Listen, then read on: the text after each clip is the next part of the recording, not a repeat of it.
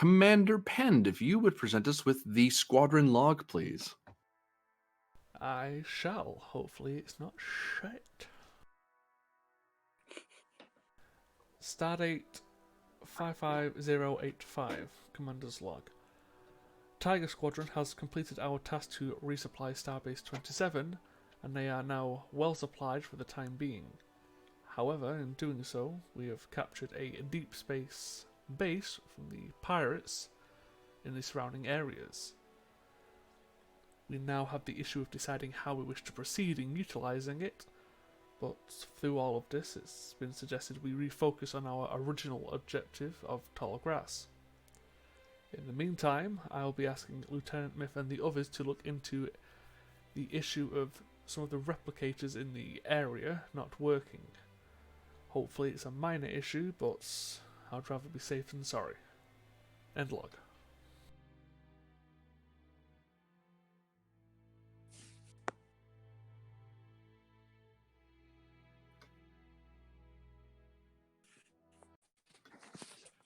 Replicators are where? This is in the tall grass area that they're not working? Or Correct. in Starbase 27? Okay. Oops, I did It's in something wrong. the tall grass area. Okay. It was like, wait, shit's not working on the starbase and I'm supposed to be fucking saving a life? I don't like that. Aboard the Maxwell Plank, a specialist first class steps onto the bridge with transfer papers in hand.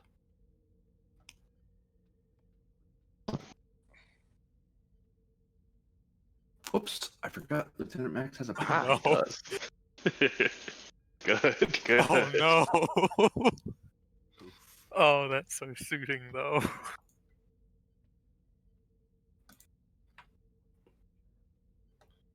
What a dork. Specialist Roland, reporting for duty, sir. Oh, hello, specialist. Hello. Your papers, please. I think I need to look at those. I think that's what I'm supposed to do. He hands them over. All right, then. Let's see here. Yep, you're supposed to be here on the right ship. That's a good start. And science. These are classified. You have your tricorder. You have your comm badge already. You have your uniform, obviously. And all right. Type something on his computer. Oh, there. Here you go. Just into the ready room over there. The captain, and Lieutenant Myth will be waiting for you in there. All right. Which door is that? It's that one over there. All right. Thank you. You're welcome, specialist. I love Lieutenant Max.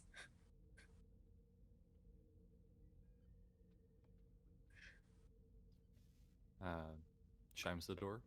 Chime. Enter. Specialist first class Roland, sir. Welcome, Specialist. Thank you, sir. Please, sit if you'd like. I'll do that. He hands the pad over. Transfer papers. Very well. I take a look at the transfer papers. Do they say anything that I should be immediately aware of? Science officer, with a specialty in botany and some physics, computers, a few classes in philosophy. Has a prosthetic torso implanted, of course, not detachable, so to say. I should hope not. This from a falling accident, spelunking in some cave somewhere that I haven't figured out yet.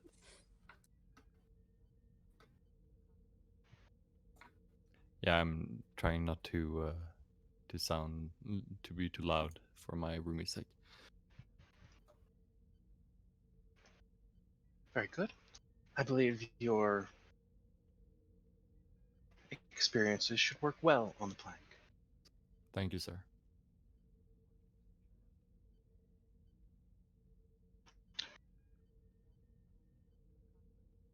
Report to Lieutenant Dorja when you are ready to begin your duties on board ship. Yes, sir. Dismissed. And he stands up and leaves.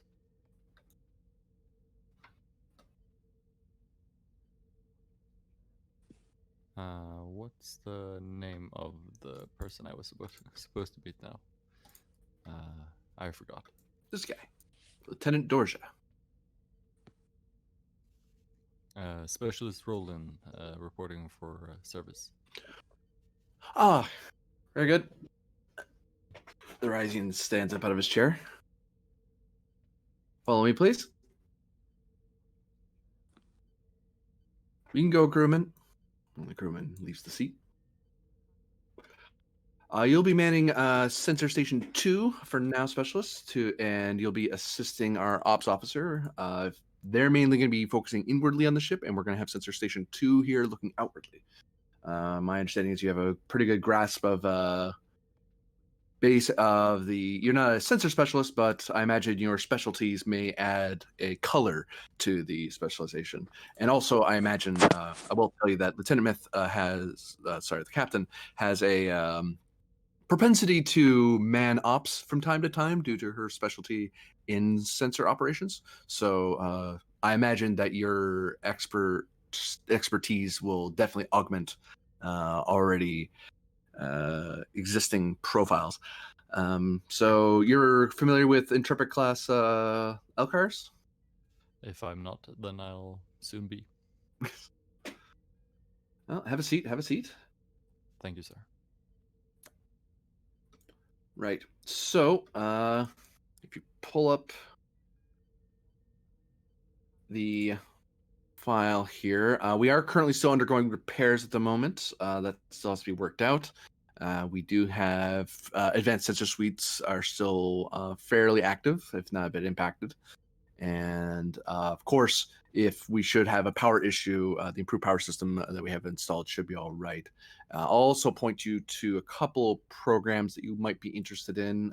Since we are a technical testbed vessel, we do, despite the squadron's intentions, try to continue our mission of advancing the scientific frontiers as much as we advance our tactical ones. So what I'll need you to do is keep track of these programs. He types out, he points at a couple of ongoing science projects that the ship's doing.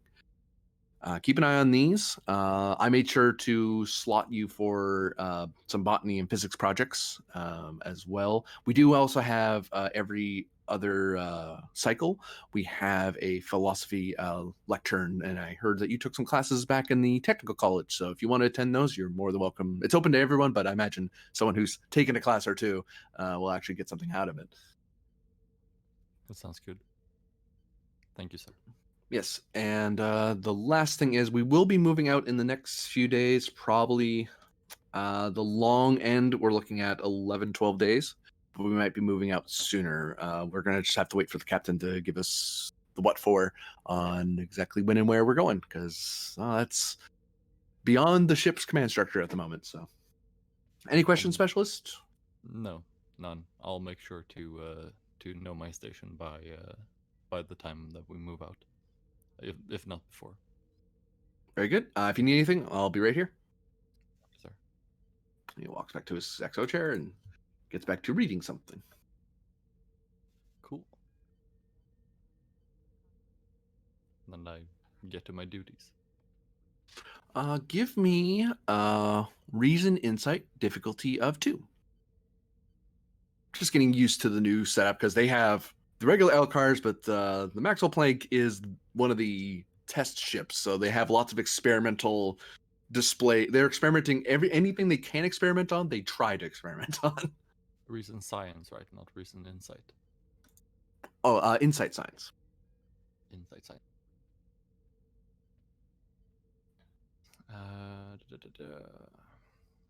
I have computers and physics that might apply. I will definitely take computers. All right.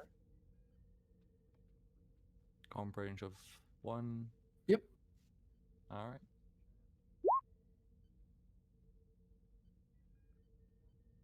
It's the polite thing to say is it's unique, and this is not standard Intrepid class Elcars. And so you spend a little extra time just getting used to how they set this up and and then you learn after an agonizing long time. Oh wait, you're allowed to change the interface. So you're like, oh god, okay, fine. Reset back to factory standard. Oh, I'm gonna be here for hours.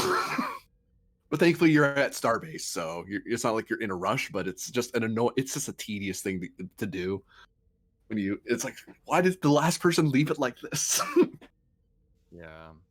All right. Cool. But I get it set up, and now it won't give me minuses on my rolls at least. Yeah. Lieutenant Myth, what are you up to in the red room of the plank? I'm coordinating various research and engineering projects that the plank is assisting or doing right now.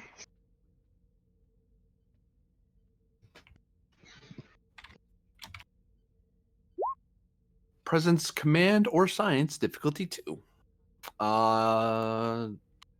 Assisted by. No, that's not right. Comms plus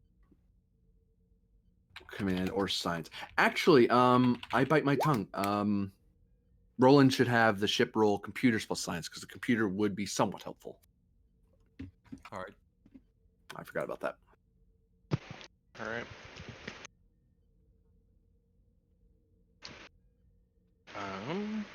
Well, let's hope it's helpful. I don't know. I assume my focus in research helps here. Yes.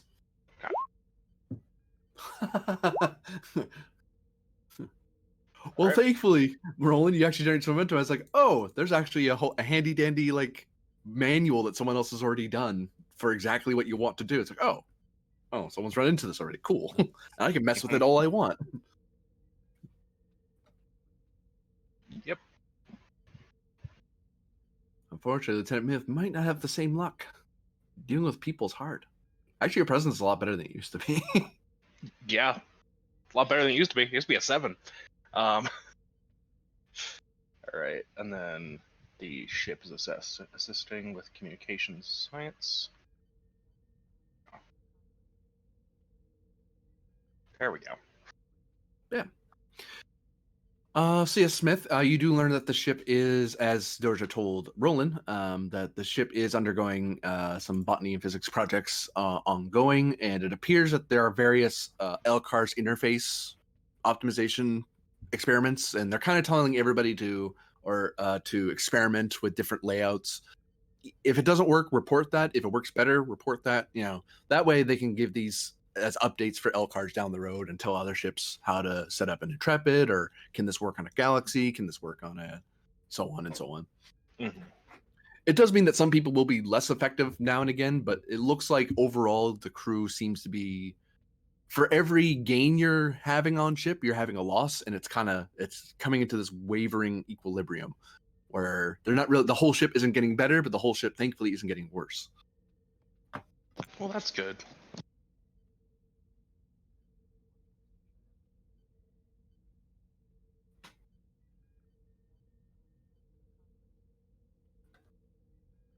And we, from there, will cut to a surgeon hospital.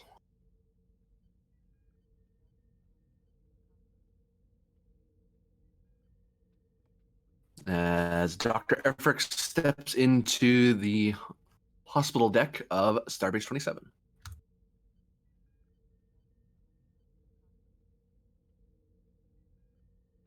On your pad, thankfully, it looks like the Starbase is largely free of patients, aside from the odd injury and here or there. Lieutenant Wright's been able to manage most of that, and there are a few she's actually been helping set up the new doctors. So when you move out, they'll have a full medical staff. It's just getting them acclimated to everything. So thankfully, you're not the only proper doctor aboard the Starbase. However, you do have a certain Lieutenant Commander Varder who has suffered from exposure to vacuum of space for a period of time. So that's kind of an issue. And I imagine it's an issue you want to attend to yourself.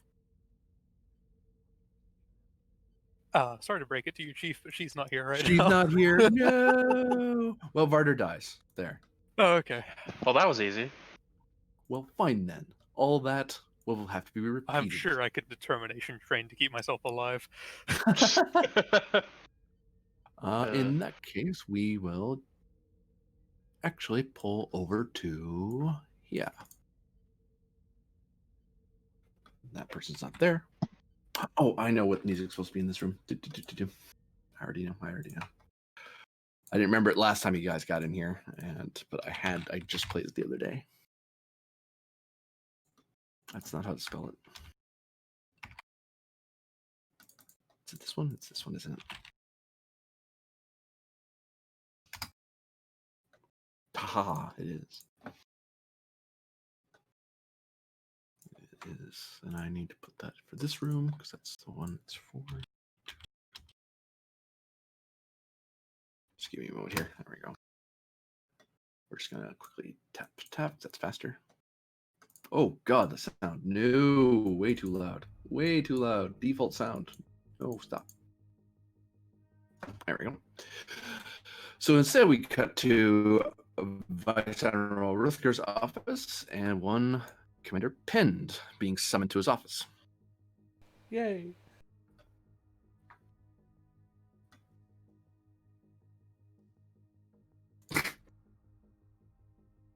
I remember the last time Penn was in the Admiral's office.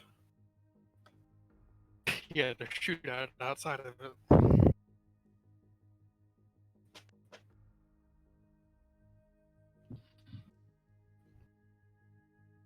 So, Commander Pend, you are led. Oh, 1 second. Of course, I am great at timing things. Everybody, I'm catching everyone off time. No, like it's whenever we transition to a new place, it gives me a couple of seconds of no, fuck you, bad internet.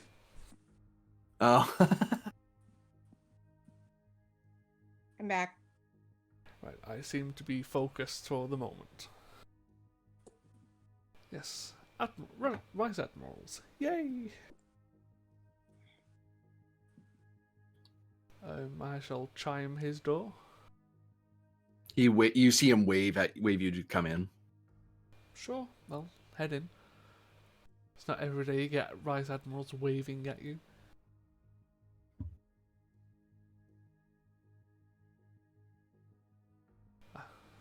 You notice when you step to the door, you can hear stuff as if his room is soundproofed by default. Vice Admiral. Commander, I was going to have your captain come in today, but I have him speaking with some Klingons at the moment. Apparently he has some friends there. I believe so. The House of Telpok. Yes, House Telpok, a unsavory connection these days. Well, I'll take friends wherever we can get them. All right. So, normally I'd be having this meeting as well. I'd let your Lieutenant Commander Varder deal with this, but as I understand, he's currently in the hospital after your last sortie. So, I believe it would just save you the time of sending you the intelligence report directly from mine. I wanted to know your thoughts on the matter. What your squadron intends to do about it. Very well. I assume this is the having to continue our operations for tall grass. Yes, once your ships are underway, we want you to get back to your operational area. You've been away from it for too long. Not of any particular fault of yours between this investigation and setting up the supply route. At some point, one has to attend to one's area of operations. Agreed. As soon as the ships are within operational safety, I intend to put forward, especially for the Plank and the Kismet, to preemptively move forward with the issues we've been hearing about replicator systems in the area.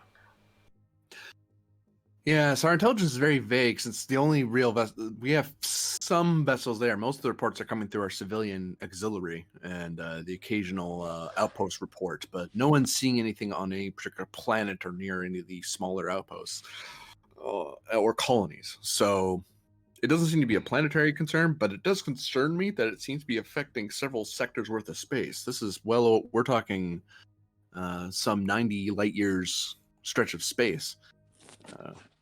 Whatever that is, it's surprising we're not seeing it on even our extreme sensors from here.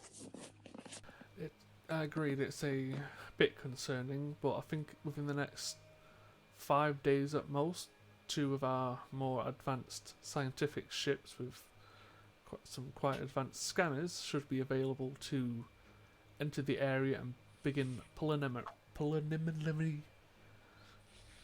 scans. That word did not want to come out. Preliminary. Yes, I the had to word. think about it myself for a second. Yeah, Ugh. the word did not want to fall. So, have you had a meeting with your staff yet about your movement?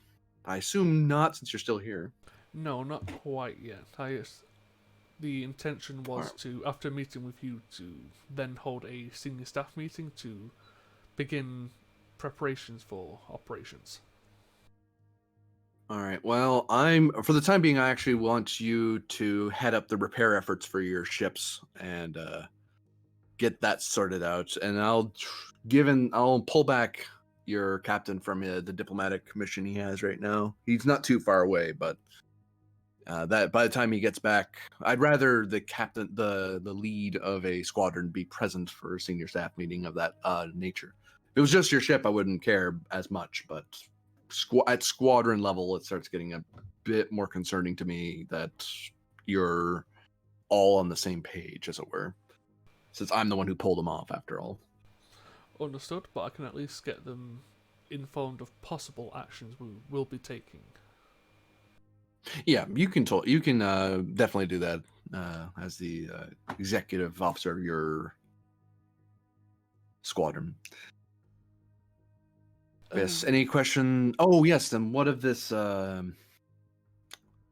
outpost? Apparently, report says you captured an outpost.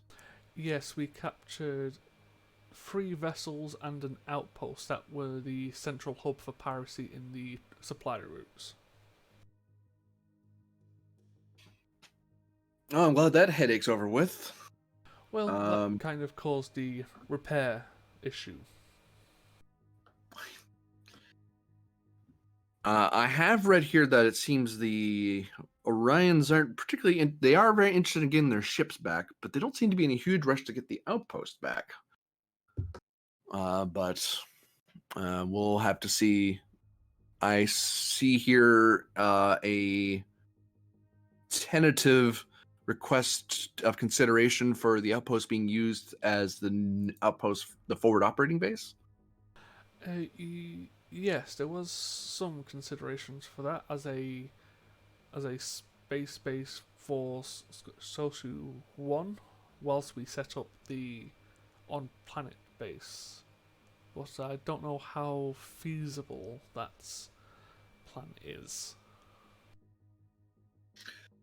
It's old-fashioned, but it's been done we haven't had to do it for a long time, but what we can do, I don't want to authorize the movement of such a large asset through my space without knowing that where it's going is actually where it's going to stay. For now, I'm willing to have detached a small group to keep the base safe from being, retaken, as it were, until we figure out exactly whether or not your squadron can do it. And I imagine with your meeting, you'll know one way or the other how feasible that is for your squadron to perform that task. Agreed. It's also an issue of considering it's 3 ships trying to set up a forward operating base and cover the entire area. Mm-hmm. It could be a little out of our reach, but it's definitely something I'd like to put forward to the rest of the senior staff. Well, if your ships can do it, I'd prefer that. But in a pinch, I can order some tugs to drag it out. It'll take very long for them to get out there, and they'll need at least one ship to escort them. But it's doable. But again, if we're moving tugs, these things don't have whole lot of firepower. They have really good tractor beams and decent engines, but that's about it. They have pea shooters for phasers, to put it lightly. So I want them to know that the route they're going is safe before I plan that out. But if you can do it yourself, that's better, because that means I can save those tugs for other missions. Well, we did manage to pull it down to Starbase, so we would be able to feasibly move it ourselves. It's just a case of whether we wish to do that first, do the scans for the replicator issues, or explore a bit. So it's trying to decide how we wish to proceed forward first. Right. That seems to cover all the major bullet points I had for today. Do you have any questions for me? He sets his pad down. Yes, it's again along the lines of this little outpost we were discussing. Is it possible we could, I don't know, either scrap it or use it as a leveraging tool for the Orions? The ships are going to get you in good with the counselor and their constituents. You'll have a friend among the Orions themselves. As for if we scrap the material, they're not interested in the base for reasons I don't entirely understand. It's illegal. But if you decide that it's better to scrap it, I don't mind pulling it apart here and handing it and setting it aside for in our cargo bay for Tiger Squadron use, or even for use here at the base. Although, given the way your supply mission has run, and it seems that I won't be needing supplies here for a while, so I imagine it will be of no issue to my liaison, to my adjunct, to make sure that it's set aside for the Tiger Squadron's usage. Well, maybe not even scrap, but surely there could be other options than either just redeploy it or scrap it. Do you have any suggestions? Because my normal procedure is just to pull these things apart and make it into a proper, even a K7 or a Regula style base. But once in a while, in certain circumstances, we do redeploy these bases, although it's usually a frontier thing, less a inner space thing. There's no way this base, if this was a base caught well with near Sol or Andor or Teller, we would just scrap it without even thinking about it, because there's no sense moving it all the way out to the frontier. But we're close enough to the frontier that it's not. There's still old regulations about redeploying captured hostile assets, I think is the terminology there. Well, But if you have a suggestion, I am willing to listen. presently, not from myself. I can again discuss it with senior staff, and when the captain returns, I can ask him for his opinion. But for now, it's a weird situation of what to actually do with it. Not since the Cardassian War have we had to capture a base that wasn't Starfleet made, so it is strange, I'll admit. But apart from that, there's no real issues from my end. Hopefully, we can get some of the ships out early to start investigating. But apart from that, unless you have anything you wish to add for our mission statement. Nothing at this time. Understood. If that's all, I shall get with the crew and start with the repairs. Very good. Dismissed. Understood. Stand up and head out. So what you can do is you can choose a ship for the base to focus on to repair faster. It's a presence command or engineering task, base difficulty 2. And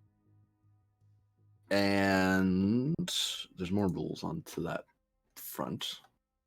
Succeeding, I believe, shaves off at least 2 days, and then momentum after that can shave off even more days.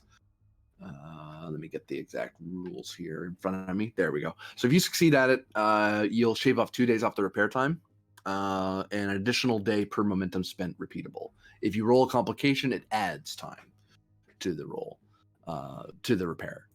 And when you do the repair roll, you have to the station can only focus on repairing one thing faster than everything else because they're basically shunting extra engineering staff at that problem rather than the other ships. The other ships still get repaired because this starbase can repair up to like 13 ships at a time, but only one of those ships gets extra special attention. Yeah. And Tiger Squadron is being given the opportunity to do this, unlike last time, because this time you did the starbase a huge favor, and like, we're willing to put you on the front of the queue. Well, I mean, luckily for the Plank and the Kismet, it's 3 and 4 days, so they'll be relatively repaired at the same time.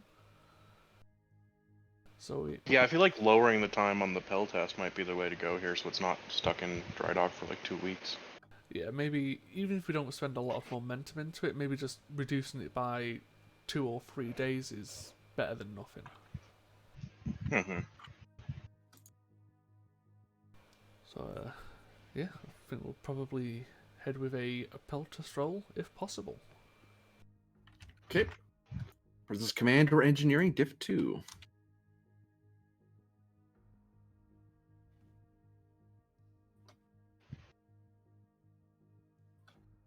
I think I'll take command for this one.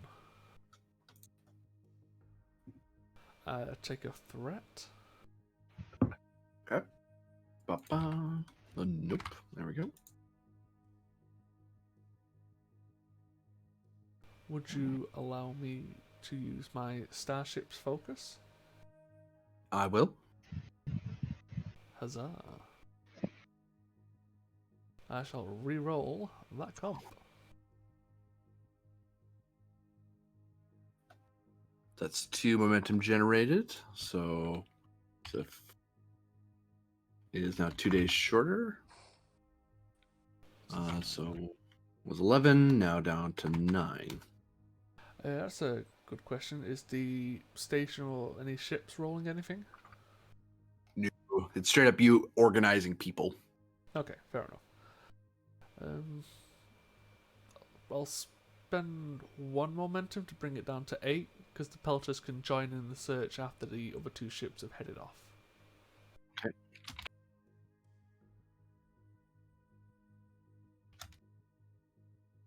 Well, let me get the repair times up on. Whoops. Yeah, so it's Kismet 4, Plank 3, and now Peltus 8. Yep. All right. And we shall cut back to the hospital deck. Part 2. Electric Boogaloo. So, Dr. Effort, you remember everything I said earlier? No, I'm just kidding. So, you are actually here, right? Yes, I'm here. Okay, just making sure. This time. So, what's happened so far? Because the base has been well supplied, they do have the hospital deck of Starbase 27 is largely taken care of. Lieutenant Wright's been acclimating people and orienting them to the hospital. But now you're not the only senior doctor anymore, and basically at this point, by the time that the Kismet's ready to fly again, you'll be able to they'll be able to slot in a new CMO to hold the station. Okay. So that does mean that you are free to attend to Lieutenant Commander Varder unless you wish to allow the station to attend to him instead. No. Station staff. Nah, that's okay.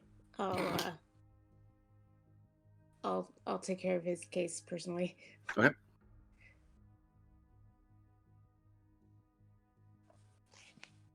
Do you head straight to his wardroom, or do you go anywhere else in the hospital? Yeah, I'd probably just head there. I imagine I already have his file has been sent to me. Yes. He has been exposed to the vacuum of space for a period of time. Again, yeah. A Again. little bit worse than the last time that happened. Last time that happened, he was like out of phase, so it wasn't as bad, I guess. I don't know. It was also the time that you guys just found me floating in space. Yeah, that's what I'm talking about. No, I was in phase that time. There's been 2 other times that this happened. Oh, was there another time we found Yeah. you floating in space? Okay. It happens a lot. Apparently, I have to put you in a permanent spacesuit, Varder.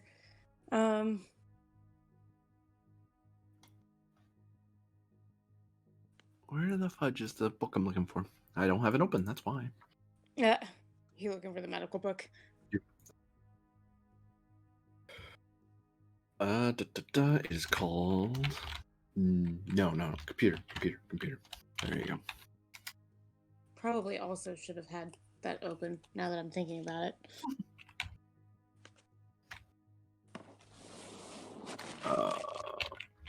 Hey, so I'm gonna be on for like the next half hour. Then I have to disappear for an hour, and during this next half hour, I don't have roll 20. What's going on, Chief?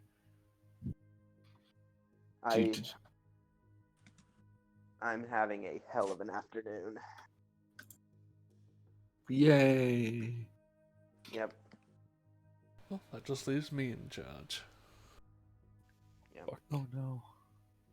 Alrighty then. So, unfortunately, it looks like, yeah. Okay, so let's deal with this. So you have Barter on a bio bed. He is unconscious. Give me a reason medicine difficulty of 1, because some of the work has already been done, but you have to look over his chart. Okay.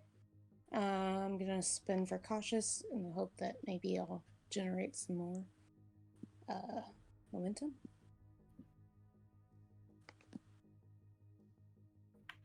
Well, I mean yes, but also no.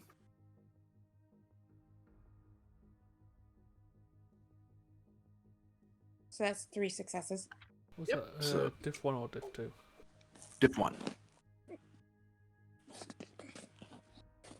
Well, thankfully for him, for Good Rider, he was only exposed a little over 30 seconds to the vacuum, so he only suffered from a lethal injury. However, he does have certain complications that will, if not treated, will increase the difficulty of any of his control, reason, or fitness-related tasks. Okay. Because his body did take some damage yeah. there. Thankfully, the crystals have made some has sped up his natural regenerative. Like all biologicals regenerate at a very, very slow rate to repair things. His body is basically repairs a little faster because of the crystals. So this, you get the feeling that if he was in there for 60 seconds, which would normally be around 60 seconds, that's usually lethal for most people, he might have survived into non-lethal. If he was there for 30 seconds or 25 seconds, he actually might have been okay. That's probably how he was staying conscious and lucid for the whole time while he was basically sucking vacuum. Yeah. But he is suffering a little bit from compression injuries. Yeah. Well, yeah, because he's looking at decompression, freezing, circulatory failure, paralysis. It's fine. So looking at his injuries, what is the most threatening? Like, what is the highest priority? I imagine like issues with his organs, but The primary thing is his circulatory system, because it's damaged. But if it gets any worse, it can affect. That's what's causing a lot of the physical limitations. Yeah. Okay. Like, if you woke up, you could theoretically wake him up right now and stand him up, but he wouldn't be. He'd be No. feeling sore all over the minute he Yeah. woke up. Under pressure. Yep. Oh, nope. I'm not gonna get into it. I'm not gonna sing that. Nope. Do it. You know you want to. Down no. on me, pushing down on me. Blah, blah, blah. So is it just like, I'd imagine it's not surgery per se, at least not the way we think about surgery in current day. You will have to. Probably some kind of regenerator. You will probably have to open him up a bit because you have to. You actually have to get the regenerator at the The source. like Okay. at the source. Yeah, because you wouldn't be taking you wouldn't be stitching. You'd be Yeah. taking a regenerator over and sweeping it over rather than actually stabbing Right. his 'Cause things. I'm just thinking about like where the circuit, like, it's so close to the surface. I don't even know, like, basically it'll be flaying skin to get to the vessels and like okay.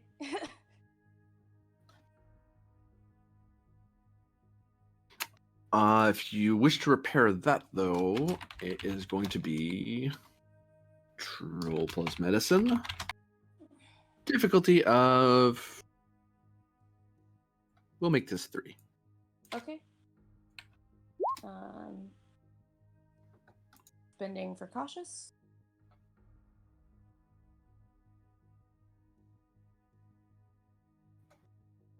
I didn't ask last time, but I assumed I had a focus. Surgery, emergency medicine, xenobiology, any of those things? Okay. Does the medical team reduce the difficulty? It can, yeah.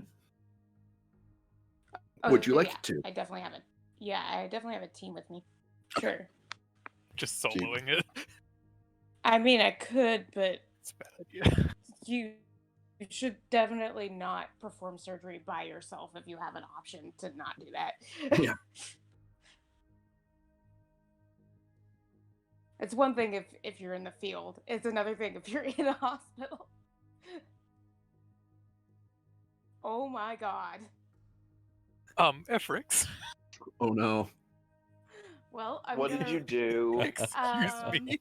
Wow. 3 zeros, one's a comp. I'm going to re-roll my cautious. God, if we're playing D&D, Well, that'd there's be that. great. I guess I'm gonna be, yep, spending a determination. To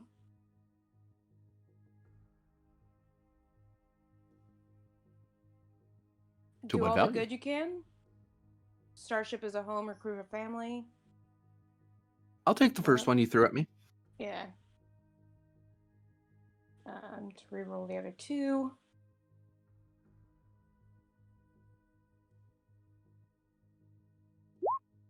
There you go. Shit. I mean, no. Wait, no, it reduced to 2. Okay, Yes. we're Yep. good. Ah, Good thing you called the team in. You almost complicated again. shut up. I get it back. Yeah, no, Hey. you should have seen us last week, Efrix. All of your bad rolls flowed over onto us.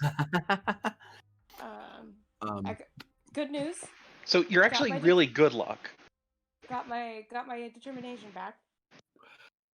You are able to repair after opening up and doing some regeneration of his arteries and blood vessels and so forth.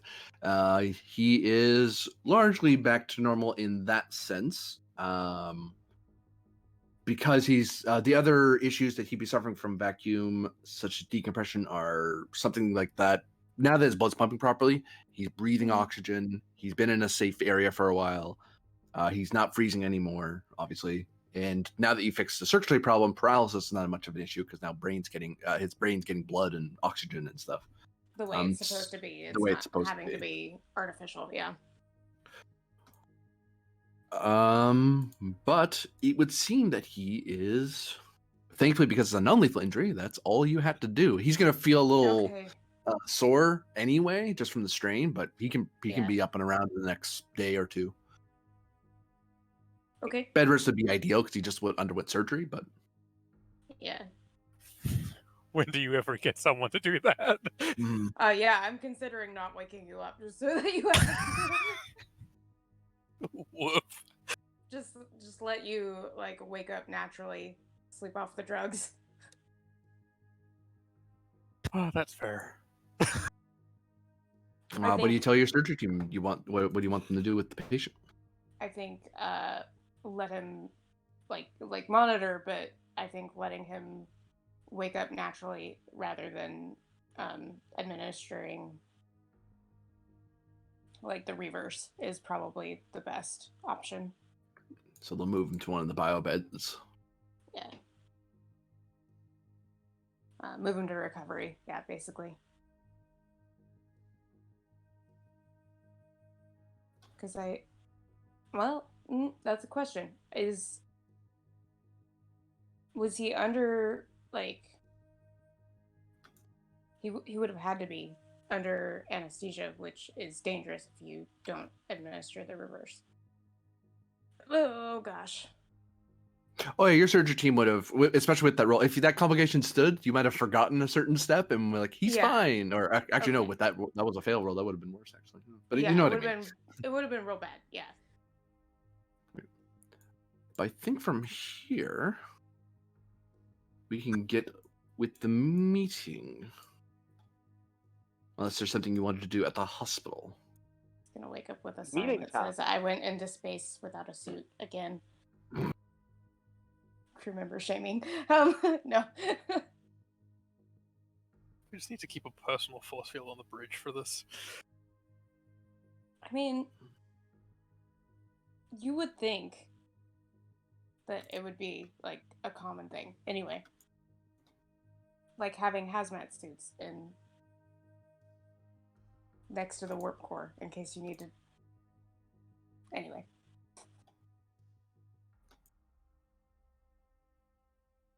Starfleet is maybe not the best about safety. Safety is what I'm saying.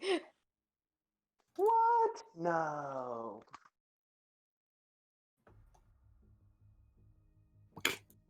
Right then. No, Barter wasn't wearing red, but I was wearing those horrible red surgery scrubs that they wear in Deep Space Nine. Oh yeah. Those things are amazing.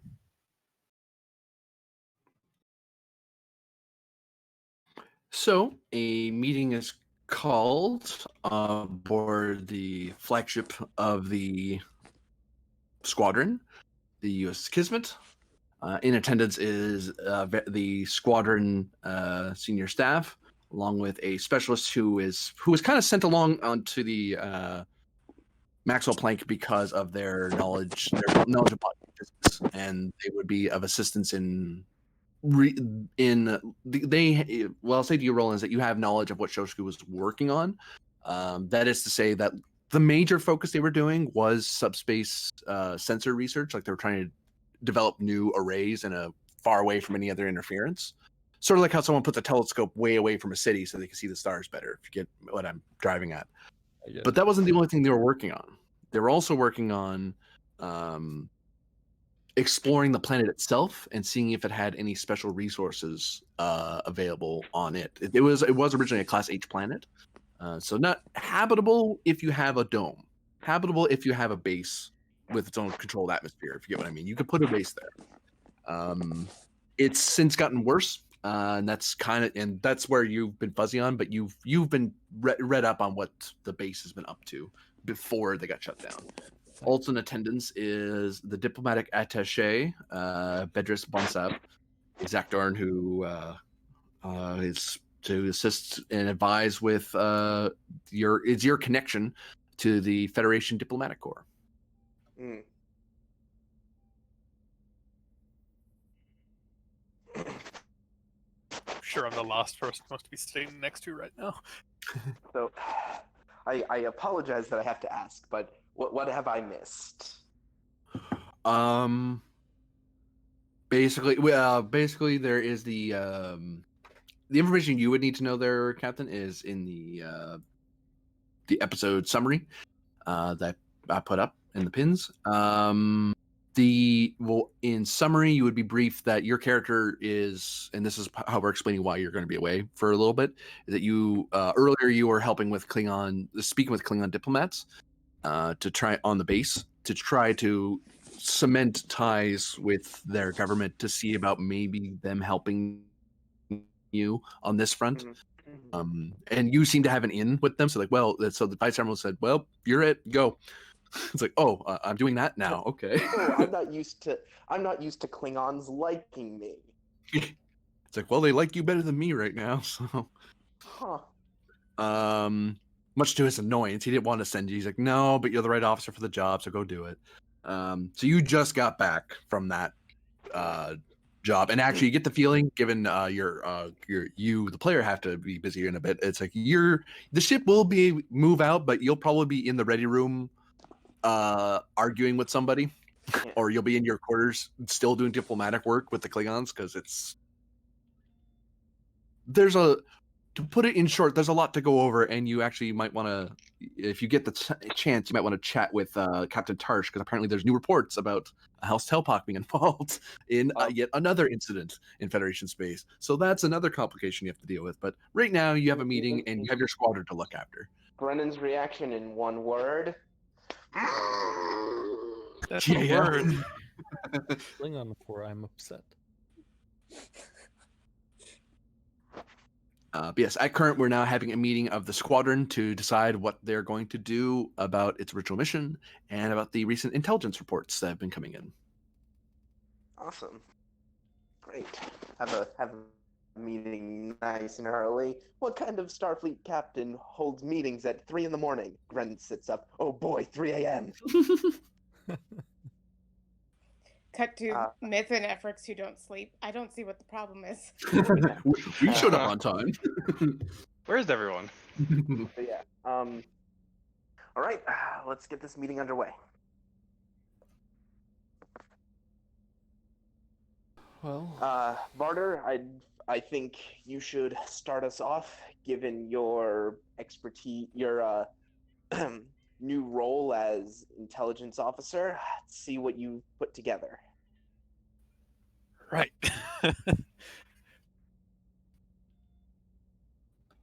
Have I actually been given the information that Ben was given? Yes, and you can give me reason security difficulty 2 to see if there's anything. Insight security difficulty 2 to see if there's any extra details you see in the document. Because the summary of what is that second paragraph there is the beginning and end of it. I don't have the paragraphs, but yes. It's it's in the pins there. Oh, the pins, right? Yeah, that one. Okay. That's the security. short answer to it, but the role might give you more than that. Yeah. Task role have a threat because it's a security role, and that's what I do. And I don't think I've got to focus on this chain of command somehow. Add complications. Sure, why not? That's why not. Sweet, I had a reroll. Nice. Was that even? That was because of a 19. Wow. Damn it, Barter. It's fine. That's 5 successes.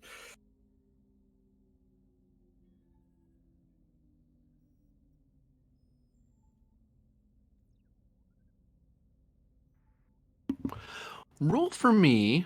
5 challenge dice. I'm trying to see something here. 5 challenge dice. Uh-oh, the game master said, I have an idea. We're dead.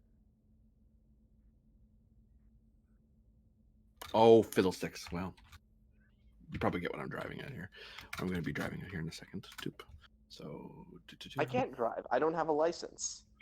I will hit you so hard. Please do. Don't hold back. He deserves it.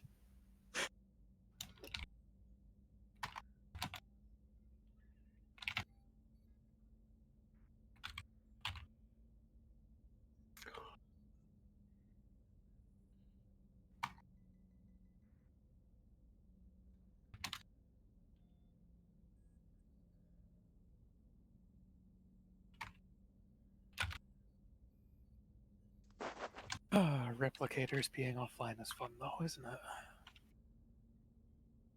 Are we at Starbase right now, or are Yes. we? Okay. We're not just flying through space. No, I think the ships are still being repaired. Yeah, everything's Yeah, still I being mean- patched up. Yeah, I mean that's what I figured. I didn't know. Yeah, the bridge of the Kismet is currently an open air bridge, so Oh, yeah. Yeah. How do you think Varda got spaced? I remember I was there. I was there for that. Oh, yes, right.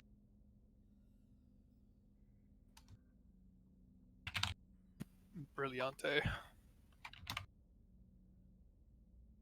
Right, so, in addition to what we have from general intelligence of replicators just ceasing to function as either an anomaly or something else we're not yet aware of, from other sources, we have, well, one, trade is definitely going down because of the suggestion that war is imminent in this region, with the Andromeda's recent contacts just past Federation borders.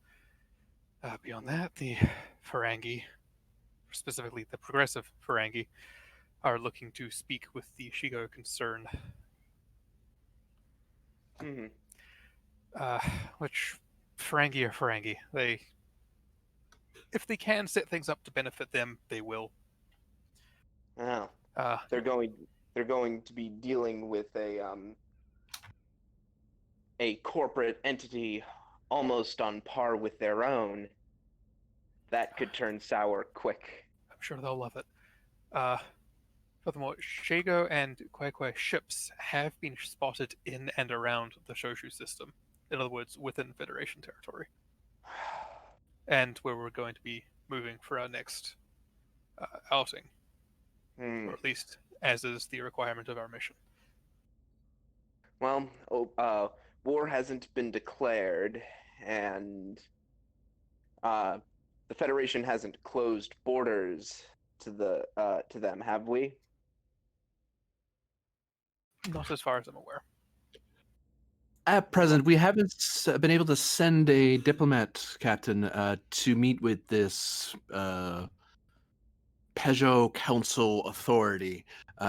We don't have a safe avenue until Tiger Squadron can confirm a safe avenue to send one of our diplomats through. The Federation Council won't authorize a diplomat meeting with them. All right. In that case, that's what I need to secure. Push will come from forward outpost on Sershu. On that, there is actually some replicator tech does appear to be working still, despite the anomaly. I'll see if I can get you a specific type on that, or model. Is that actually something I can do? Like, find out which kind of model, or is it just the rumor's not specific enough? For a momentum. I think that's worth it, yep. So, tap for a second and figure that out.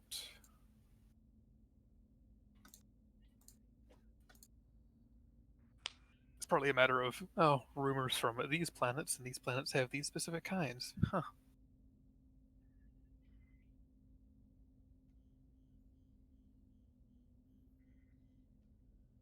Oh, and on the note of Kwekwe ships, specifically their carriers have been spotted in the Shoshu system, or near it, rather. That's an issue. So, to my mind, that comes across as putting forth a show. We did give them a bloody nose. That we did. There we go. And I believe we still have their captured vessel and their crew of said vessel. I don't think we've had the means to return them. That does beg the question, though. What is I'm going to need to check with the Admiralty to see whether or not they want us to use that ship and their crew as, well, don't want to say a bargaining chip.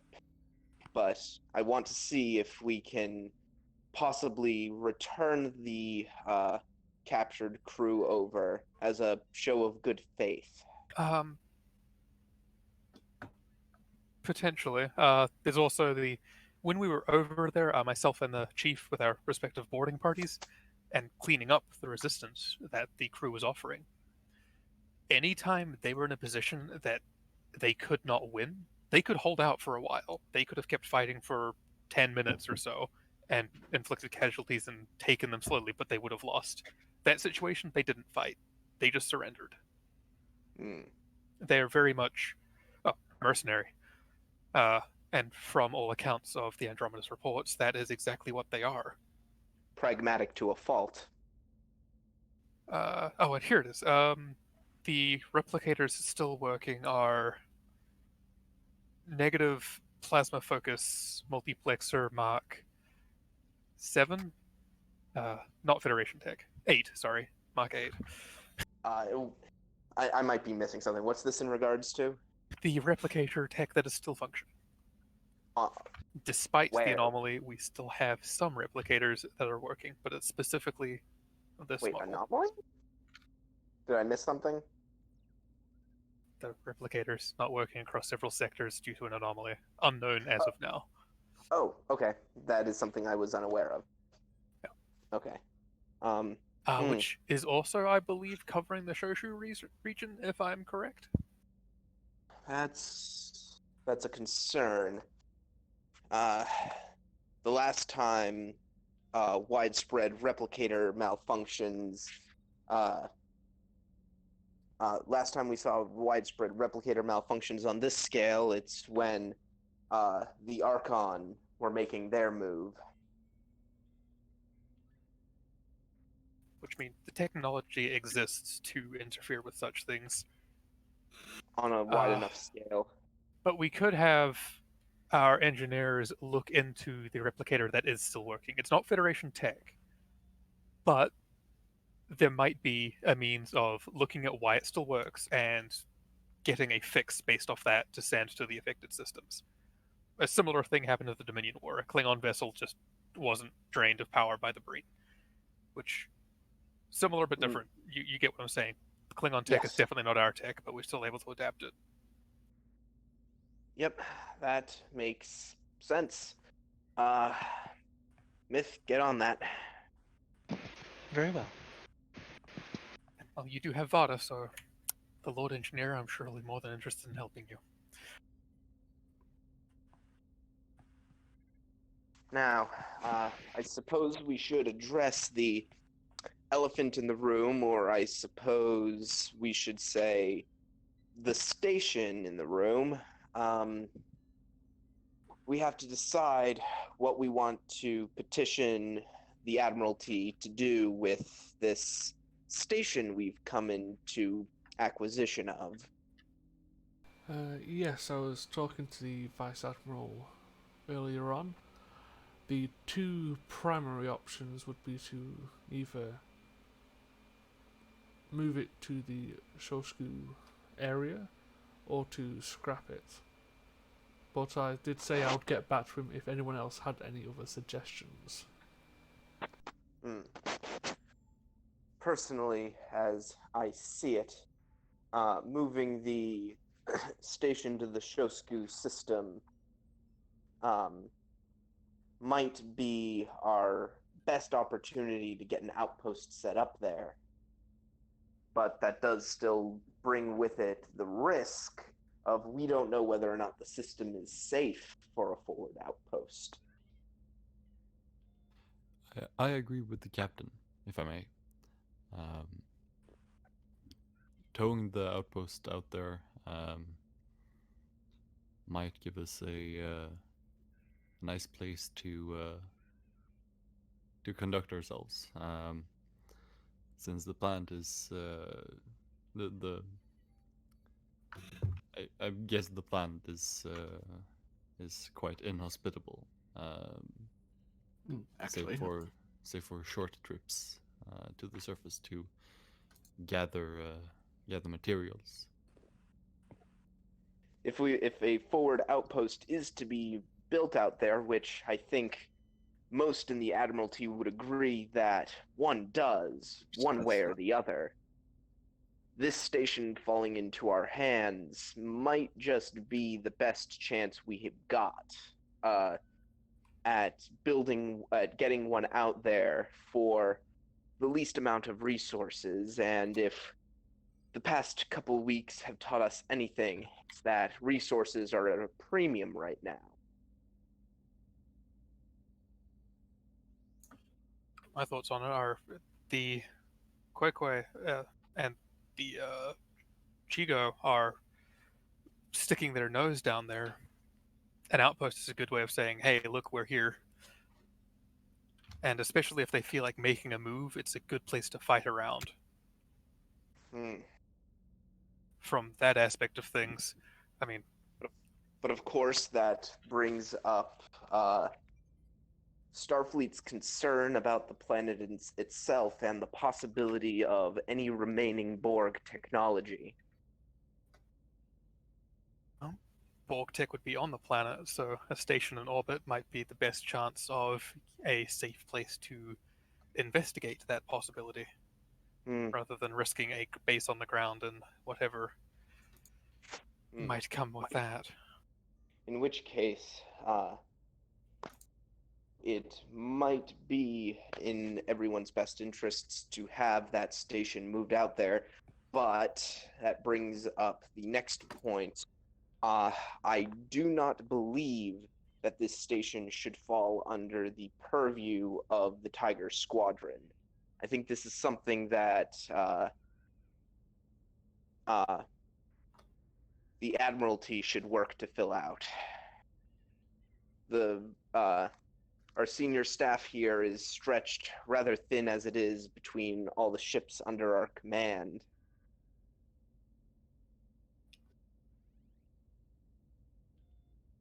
If we can find or get it put under someone else,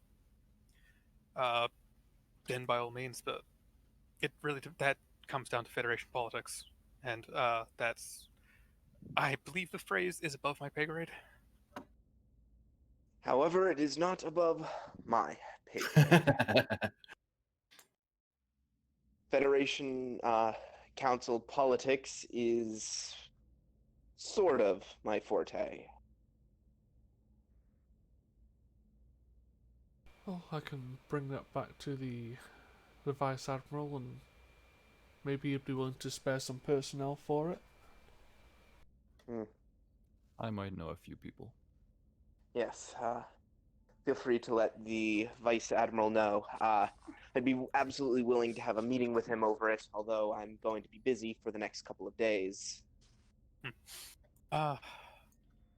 Filling out after-action reports, given everything that happened. Capturing a hostile starbase and transporting it back to a friendly starbase. A lot of paperwork. I can imagine.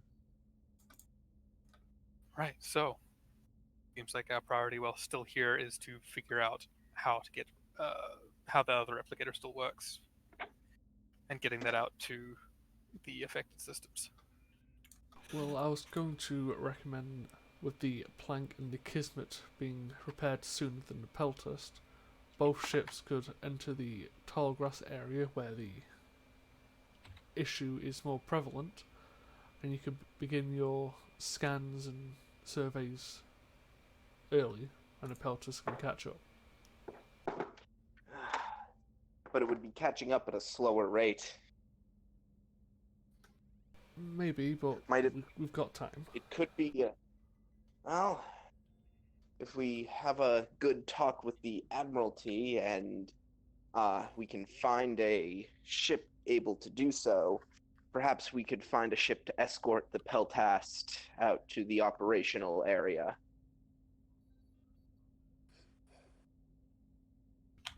But that's, again, a conversation to have with flight control and fleet operations managers. That is at the time as the time requires. Agreed. But no, we can get the Kismet and the plank out there. If there is a trouble that is brought to us, we're more than fast enough to get away, I reckon. Agreed. Oh, that's not helpful too. I don't see. And if we can't get away, I'm sure we'll be able to find some place to hide. Oh, it also gives the opportunity of, if we do encounter the Quakeway or the any other people we need to, if the Kismet and the plank is out there, with the help of Mr. Bansab, we should be able to at least, hopefully, begin the process of peace talks / negotiations. Actually, let me look into the status of that captured ship and crew. Just to make sure that, I'm fairly confident they didn't attempt a prison break, but it'd be really unfortunate if we started talking to them about returning their crew. They tried to break out and were killed somehow. Agreed. As I said, I think their crews should be returned to them as a show of good faith. We won't ask for any. I would like to petition the Admiralty to not ask anything in return. We still have their ships, so.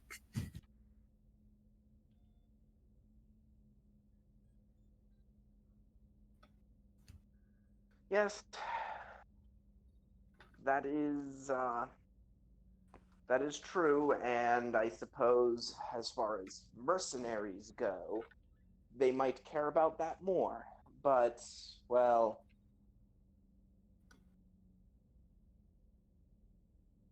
in their eyes, they might be slightly grateful that we're giving them back anything at all.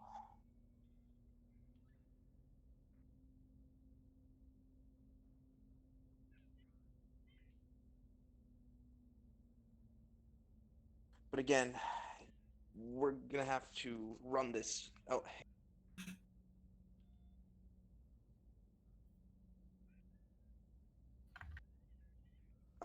did I drop out of the call? Nope, you're still here. Okay. Give me a sec. I will be right back. I have to take a call. But yeah, we can run it by the Admiralty, and we can take it if we meet them. We can take it from there. Yeah, we could have. I'm fairly certain we captured the captain of the vessel alive, if my memory serves me correctly. At least some of their officers. We could either take one with us as we encountered you here, speak to your officer, or have a direct link to 27 in the event of meeting them. More of a, look, you can speak to your person directly, sort of thing. Well, either way, as long as we can attempt to open negotiations and try to calm the tensions in the area, that should be our primary focus if we encounter anyone. Do you have any thoughts, Mr. Bonsab? Excuse me? Diplomacy is more your line of thinking than, well, especially mine.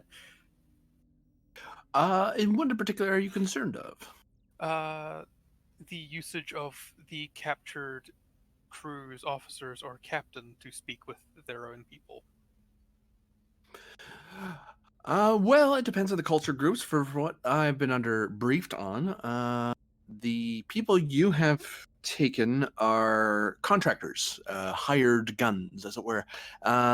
They will simply be considered employees that they wish to have returned. And actually, it would seem that some of these ships were not. They have a corporate structure of mercenaries, but then there's corporate mercenaries that are sold by the Chico concern itself, but there are also free traders who are franchised out to the Chico concern. Let me look this up. Give me a moment. How many funky names are we about to hear? All of them.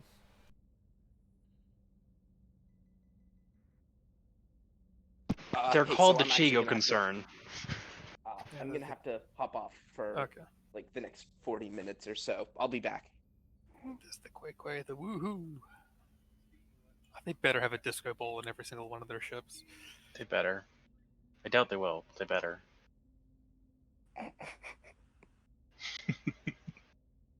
We're not that lucky.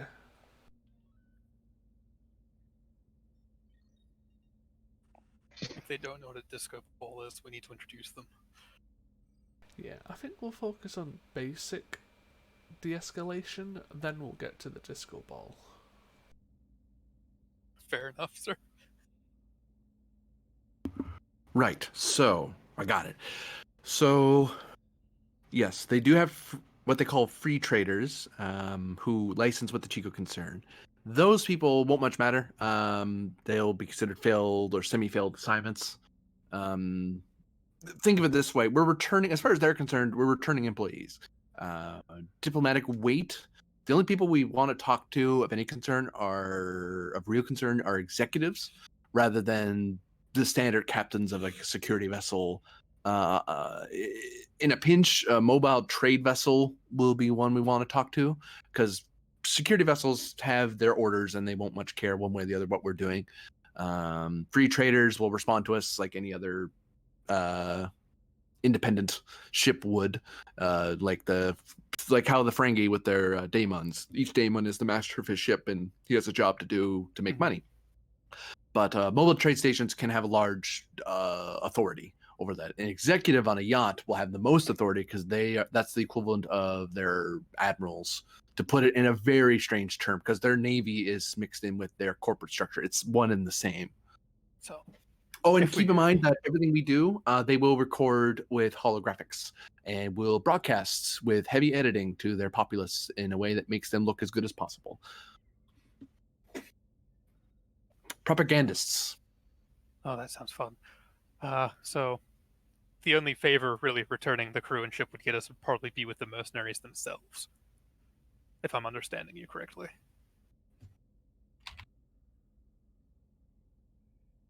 And that's just going off the assumption that the mercenaries care for one another, which you would think they would, but who knows?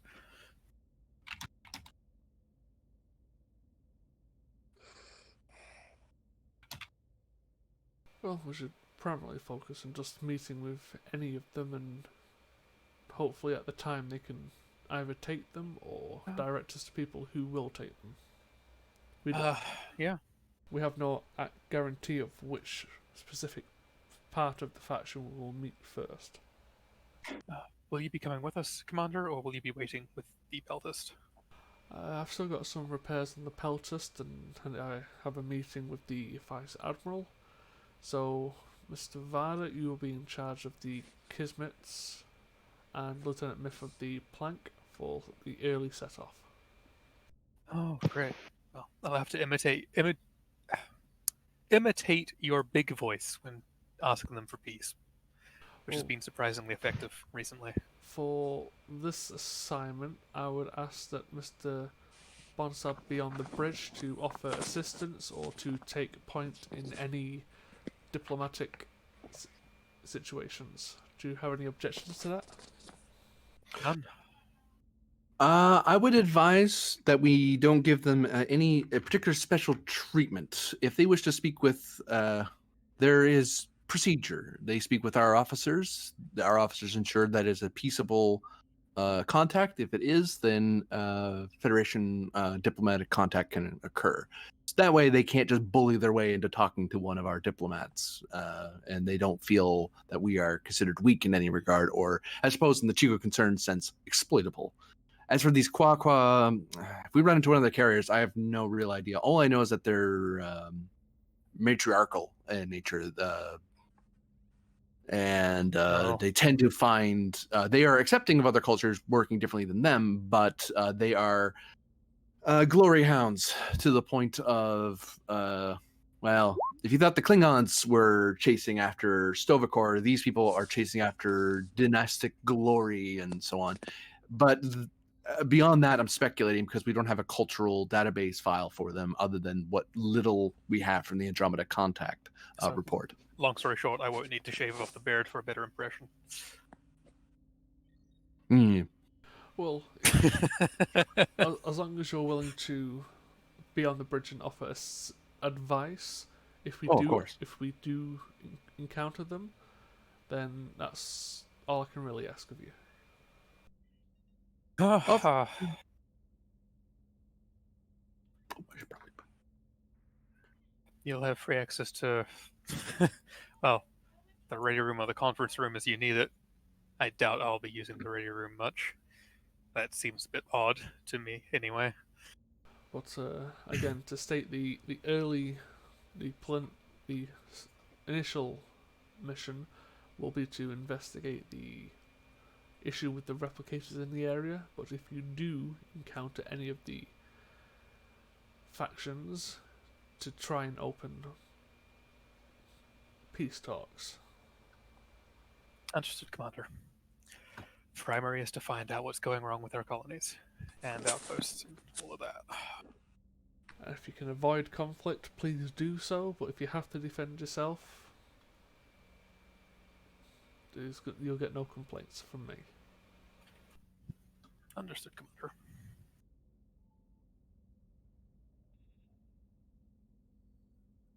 Is there anything anyone else would like to put forward?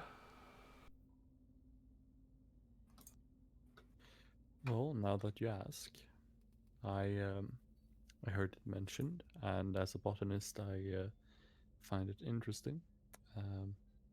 But I'm suspecting that tall grass is a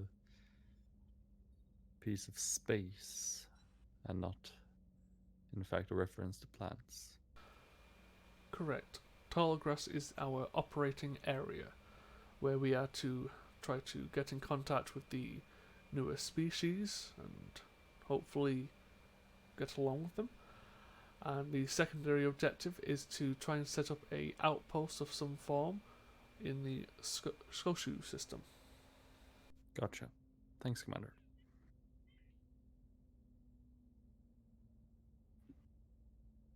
Yeah, Specialist, I can understand the confusion. Starfleet Command enjoys its nice code names when it comes to referring to areas they're working in, and we're worried about the other side knowing what we're doing. The less who know a thing, the easier it is for us to keep that a secret, especially if they are the sort to, well, interrogate with our officers and staff. Even I am only briefed on the general idea that it's in the rimward area near Gorn space. But beyond that is a tactical and strategic matter, which I have not been given too much information on for my safety, if nothing else. So I can't compromise the fleet. Well, the squadron, not the entire fleet. We're not quite that important yet, hopefully. Hopefully. Well, if we all do our jobs correctly and manage to calm the tensions in the area, hopefully we should gain a bit more sway. Then you can talk to as many people as you like.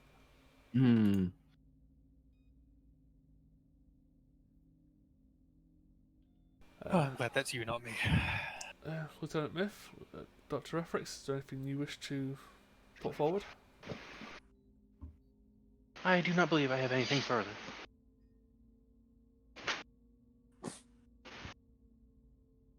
I don't believe I have anything to report. Very well.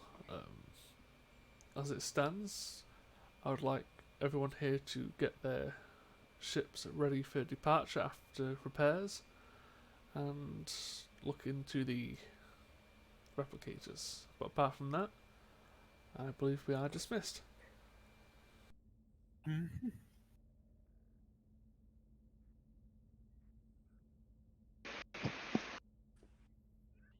And break. All right then.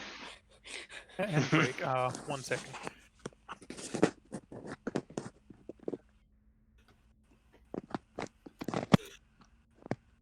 We progressed into a new scene.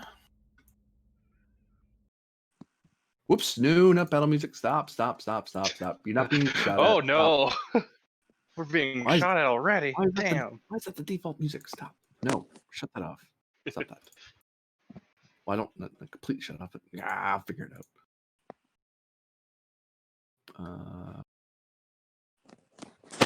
Yeah, we'll do that. Is it? No. One of these bloody things. Well, we'll just put this one on.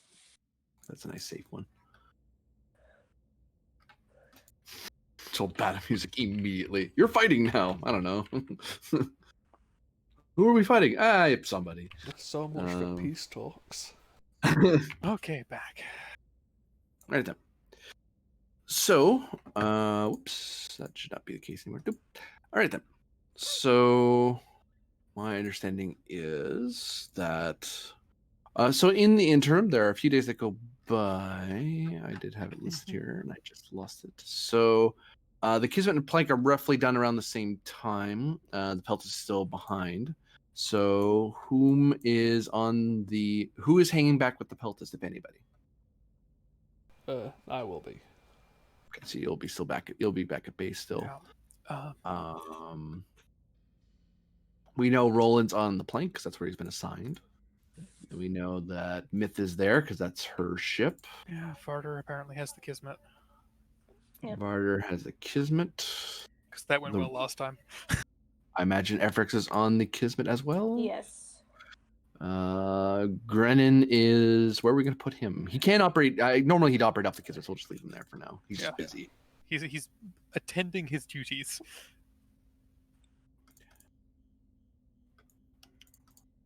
So it's been a couple days. Have we had the opportunity to get headway on looking into the why that replicator in particular is working? The information you have is rumors and through various contacts within the intelligence, but actually, like, a scan of the device hasn't been captured. Okay. Part of the problem. They know what the name is, they know how people have bought it and who's used it, but you're hearing this through like enlistees and people you know personally and certain intelligence reports. I was like, if we knew it had a scanner, like, this is the kind of feel it puts out, I'd be like, can we just put that around our replicators on the ships and see if it works still? But oh well, we'll find out. Though we should pre-replicate everything we might need. Yeah. It's a good idea. If we're not going to have the opportunity to do so, we should make sure we've got them beforehand.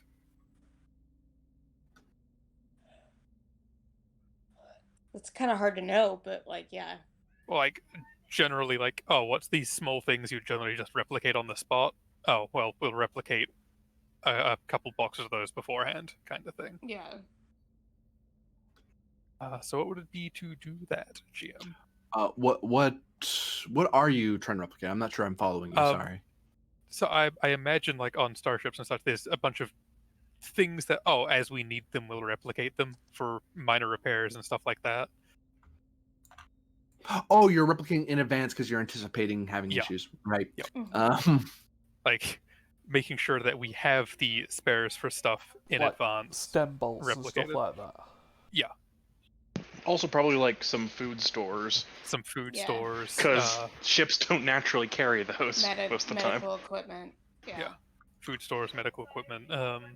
Medicine. Probably, like, scanning equipment, stuff to... also, I'd say stuff for making replicators, or modifying replicators. Because we're not going to be able to replicate what we need. Once we get to the locations. So we'll have to make a general selection of things and hope we've got what we need, kind of thing. Maybe like setting up an advantage of like replicator backlog or something. Yeah. Where it's like, we've replicated a bunch of stuff. Here, we pull it out of the ether.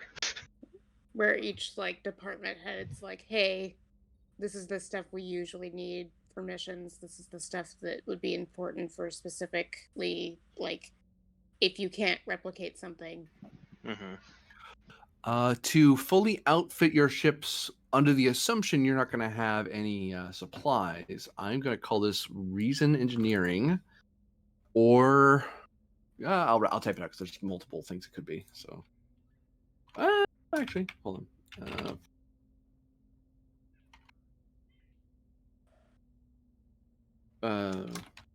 I assume Vada's on the plank still, but yeah. Yes. She's got her little hole in the wall in the plank, and that's where she's staying. If you go too close, she hisses at you. That's Vesh's job usually.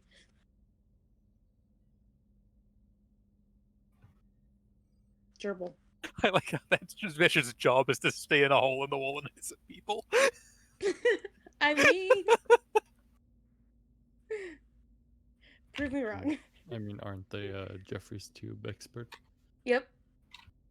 That's. I mean, yeah. Prove me wrong. Nothing to prove wrong. I'm gonna go get some caffeine. I'll be right back. Very good.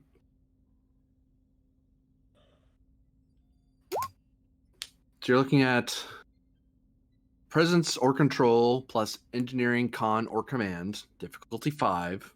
All ships can assist with this with structure plus relevant department. If you succeed, then you're golden. You have replicated or inventoried exactly what you need, and with no overage or underage. If you whiff on this, you will succeed at cost in that when you get even the most basic thing will cost you opportunity and escalation because there's a presumption that you're using a dwindling resource. But if you make this roll, you'll have enough for normal operations plus secondaries and tertiaries, so And backup this- for backups. And this is for each person in a different department. Is it? This is for the entire fleet, as it were, the entire squadron. Okay. There But, would there. It's just one roll. It's one roll. One's Okay. leading the effort, and then others can assist. And there's no limit on assist. You can just straight up help because it is very difficult. The more people throwing in on it, the easier it'll be for you. Is it possible that they did this before they left the station? That's what's making it possible because you're probably grabbing the supply from the Yeah, station, I but you're would trying to think do that's it so it doesn't take you forever. Because if you do it the slow way, like extended task way, you're taking days. Yeah. Would you like me to lead this one? Because I've probably got the Yeah, you the can lead it. best for what's required for this. Mm-hmm. Potentially, yeah. And I'll assist with. I'll figure out what Although- Gordon is assisting with. I can assist with my control engineering. Oops. Let's try. Control command I can assist with. Yeah, so both my control, command, and engineering would be a 16. Nice. Yeah, it's Nice. But I don't know what I have D6 bold is for. command, so I can reroll on command rolls. I don't know why the D6 makes me nervous, but it does. the other option is pulling in crew support to use Vada Yeah, I think if because she Penn has does a it, control engineering of 16 also, but oof. Yeah, I think Penn can do it, and the with four of us cautious can engineering. assist. Yeah. Yeah, We should be good. Yeah. Would you Yeah, I allow think- the focus of starships or survival, considering we are doing stuff specifically to have our survival supplies? 1 second.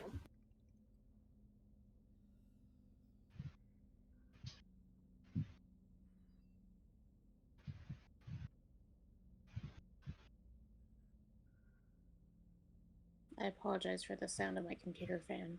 You know, it sounds like my computer's gonna like launch itself into space.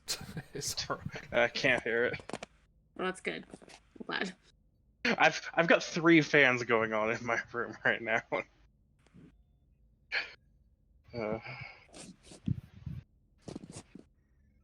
Not having air conditioning in Arizona is fun. At least you're up north. That's very true. Like, I can't imagine being in the same position not on a mountain. So we had that last year. Ugh.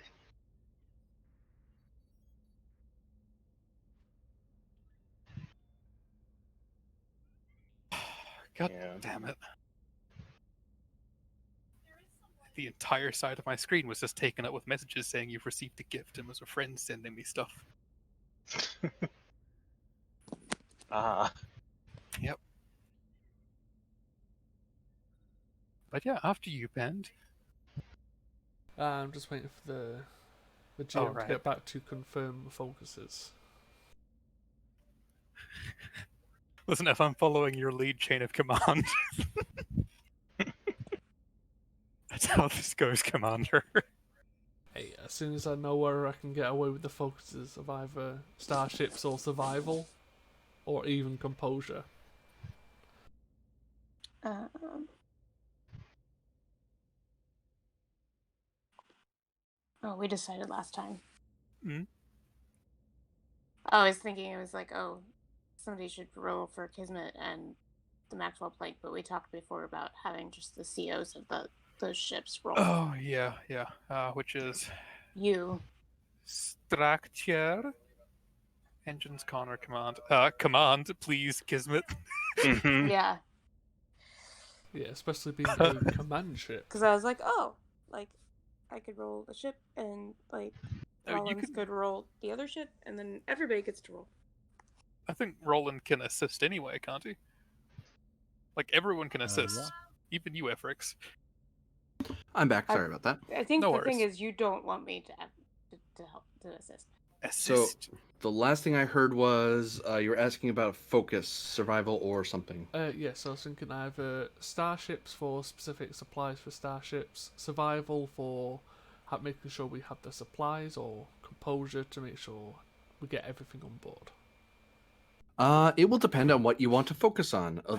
Put it to you this way: if you do starships, you will make sure that the ships are gonna have an easier time maintaining themselves. Survival will make it so that if your crew has to make emergency measures to land or dock, they'll have survival extra supplies. Put it to you that way. Which would you all prefer? Preparing for survival implies that we plan to crash, and I don't like that idea. If that's So, I'll go starships. starships. Hey, I I would thought I'd agree. ask first. So take I one. think everyone appreciates my logic there. Yeah. So take one threat, and I'll How's that spend 2 momentum. If I am assisting the commander and I'm a lieutenant commander, can I use the chain of command focus? You can actually. Yep. Hey. It's such a weird focus. Well, there's 5 already. I helped. Oh, I need help too. Where's my sheet? That's not my sheet. That's my sheet. Can I help? Yep. How do you That's want my 2 successes from me. Okay, Kismet also helped. So we're at 4 momentum. Oh, How do you gained. want Yeah. So as long as it falls under, like, engines, con, command, and presence control. It's presence or control, engines, con, command. Yeah. Come on, Myth, roll the plank. Oh, is the plank system here too? Yes. Yep. Oh, cool, cool. With her Um, replicators. Yeah. Right. Efrix, didn't you That's feel like helping? I don't think you want me to help. Come on, Efrix. I feel like You helping, but I saw- don't know what to roll. No assist from the plank. Control engineering. It's up in the Control chat. a man. Yeah, Yeah, it's right it's above in the the chat D6. immediately above our rolls. Yeah, I figured the Peltus Yeah, I wouldn't wasn't, be I able wasn't to help. assuming the Peltus was going to help. Yeah. The Peltus is a bit under the weather. You saw how well I rolled on things that I'm actually good at.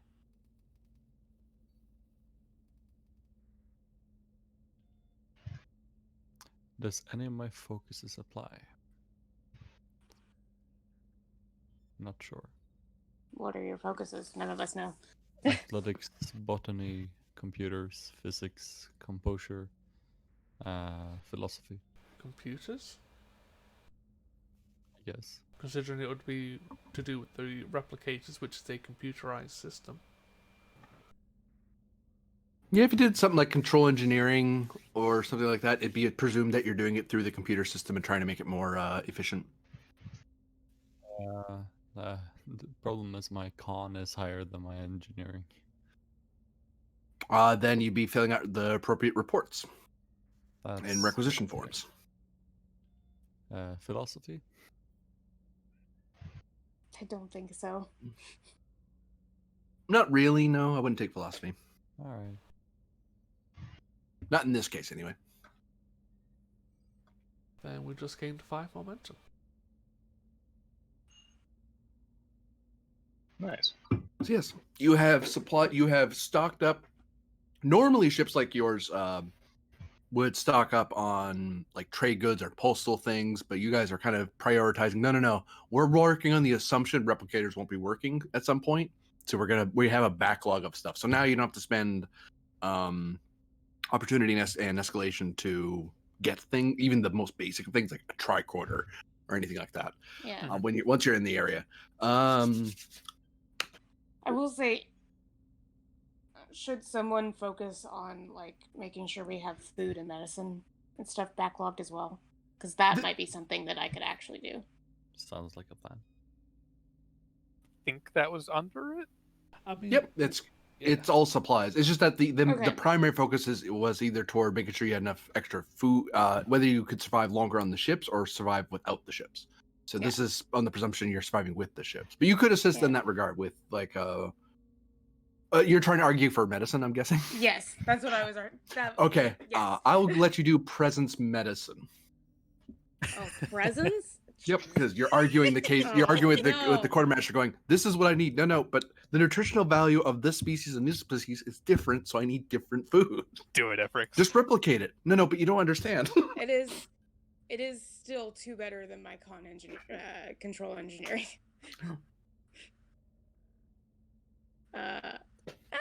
Sorry. I accidentally closed my sheet. That's it. That's a demotion. Alrighty. I'm gonna use cautious. I mean, you're just rolling an assist, so it's 1 dice, isn't it? Yeah. Oh, that's right. Yep. I don't have a focus. I don't think. Neither did I. Yep, that's kind of what I thought. Oh well. Look how close that was to a crit. I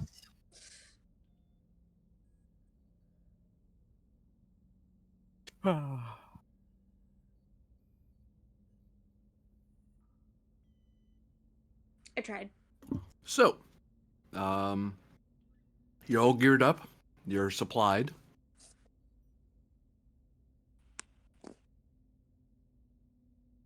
What is your next move?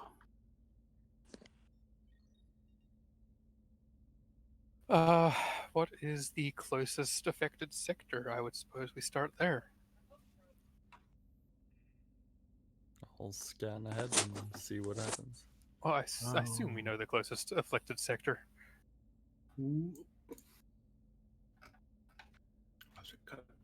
And if we can find out if that closest afflicted sector also happens to have one of those replicators, then that's just a bonus.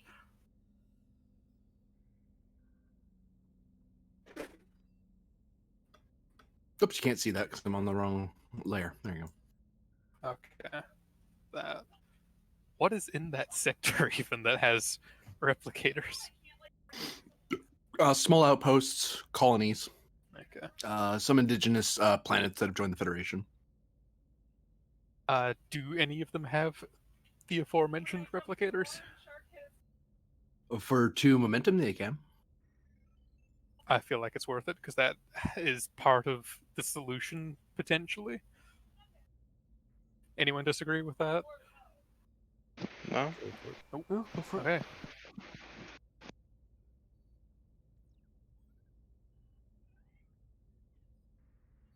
Oops, I had these backwards. It's gonna drive me nuts. Hey, Plank, you're a testbed ship, right?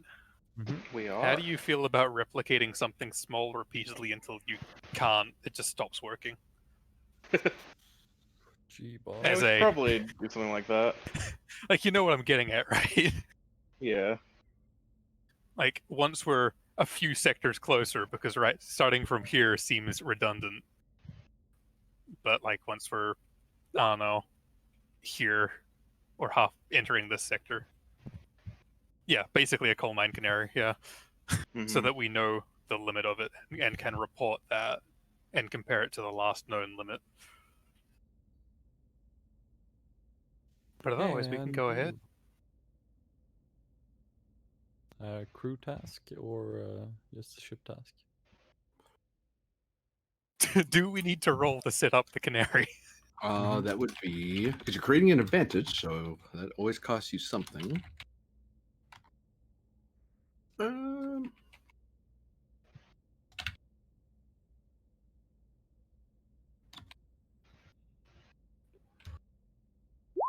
hmm. Well, I have control science.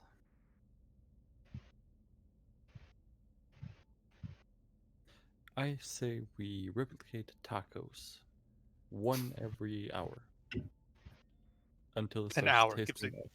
decent gap, though. Like, we could just do a nut or a bolt. Every minute would be from that specific area, because that gives us a much more accurate line. Very effective, yeah.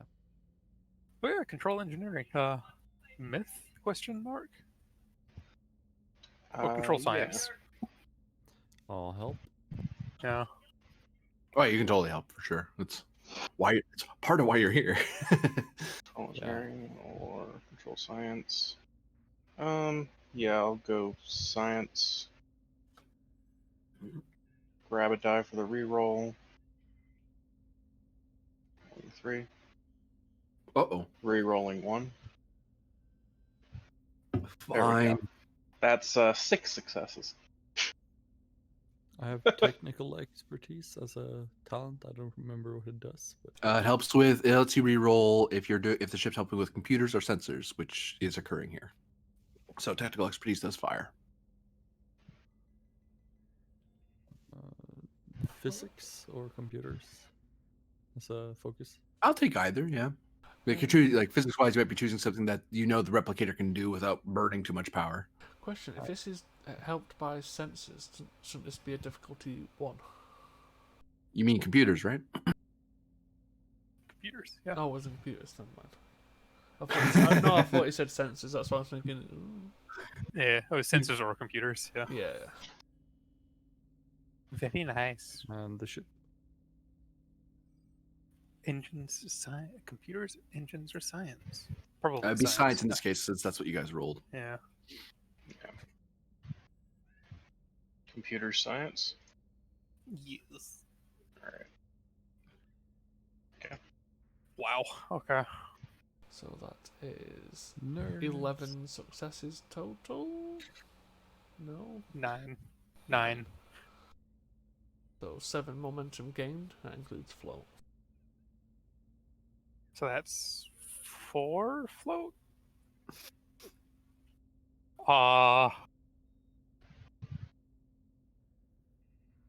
Let's ask many questions.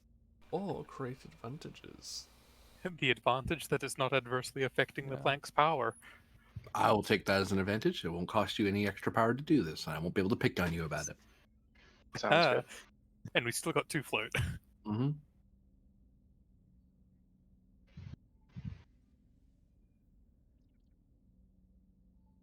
I have nothing.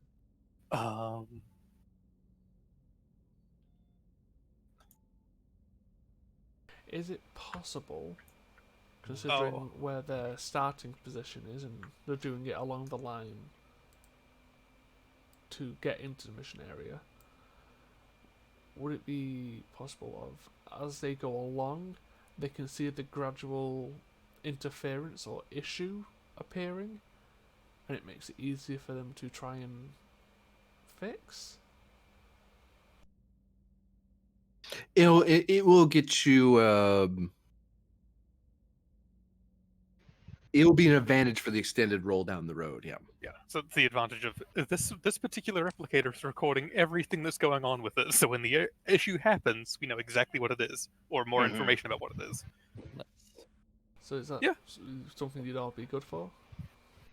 Hell yeah. Yeah, sounds good to me. I mean, we can still keep spending momentum if you wish to get more advantages. We can. I think those 2 advantages That's are true. good. Do we have any Yeah. more float after that? No, No, but we Alright. do have full momentum pool if you wish to create more advantages. Right. I think it's probably good. I think we're good with those two. Yeah. Oop, those breaches are gone. I'll fix that. Are we ready to go as far as you're concerned, Lieutenant Myth? I believe so. 1.98. All right, let's get underway then. At maximum cruise. All right. I believe that is 9.97 for both ships. 9.975. Thank you very much. Yeah. The 5 is Come on, important. That 5's important. Makes all the difference. You guys are going, dumb. Uh-huh. We're playing a Star Trek game. Let us be fucking nerds, okay? Yeah. 0.005 is important. Fair. Some people just like to go faster, quarter light year at a time. Listen, if we paint the Kismet faster, does it go faster? I mean, not fast. We can't paint the Kismet faster. We paint it red. Sorry. If we paint the Kismet faster, does it go red? Yes, Because it will faster go is a red. color in Bajoran. Yeah. And red is a It's a color. speed. And it's the color red. No. To make ships go faster, you need to give them speed holes. You have to punch holes into the hull. They went to Bard is way plaid. ahead of you. I mean, we did that. The Kismet didn't go faster and the crew got spaced. Well, they didn't believe hard enough. You're looking at approximately 6 days to get there. We don't have a particularly strict time frame as far as I'm aware. Yeah. And 6 days is pretty decent. It also allows us to be censoring out ahead and also potentially trying to pick up any information from ships coming out of the region. Mm-hmm. Like, as ships are leaving that region, we can contact them and be like, okay, about this replicator problem, do you have logs or blah, blah, blah? And just compile more information as we go. Mm-hmm. We're in the Federation. We've got these resources around. I'd like to radio the Andromeda to confirm the readings that they gave us about the area where we're headed. Let me check to see if we can get if they can get them on the horn. Stand by.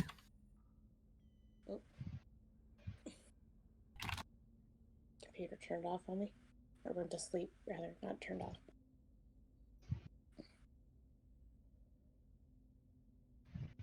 As we'll see if the Andromeda. I will say the Andromeda, by its latest fleet reports, and you will have heard of this, is that they did encounter. And I'm gonna check see what they said in the log before I say too much, because I know exactly what happened, but they sometimes give different logs than I remember. They ran into a frig. As a note, this would be just regular knowledge. This is on the logs. They did run into a Federation prisoner ship. They engaged them because the prisoners had taken the ship.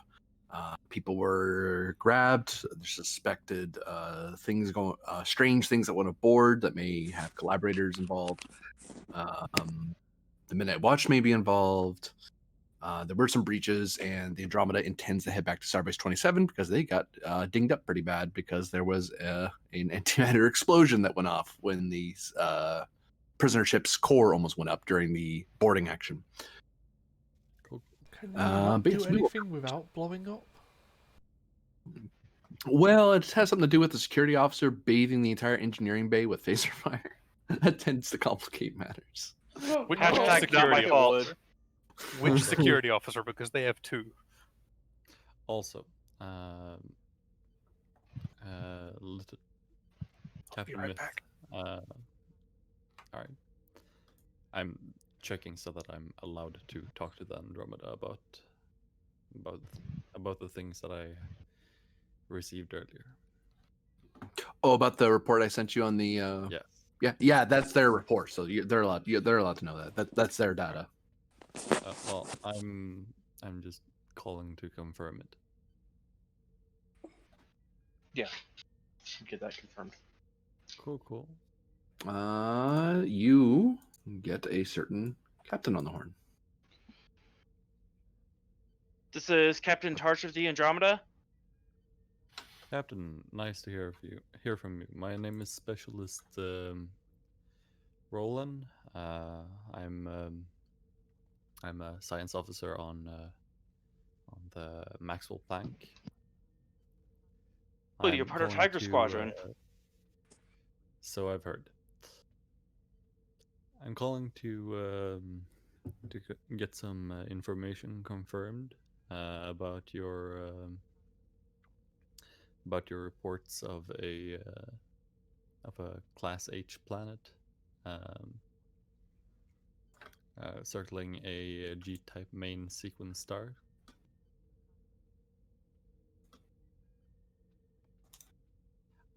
I don't have the name. Any planet in particular you're looking for? Jim, what's the name of the system and planet? Shosku. The Shosku system? Yes, we were there a few months ago. Oh, how can we help you?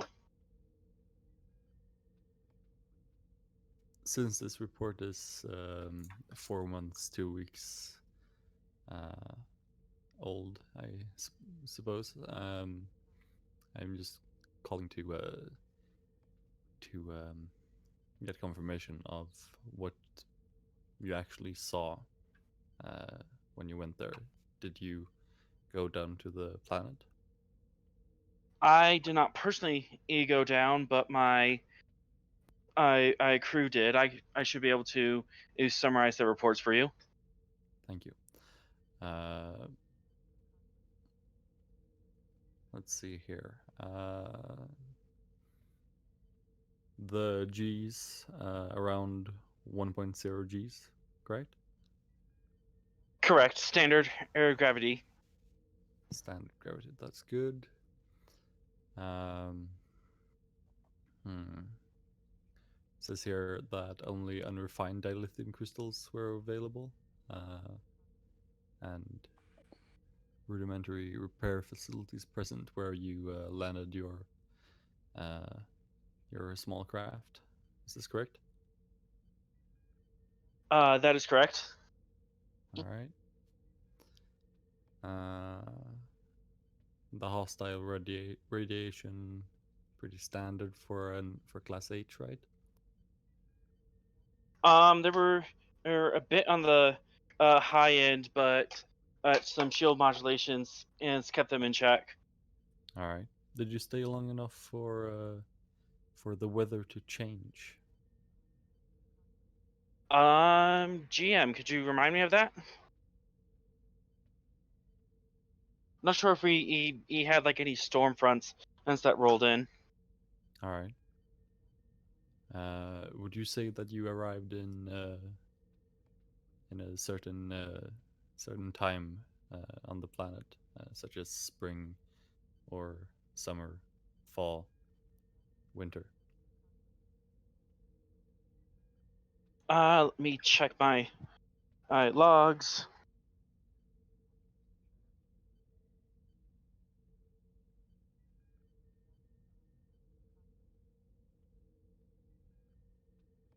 It was there were wet and dry ice seasons across the planet.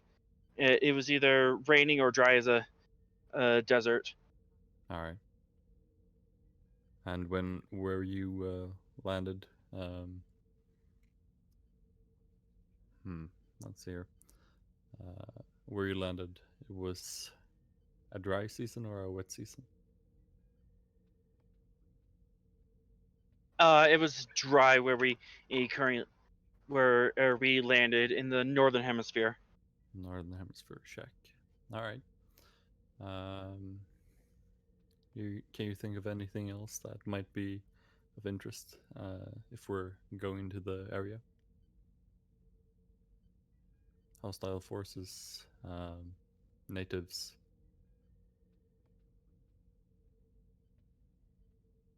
There is the radioactive element that we've talked about before. Yeah. And there's an increased radiation risk because of the antimatter explosion that happened on the surface, so that will have to be accounted for. Check. All right. Then I think I have everything. I wish you a pleasant day, and God. tell your crew that I am grateful for their service. Very well. Oh, Andromeda out. Have a nice one, Captain. And I'm here. Hello here. I am Barter. God. Walked into that one. Yeah, so I'll be back for the rest of the evening now. Okay. Okay. Well, we killed your character off, so No, you're on the Kismet doing work. I said what I And- said. Yes. I mean, no one's gone into the ready room to check on the captain. Who said he's in the ready room? He's in the brig. I mean, to be fair, you already have one competent command officer. I thought he was in Transporter Room 1. No, he's in the transport buffer. Schrodinger's captain? Schrodinger's captain. Captain. Critted with the What? cat. What did I miss? He gets But- how he does. Alongside the contacting the Andromeda, would it be a role to have the advantage of information from other ships leaving the region that's affected? That's what your role. That's what the information you got was earlier. There's not a whole lot of ships out there. Okay. Most because the only intelligence Starfleet usually gets is either when someone calls it into the civil service and says, "Hey, there's a hazard out here, just so you know," and they're cool, or Starfleet vessel sees it and they report it. The Alright. problem is there's not a whole lot of Starfleet resources out that far because it's the frontier. It's mainly civilians and the occasional Starfleet outposts are mostly civilian outposts. Okay. Like the nearest Federation Starfleet facility is Starbase 27. I was just make sure we weren't encountering other ships that we didn't have information from as we're going down. The only other major vessel you should encounter is the anything larger than scale 2 or 3 is the Andromeda. They're the only other ship in Okay. the area. Okay, fair enough. Hi. Actually, however- Oh, what are the odds? They're the only ship in the area. actually, speaking of, a certain captain is calling another captain to report on well, what's happening in the local area. I imagine because I think Tarsh, you wanted to Yeah, I wanted to Uh, at least give a heads up to Grennan. Again. So after one phone call, you're like, well, if Tiger Squadron's mobile, you get the feeling that Captain Grenan's probably finally done with whatever it was he was doing at Starbase, so you give him a call. Every time Tarsh calls Captain Grennan, he just he starts getting gray hairs. We'll just start All adding that three to of the token. Slowly make it gray. Anyway, Add grayscale the whole injury. picture. So yes, Captain Grennan, after you get done with one call, you have yet another one coming in, this time from the Andromeda. Okay. I'm gonna pull it up.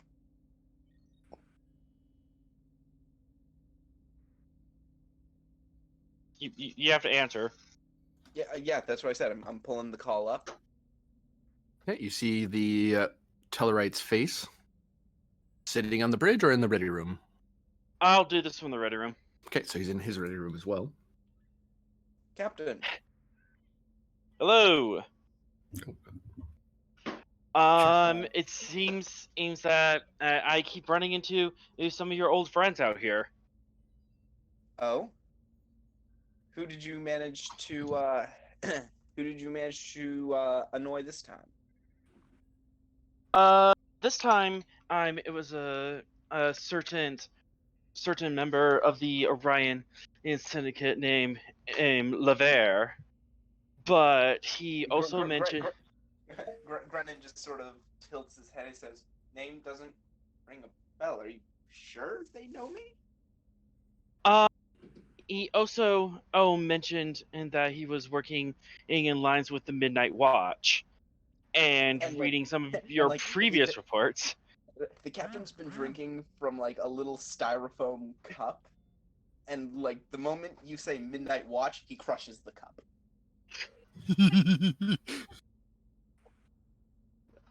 And you see just water splash all over his desk. I take it you're familiar with this group of individuals. Indeed, I am. Civilian, if I read your reports correctly. What did they want?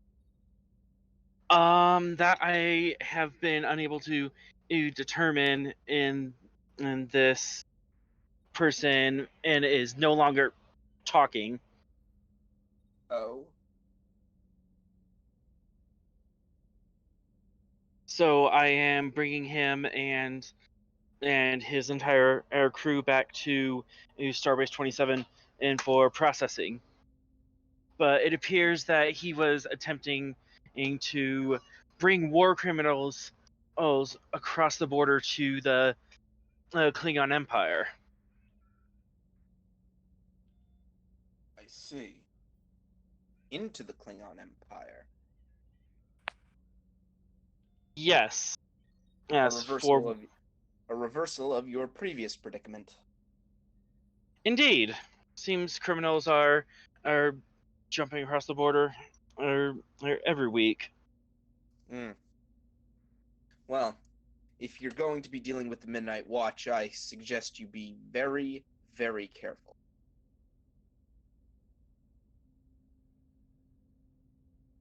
I'm not entirely sure, or if he was associated with the Midnight Watch, or if he was just name dropping to startle a member of the 10th Fleet. I'll correct you there. He said nothing about the watch. You knew about that from a security report from your. Oh chief yeah, of the security. security report said he was associated. Yeah. Okay. I'm assuming you're not actively trying to deceive the captain. That's why I was correcting you. I'm not.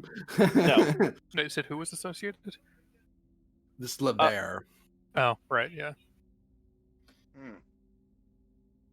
Well, Do you know if they're anyhow, still active, or would they have interest in this side of space? well, I can tell you that they're still active. However, what they might have, what interests they might have in this area of space, I couldn't tell you at this very second, but, well, I could ask. I know a couple of, Brennan knows that Varder and Efrix are with the Watch, right? Does he, guys? I think you told him, didn't you? Does Grennan know? Yeah, Yes, did you guys he, tell him? He knows Varder's part of it, yeah. He doesn't know Varder got promoted, but he knows Varder's part of it. Yeah. Right. Yeah, the Uh, one he doesn't know is Myth, because Right. Myth has kept Yeah. everything very. we Hush, talked hush. to him about it. I think I'm not Efrix sure and Myth are the only ones that know Varder was promoted. Yeah. So, Yeah, okay. and technically, Efrix is not, but she hasn't told the captain that. Okay. All right. I thought I just wanted to confirm whether or not. Oh yeah. Because if he knew, he might give a completely different. If he didn't know, he'd be giving a completely different answer. Yeah. Well, I have someone I could ask, but it's quite likely that any information they might have from me will be terribly out of date.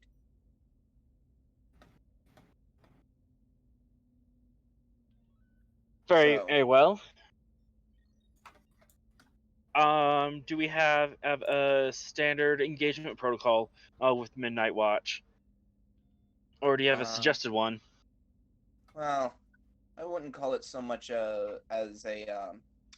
I wouldn't call it so much as a engagement protocol, as generally speaking, you shouldn't go into an encounter with them expecting outright conflict, outright hostilities, but be aware that they may have ulterior motives in any situation you encounter them in.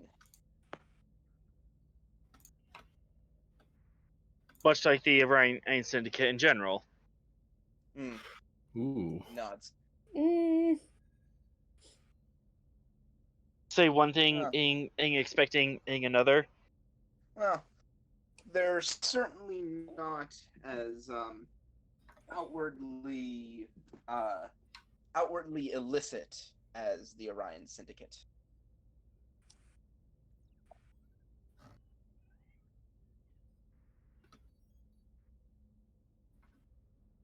Very well. I was hoping to rendezvous with you at Starbase 2027 so you can give me that drink, but it appears we're missing each other. Unfortunately. One of these days, Captain. Do take care, though. And he lets out a slight chuckle. He says, keep an eye out for any purple-haired women. Old fling of yours? Something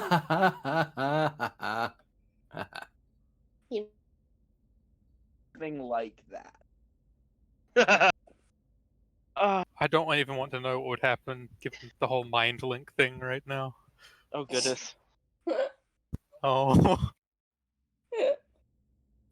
I'll keep that in advisement, Captain, and stay safe out there. Running out. Whoop, I'm in the wrong screen when you said that. No, come back. Okay. Boop. There you go. So, Captain, you finally freed yourself of your docket of communiques. It's been several days. Last report from the bridge was that you were likely going to arrive in a system that has been affected by the replicator issue. I had the name right in front of me. I was staring it in the face. Where did it go? I'm holding on. Just for What one are you more holding day. on to? One more dawn. Fudge. My sanity. Oh, One day more. that would be.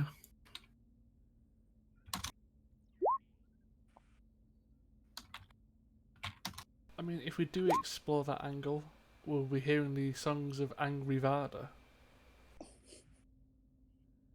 Nah. Or Or it's pretty just disturbed. here, like, just having a conversation with the Bonsab on the bridge, like. So you're the civilian diplomat. I'm all about shooting people, except I shoot people surprisingly little.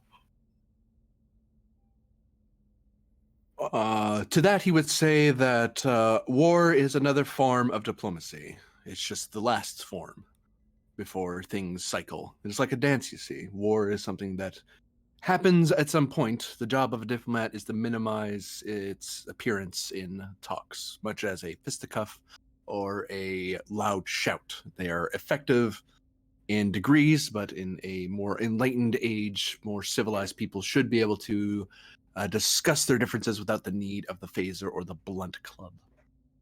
Or the forehead. Or the forehead, as the case may be, yes. But some species have a tendency to adhere to, shall we say, troublesome practices. I will note to all ships that once you entered the sector in question, it wasn't until about 2 light years in before your replicators started dying on you. At which point, as you kept going, the replicators were just done. They just weren't replicating anymore.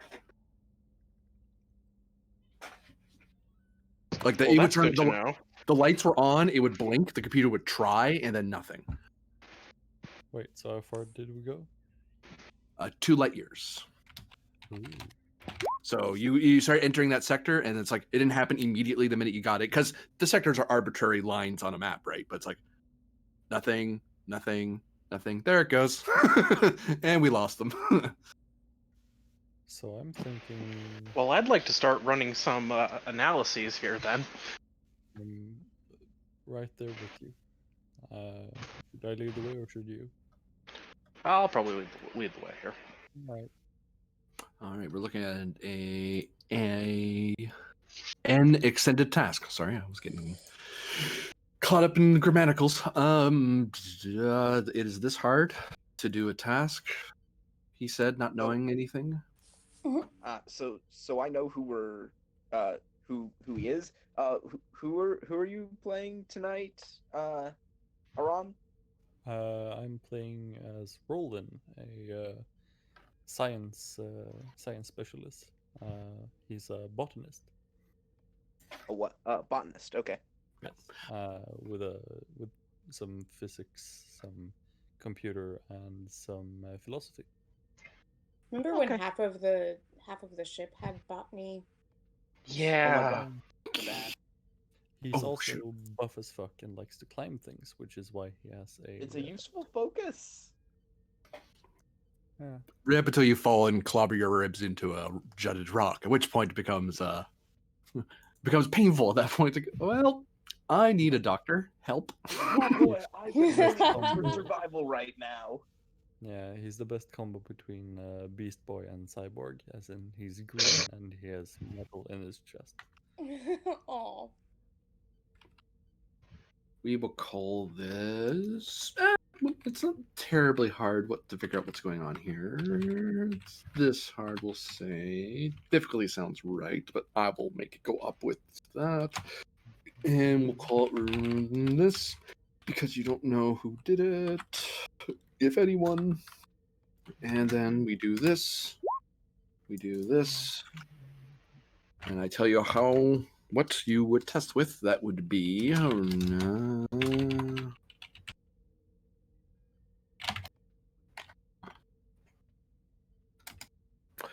I should probably put that in the Roll20 chat as well, just so it's in as many places as is helpful to you.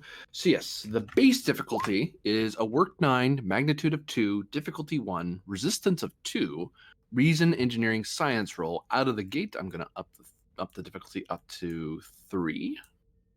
As you're trying to discover what exactly the replicators are not doing, or what is it that's interfering from them working. Because in essence, they are teleportation technology on a very small scale. It's a similar matter to energy conversion system. Yeah. Very specialized too. Yeah. Yeah. I'm trying to see if I can one-shot this. Hold on.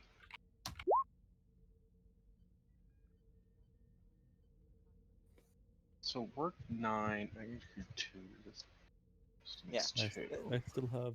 I always figure that the technology in replicators is like it doesn't have the required circuitry necessary to recreate life. It can make biomatter. Now, whether it has sapience or sophience, that's a philosophical question. I might. Can replicators create functional living beings? Theoretically, no one. If anyone's done it, it's been off-screen and experimental. Yeah, Huh. because 'Cause there's you- some ethics issues there. So you were trying to say there, Mr. Roland? Yeah, I mean they can make gach, so. Yeah. Oh. Yeah, but it's very like dead, gah. I mean they can make actual functioning hearts, all that jazz. I don't think that's a replicator. I think that's growing them.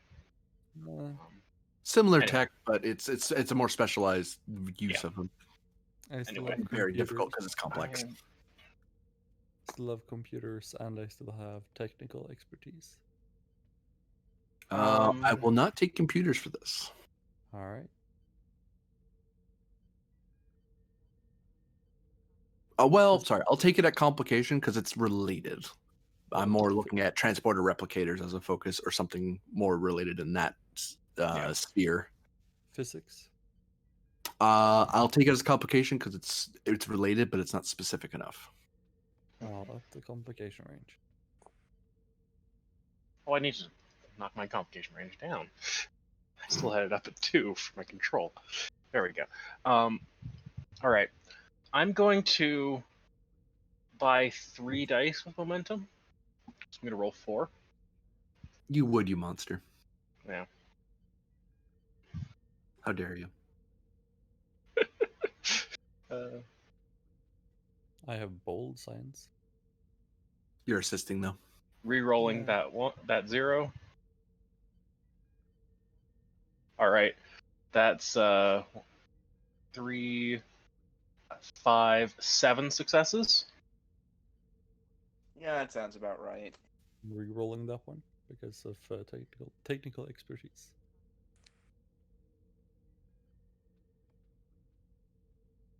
Much Well, better. no complication. 1 float. On float. Wonderful. And now I roll how many challenge dice?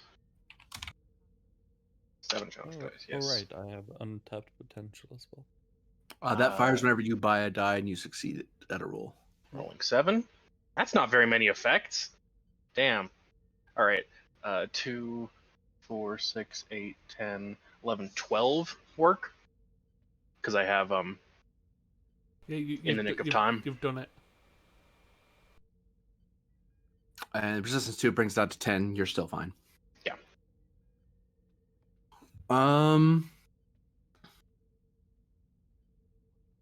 It would seem that Because yeah, it's one for 5 and 1 for hitting the work. So yeah, you've just done it. Yeah.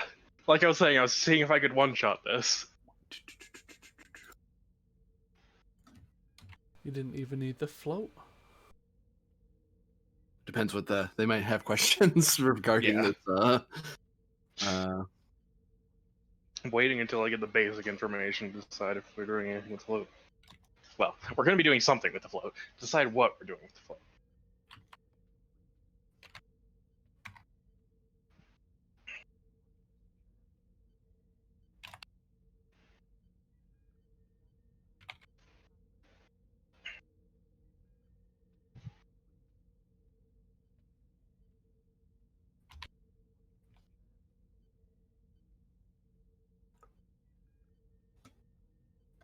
Awkward silence. Because I'm typing out information, shooting it to you guys. Because you might have questions that you'll before you Yeah, say anything. And only certain people can ask these questions because they're the only ones who know it yet. It matters because of the float. So and Ooh, that's some so juicy time is stuff. actually. Yeah.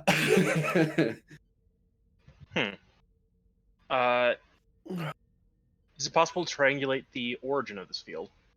Is it possible to cancel the field with our not the buzzard collectors, the Deflector? deflector, yeah. Those are 2 different questions, each costing you a momentum. All right. Okay. Wait, actually, science officer, does that count for rolling there for a free question? It would.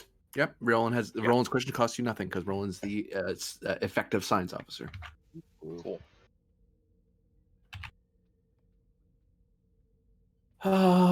It would be a. Oh no! What am I doing? Well, either way. So what ship is rolling from? On the Maxwell Planck, they're a specialist that's been assigned to that ship. Because no sense in putting the poor specialist on the freaking Kismet where there's a bunch of lieutenants and lieutenant commanders and stuff. It's like, how about I get a command where I actually get to do bridge duty, so I get to do stuff. And your question there was, can you create a deflector thing? You can. It is a. I'm gonna make sure I'm not giving you the wrong number here because I know I have a cheat sheet exactly for this sort of thing. I like referencing it, so I stay consistent. If I'm messing with the thing that does the thing, then that means no, really? Well, I mean, yeah. Okay.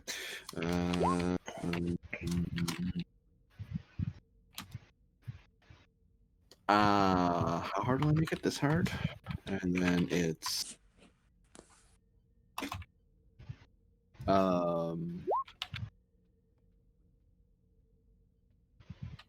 Nah, let's make life easy for myself and not complicate my life.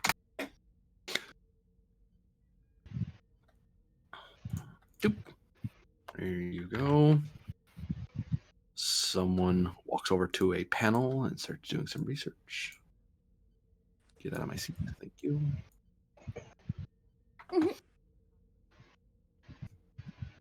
Just Mitch kind of walked over, wordlessly just walked over to the ops station. The ops guy kind of just steps out of the way because they're used to this. Yeah. Actually, it shouldn't be a blue color. It should be an orange color because I forgot that is a engineering station normally. Yeah. Also, I feel like at some point I need to just install a secondary console by the command seat, so I can just not have to do that.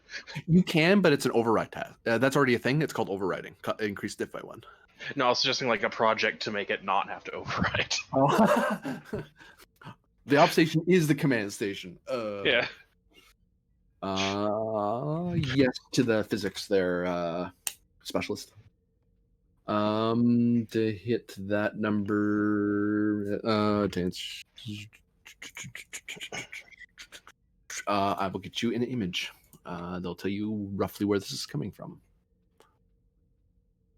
Oh, actually, I remember now.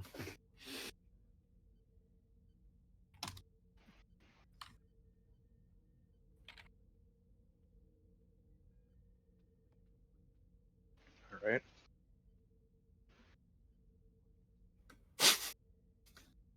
Cool. Yeah. Cool. Yeah, that makes sense. That makes sense, I guess. Oh, I get a bold die, so I get a threat. Technical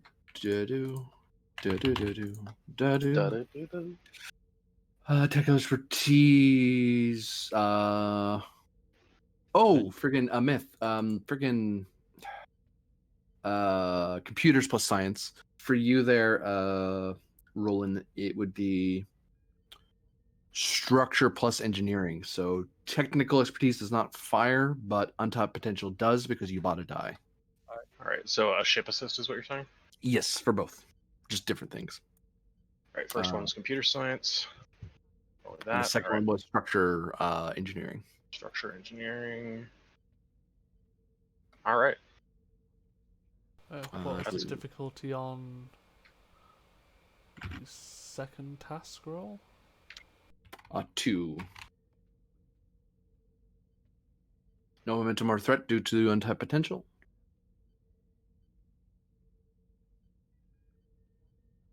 So we have 2 float, do those 2 tasks. If you have any follow-up questions or feel free to ask them.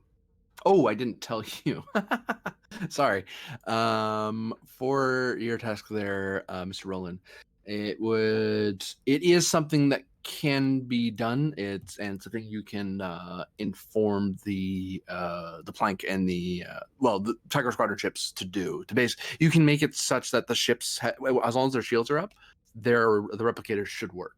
The minute the shields drop, the replicators will stop working. All right. Because it's not really, and thankfully you don't have to turn on the shields to full power, but you'd have to you basically have to modify the navigational deflector shield to kind of give off a certain frequency, and that's just enough to block out what you need. But regular shields will do it too, because it's easy enough for you to program it to do it either way. Yes, bounce a graviton particle beam off the main deflector dish. I will shoot you. So I'll I'm shoot you with a That's the- disruptor. That's You've the way done we it do things, before. lads. reporting You to You tried to, and then Lieutenant Doria Carter and shot the guy.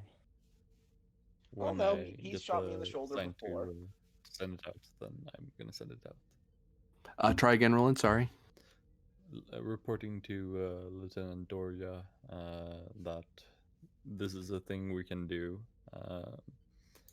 and when I get the all clear, I'm gonna bounce that message off to the Kismet and the Peltist. Dorja looks over his shoulder to the Myth. Captain. Yes, Lieutenant. It seems Specialist has found a way to give us our shield of sorts to it'll require a slight modification of the shield grid in the navigational deflectors, but we should get our replicators back. And we might be able, Specialist also suggests we may be forwarding that over to the rest of the fleet of the squadron, with your permission, of course, Captain. Authorized. Make it so, Specialist. Making it so. I'll be in the ready room. I have to confer with Captain Grennan. Or Sending Varder, whoever's things. available. Yeah. If Grennan is still busy. So you start heading that way. Person takes a seat back. That's the most adorable gif I've ever seen. Yeah. Pretty good. He's better at using the sewing machine than I am.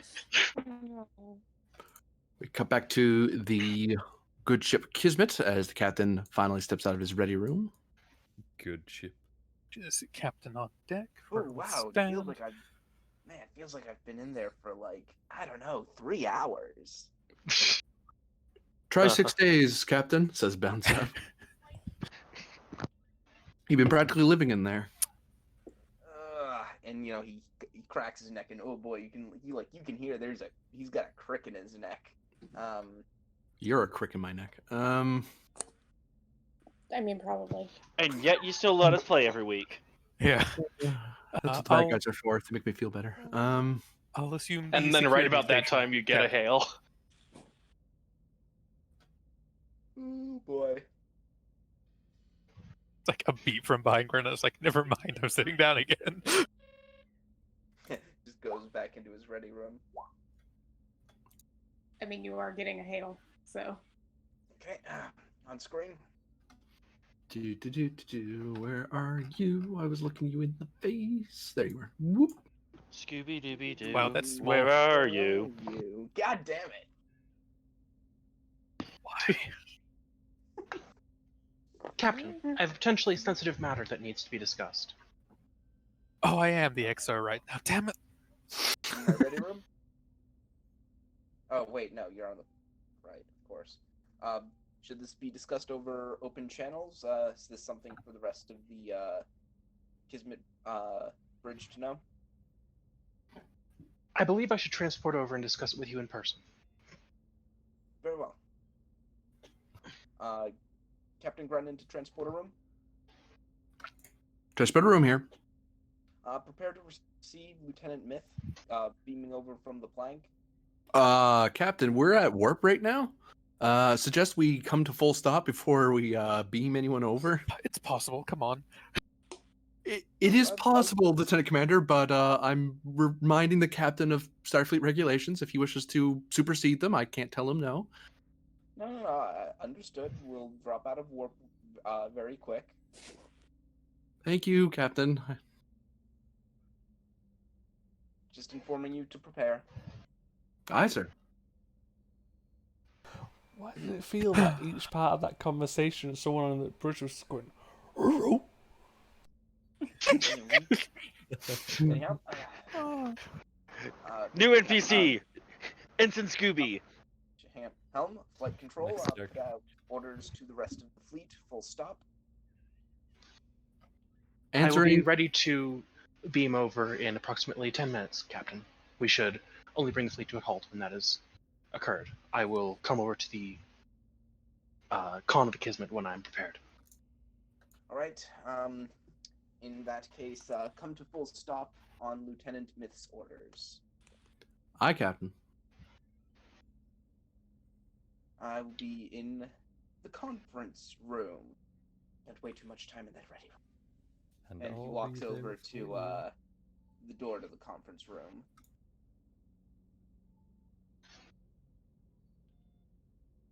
All right. And then the comm signal cuts. One day, Lieutenant Commander, you'll escape that chair.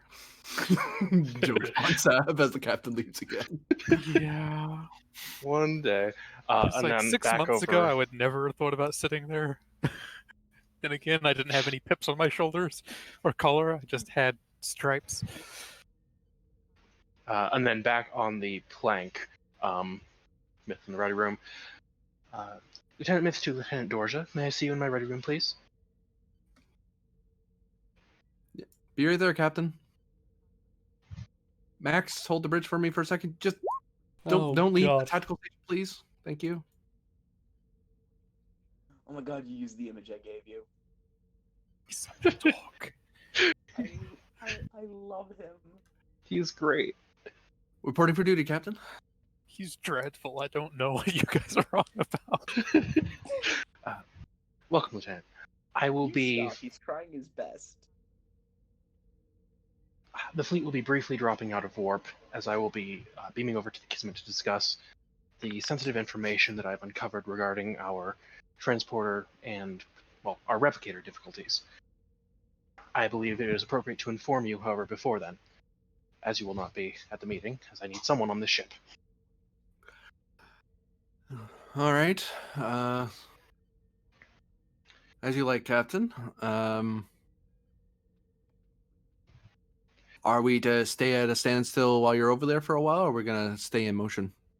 I believe we'll be going back to warp as soon as I've transported over for maximal efficiency. All right. I'll make sure the order's carried out, Captain. Very good. Our replicator technology, the jamming appears to be originating from the Shosku system, as well as being specifically tailored to interfere with Federation replicator technology. This is somewhat troubling. That doesn't make any sense. The only thing that was there was some research outpost. They didn't have anything with that much firepower or energy source, even. I mean, I heard rumors about some Borg tech that was there, but I heard that was destroyed. Agreed. The potential for possible enemy activity, or at least unfriendlies, has raised the concern that I should bring this up as a security matter with the captain of Kismet. Should we be on yellow alert then, for the time being, or are we just staying at green for now? We shall stay at green until further notice. I do not Alright. believe a yellow alert is necessary yet. With the specialist shield modulations, we shouldn't experience any negative effects. However, as EXO, I believe you should be aware of the situation. Well, I appreciate it. I don't like being caught in the dark in this sort of thing, but Nor would I, Lieutenant. yeah. Seems a weird way to attack somebody, though. I mean, there's other things that interfere with subspace communications, warp field dynamics, subspace dynamics. Indeed, it is a very inefficient attack if it is one. However, it is also one that could very easily go unnoticed. Perhaps disruption is the goal here, or there is some motive that we cannot describe yet. It's possible this is unintentional. Like The frequency seems too precise. However, it is a possibility. All right. Well, I'll keep the ship warm for you then, Captain. I appreciate it. And I assume normal lab operations for now? Indeed, unless they report any difficulties. Aside from the replicators, but we have backups for all that anyway, so none of the research has been halted yet. Very good, Lieutenant. I have nothing more. Captain? And salute.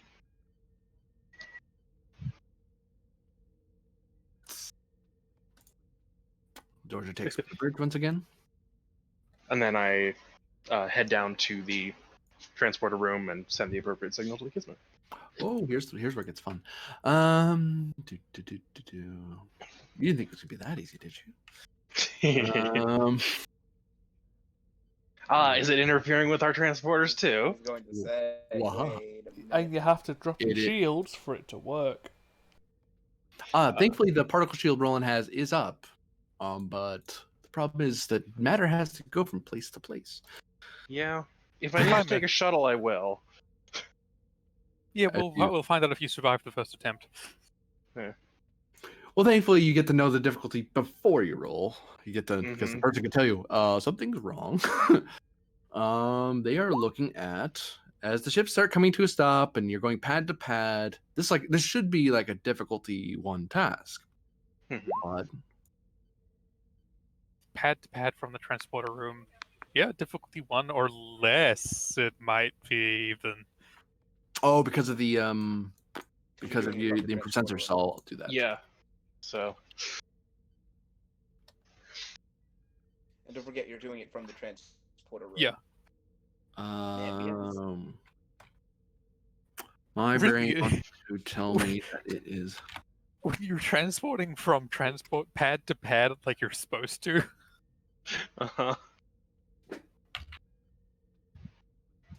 Oh, sorry. It would be the base would be 5, but it's being brought down to 4. So just to clarify, Oh my god.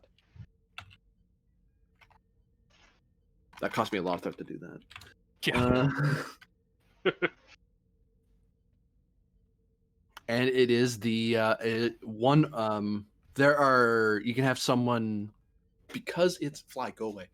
Because it is pad to pad and there's 2 transporter chiefs, one chief is the lead on the beam and the other one's probably assisting the other one. So, but yeah, you learn from this that your transporter chief tells you, Myth, Captain, there's it seems to be interfering with the beaming.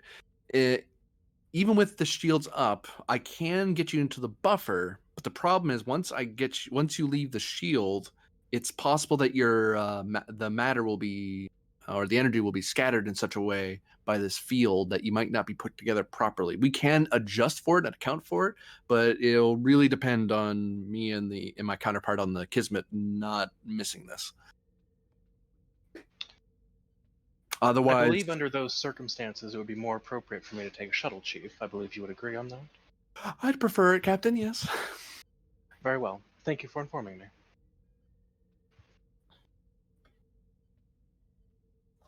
Spoil sports. And then just like routinely informs both ships there's been a slight change of plans.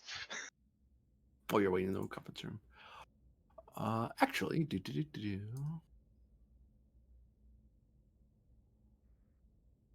Yeah, I wondered about that when we stopped, but we can't have shields up. If Yeah, we're well, transporting people. Well, because of Roland's role, the you can have there because you have deflector shields, like a navigational one that's on all the time that just takes away the little particles that would blow holes through you at warp speed at high impulse. That's always on, and that one can be adjusted, and that's enough to keep the ship safe. Full shields do it automatically because it's more than enough power to overcome the interference. But the minute you go into that little gap between ships, there's no protection. Mm-hmm. You'd have to be inside each other's like shield bubble to do that. Then again, Right. if Myth loses an arm, we can just replace it. Yeah, but what if I lose something more important than an arm? We'll replace it. I mean, we can lose. I don't think you can important replace a stuff. positronic brain. Barter was exposed to the vacuum of space. You'll be fine if that happens. Oh yeah, I'd be fine if that happens. It's She's being the optimal atomized that person to do concerns that. me. I mean, if we were transporting unimportant stuff like Varda or Tarsh, then sure. Tarsh especially. It's how he has to die in a transport buffer. Oh, that's true. New scene as Nurse, come over here so you can die. new scene as Tell him Lieutenant Boy Myth. Scout, you jerks. We know. So yeah, after a bit of shuttling and from ship to ship, no roll there because it's tractor beam out, fly over, tractor beam in. You're not under fire, so the boarding. It's just an extra little bit of. You now know that right now the sitting difficulty is fairly high to beam anything from ship to ship right now. Yeah. I'd probably take the Quanta Class 9 shuttle from the plank. For style points. For style points, yeah. Style points. Because I did name 2 shuttles on the plank in case it ever came up. Nerd. Yep. That would help. It would decrease the difficulty. But that's why going pad to pad makes life easier because that they are enhancers. That's why you use pads normally. Although I suppose you could put enhancers on the pads, that'd be kind of funny. But That would be kind of funny. They played you like a really janky attempt at boosting signal. very Yeah. jury rigged. Like, I mean, this works. That's not their intended use, but it works. It does I work. mean, at that point, you might as well just. But at that point, you might as well just make modifications to the transporters then. Mm-hmm. Yeah. Well, it's interesting going for a higher roll or spending like a momentum or 2 for the extra gear. But all that aside, Myth steps into the conference room where I believe Grennan is awaiting the good lieutenant. Captain. Lieutenant. I do not yet have the information requisite to know the security concern of the information I am about to convey, so I thought it was appropriate to take maximal precautions. I see. What have you found out? The issue that has been plaguing ships and stations in this region with replicators, which also, it should be noted, does influence transporters, originates somewhere on Shosku 1, and the interference field appears to be specifically tuned to disrupt Federation technology. I see. I believe the odds of this being a natural occurrence are fairly low, given the multiple redundancies of Federation technology and the specific requirements that would be in place in order to interfere with our technology in particular. Yeah. Thus, there is a especially- decent possibility that hostile action is occurring. Especially after all the safeguards put in place after the Archon fiasco. Indeed. So, I think the most important question is who and why. Both of these are questions without enough data points to answer as of yet, Captain.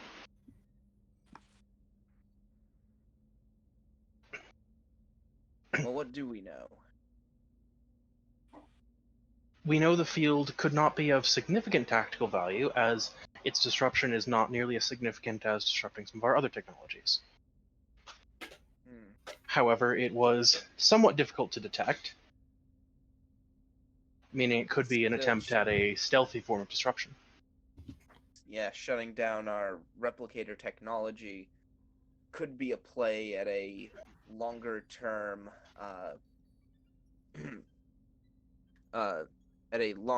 tactic. After all, a large amount of our post-scarcity society comes from our ability to replicate things.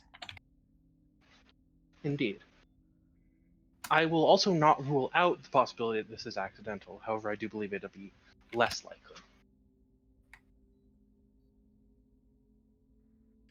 We need to figure out where this disruption signal is coming from. We're gonna stop As I it. said, the origin point has been triangulated to Shosku 1. Ah. His eyes narrow. His eyes narrow. His brow furrows. His teeth clench. His hair bristles. Sorry. Thank you, Game Master. You're welcome. Resigning? Well, And it's supposed to be either ready for a knockdown blow. God damn it. Well, in that case, it looks like we have all the more reason to make due haste to the Shosku system. Agreed. One of my science officers has found a way to mitigate the effects on our ship using our navigational deflectors. We should not experience tremendous difficulty in replicator tech or transport that is encased in one of these shields. However, I was unable to transport between ships due to this.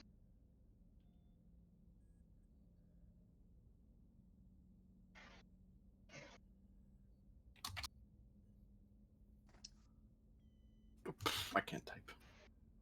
In that case, until further notice, all movement to and from vessels within the Tiger Squadron will be performed on via shuttlecraft until you give the clearance. Very well, I will continue my investigation. I will make that a standing order shortly. It is, of course, your prerogative who you wish to inform about this specifics. However, on board the Maxwell Planck, currently myself, Lieutenant Dorja, and Specialist Roland are aware of the precise nature of this effect. I think in the interest of I think in the interest of safety, I think all transporter personnel should be brought into the loop. Yes, sir. I again leave that task to you. I will take the appropriate steps. Great. They'll have plenty to do trying to work out the cause or possible workarounds. Indeed. Is there anything, any further information of importance? I do not believe so, Captain. Very well then. If there's anything of significant importance that I discover, I will send it to you on encrypted frequency. Very well. I leave it to you then. Yes, sir. Dismissed. Salutes and leaves. After a couple minutes, Grennan's gonna go back out onto the bridge.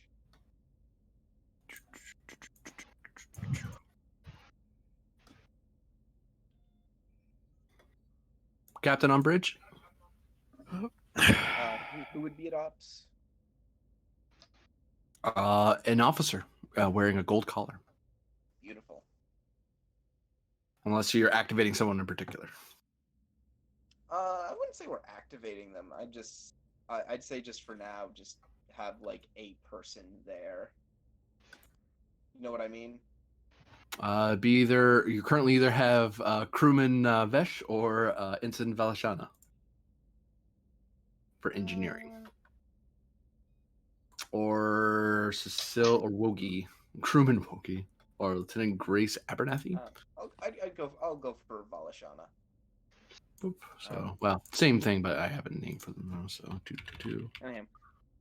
I'm not expecting a roll out of this. Just Oh, it says you.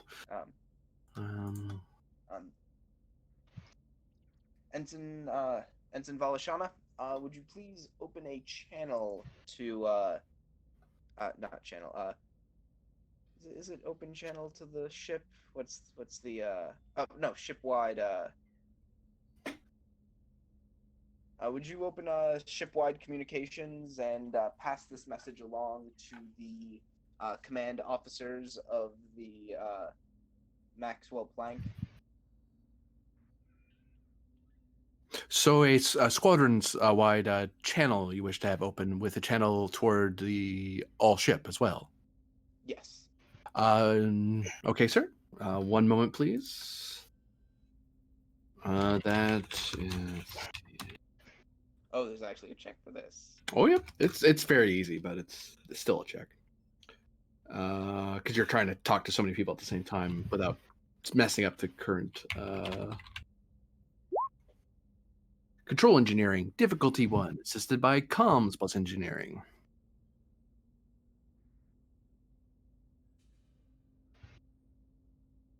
Would be 2, but there's a presumption the other side's going to communication person's trying to help you with this.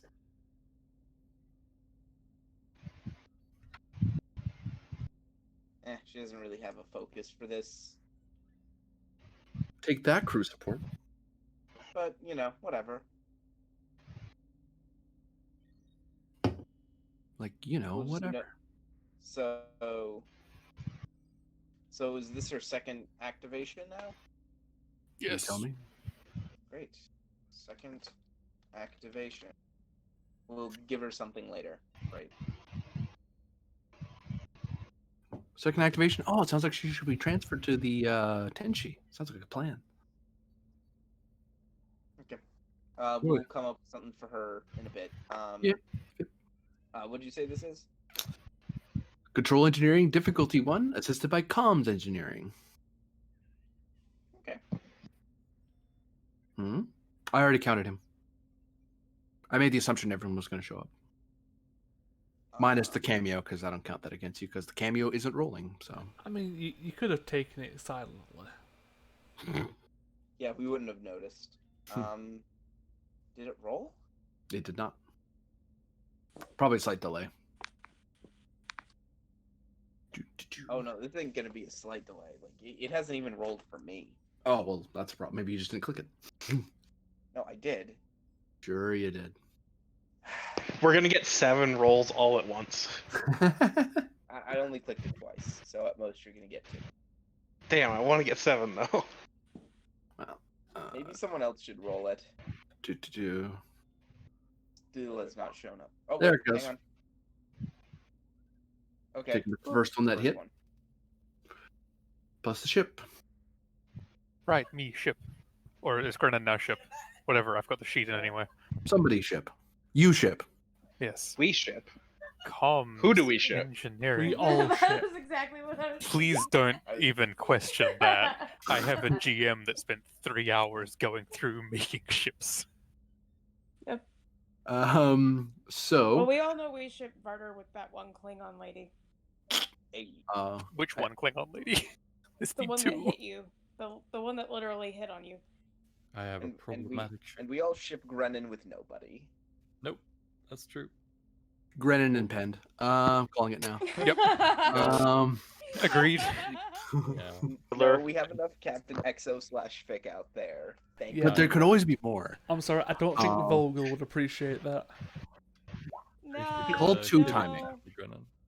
Also, there's no second E in F at the same. But also no, because Myth is 6. Myth is baby. Channel's open, Captain. Attention, crew of the USS Kismet and Tiger Squadron. Until further notice, I am putting forth a standing order that all travel from ships within the Tiger Squadron must be made using shuttlecraft, small craft. Transporters are not to be used until further notice. For emergency circumstance, I'd assume. Yeah, probably. That's all, Captain? That will be all. Captain, press the buttons. Wish to inform you that we did not open a channel with the Peltas as they are still at Starbase 27. I would have to establish a different channel but I can pass along the message to them if you like, sir, with a copy of the transmission you just gave out. Please do. I'm going to need a little bit of ship power for this, sir, because I have to throw this quite some distance without a relay. So, Captain, our transporters are being interfered with as well.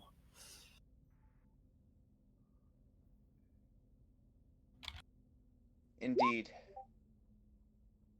Do you want me to go and check weapons to make sure those are still fully operational?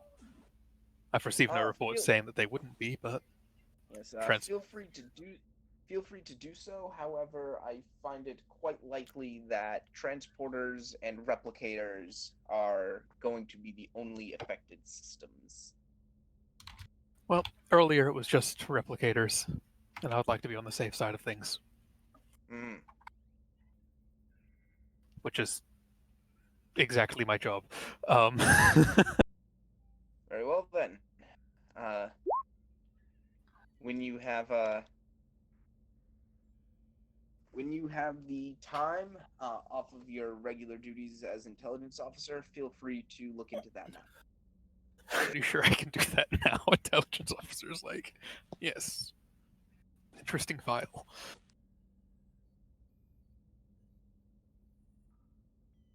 So the intelligence sounds interesting, but it's really not as exciting as everyone thinks it is.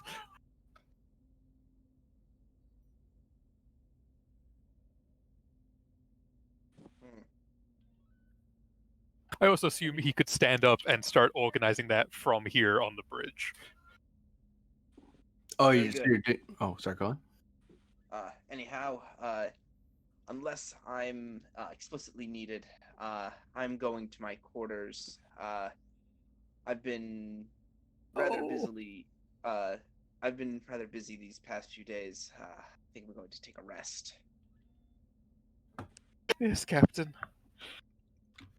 But don't hesitate to call me if you need me.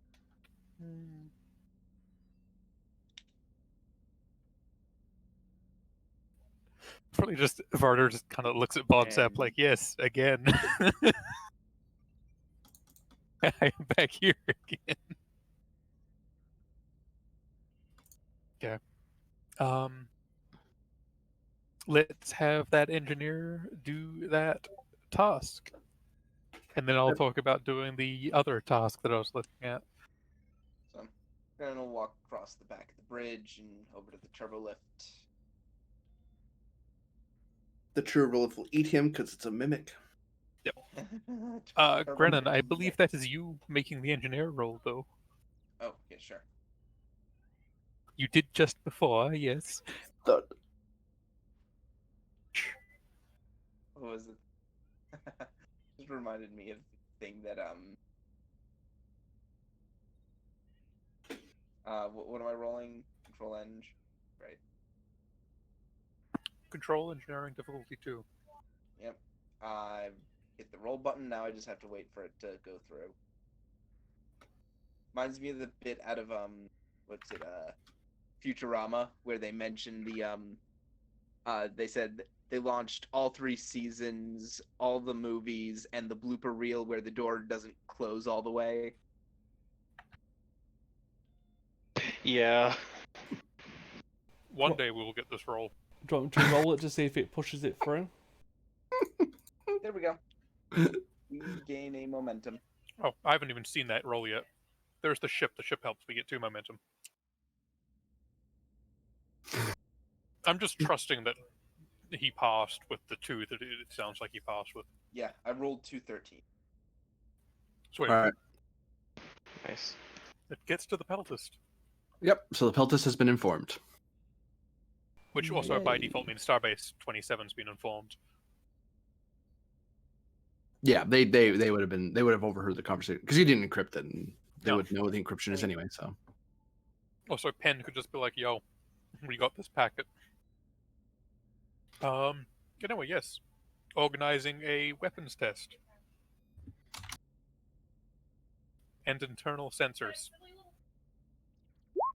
general security systems test. Because why not get the entire department done on it? You know, why get one department to jump to when you can get all of them, or all of these security sections? I mean, 'cause is it there's for both ships or just the sub-departments. Kismet? Probably both ships. Maxwell Planck's crew can Maxwell Planck can assist with both crew and its ship systems. I say that because I'd assume like there might be small differences between the ships, and we don't want one thing catching us out. Okay. Reason, security, chain of command, tactical systems, Tactical systems, I'll take. a threat because it's a security role, and Mm-hmm. I love my security roles. We have another slash fic, everybody. Yeah, Varder X security roles.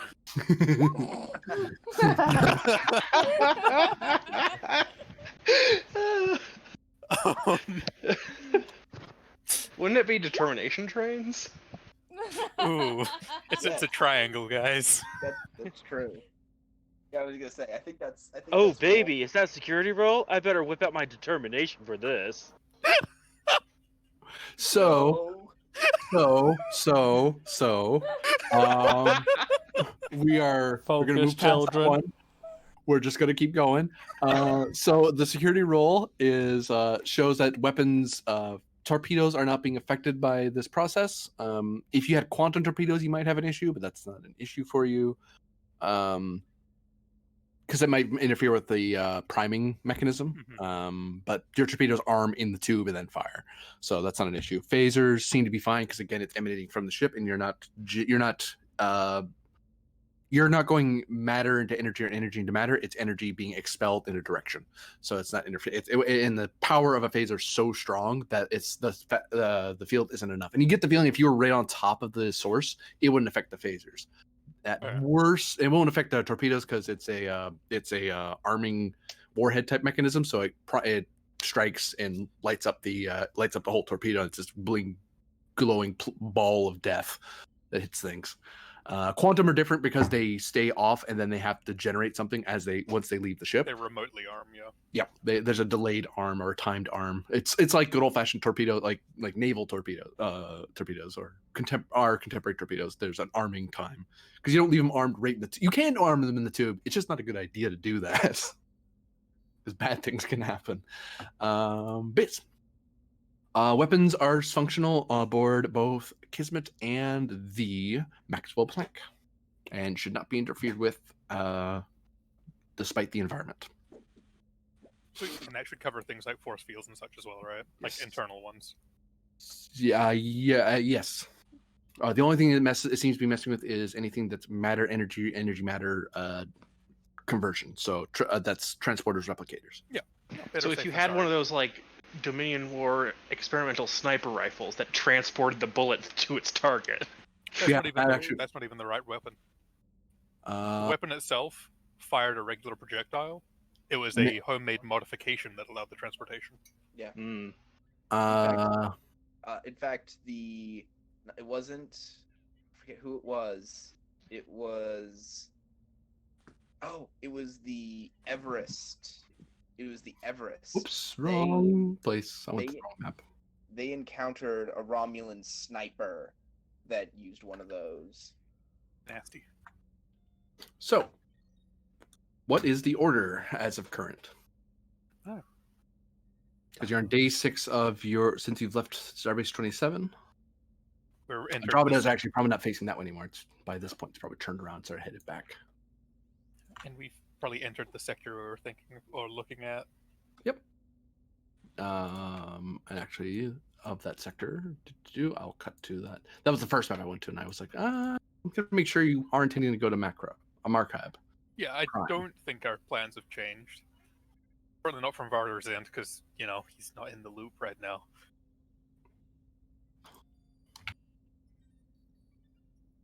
Entering the Markab system. Is this the same day, or is Grennan had time for his nap? He is napping as you enter the system. Oh, okay. How long has he been napping? Like, that would be amazing if we just entered the system. 11 minutes. Okay, he just left.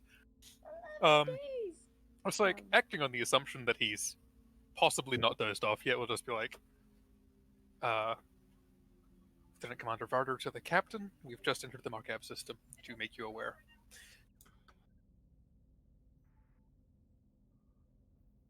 We'll keep you updated as needed. He just stepped away. left. Yeah. The response is silence because he's asleep. And you're just like, send a security officer. This is our chance to throw him out the airlock. I'm not going to obey that order, sir. You just said that out loud. Oh, shoot. No, especially the mwahaha. That kind of gave it away.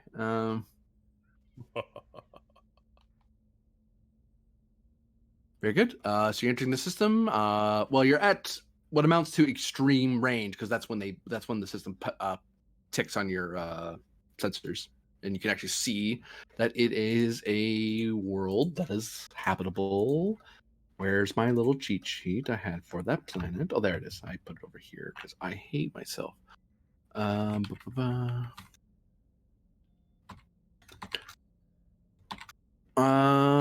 It is a planet of some tens of thousands.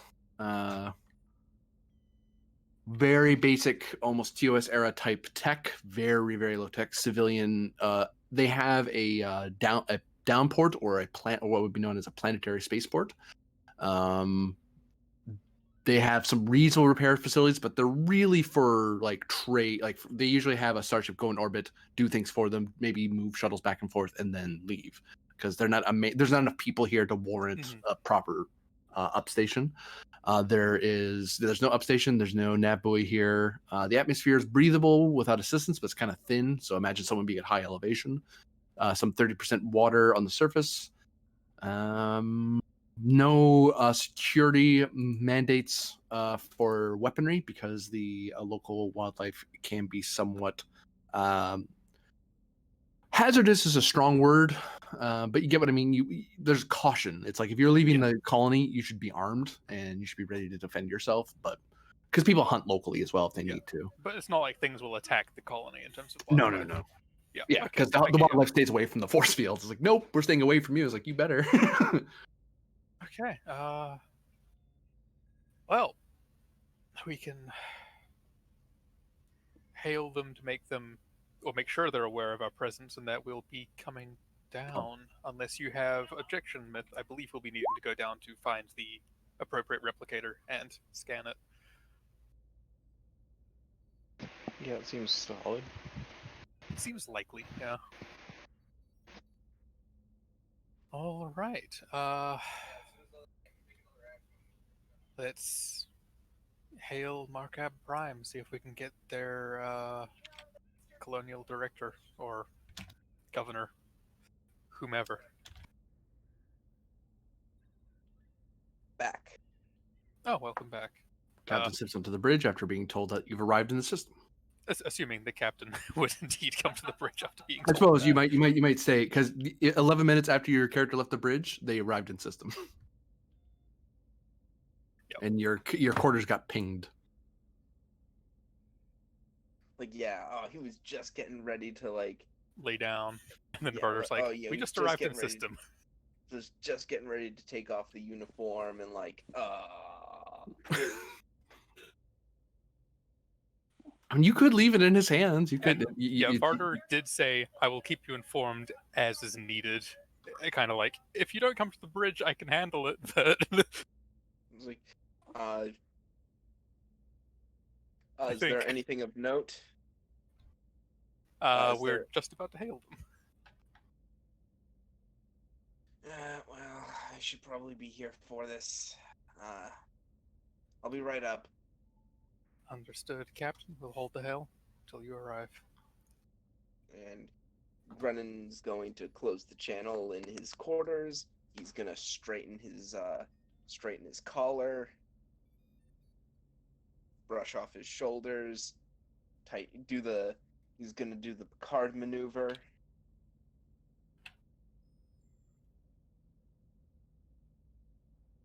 And he's gonna head up to the bridge.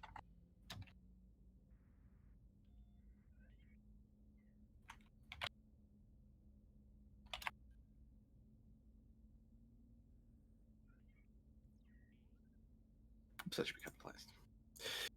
You step onto the bridge. You're currently holding at the edge of sensor range. You can just see the Marka Prime.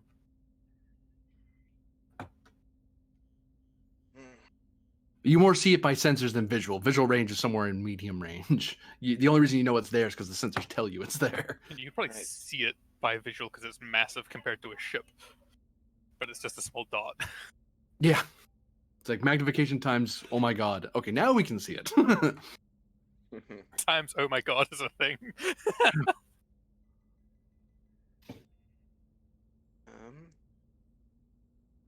And I'm sparing you showing every planetary body because they're not relevant to the current scans. Yep. There's a bunch of other planetoids and stuff in that area, the star and all that, but I'll spare you. What is Markab? It is a planet. Oh, you weren't here for the briefing because you were nap timing. So Markab Prime has a downport. Actually, you know what? Why am I reporting to you? You have staff for this. I have Of course, that staff answers to the scanner Varder, so they have to report. Anyway, Marquette Prime has a downport, basically a planetary landing port for scale 2 small craft, scale 1, scale 2. Normally, planets like this, because there's only like tens of thousands of people here, it's not big enough to warrant a full station. But there's enough people here that they have a pad, so if someone needs to land here and take off, they can. Most starships like yourself would stop in orbit, beam things down, or send a shuttle down, and then be on their way. Is this a Federation? Yeah, Federation world. I would hope so in Federation space. Okay. They have no particular legal regulations against weaponry here because the wildlife is dangerous enough that it is suggested that you go into the wilderness armed. Not enough that the colony's in peril all the time, but enough that if you leave the safety of the colony, they say, yeah, you should be armed, and we don't want to restrict you from that. Yeah, They are. you're outside of the safety of the colony's defensive measures. Yeah. And the tech level is very behind everybody else. They're using like hand-me-down TOS TMP era stuff because that's all they need. They got it on the credits wise. It's super cheap. Why replicate it when you can just reuse what works? Great. Are we within communications range yet? Yes. All right. See if we can raise the planetary governor. Wait, again, why are we here? They have, or are reported to have, a working replicator of the Oh. non-Federation variety. We don't Right, have any okay. information or scans on that. We'd like to get some. If we can Okay. figure out why it's working still, we can maybe figure out a fix. Okay. So we're going to be requesting permission to send an away team down. Mhm. Likely in a shuttle, and likely from both ships. So Right. Okay. honestly, we just want to land both ships, but that's a terrible idea.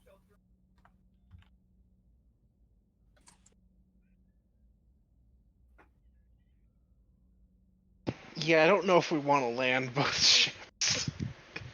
Yeah. Well, I don't think the Kismet is capable of.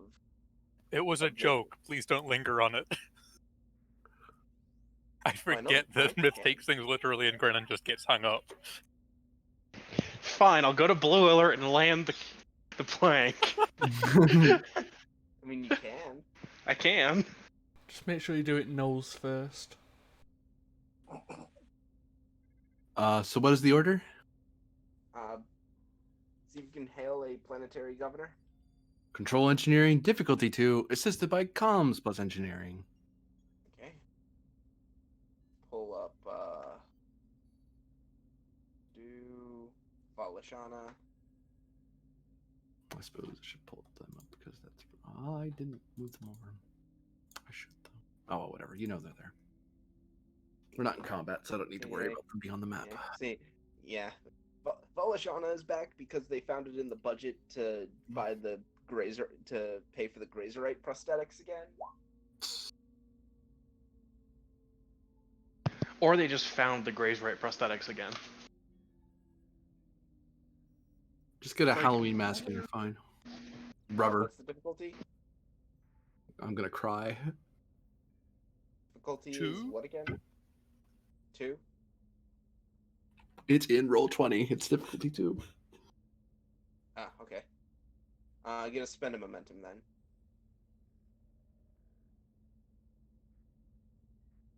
And now we wait. Damn it. Did your last one even show up? Yes, it did. It showed up a full minute later. Got it. Hey. Oh, shit. And then That's it great. is comms engineering. Got it.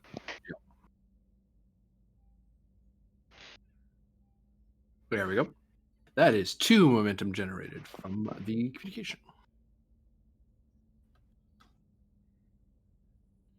We profited 1 momentum.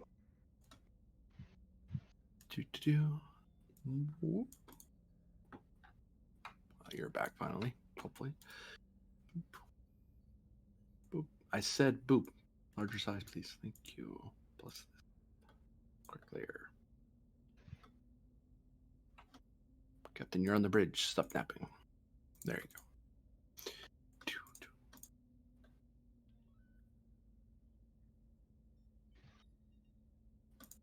go. On screen appears a human gentleman.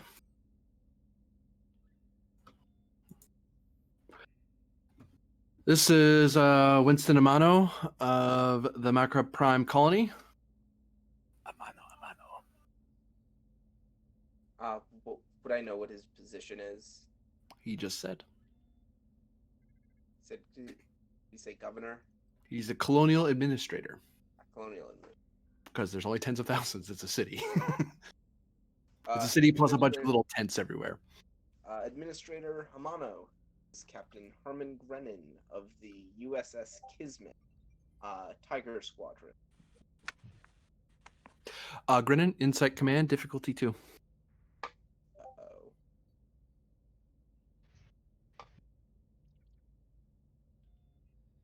In the words of Ralph Wiggum, we're in danger. I'm going to spend a momentum, no focus, presumably. How to keep a secret. I don't know if that's a focus. Nah, those aren't the kinds of focuses I deal in. So Evidently. I'm re-rolling that complication. Do. What a complication. We'll see what you're talking about in a minute. Yeah. Okay. Doop. Just spare us that later. I'll put it over here so I have it noted. Elsewhere. I said I noted. think I got my momentum back.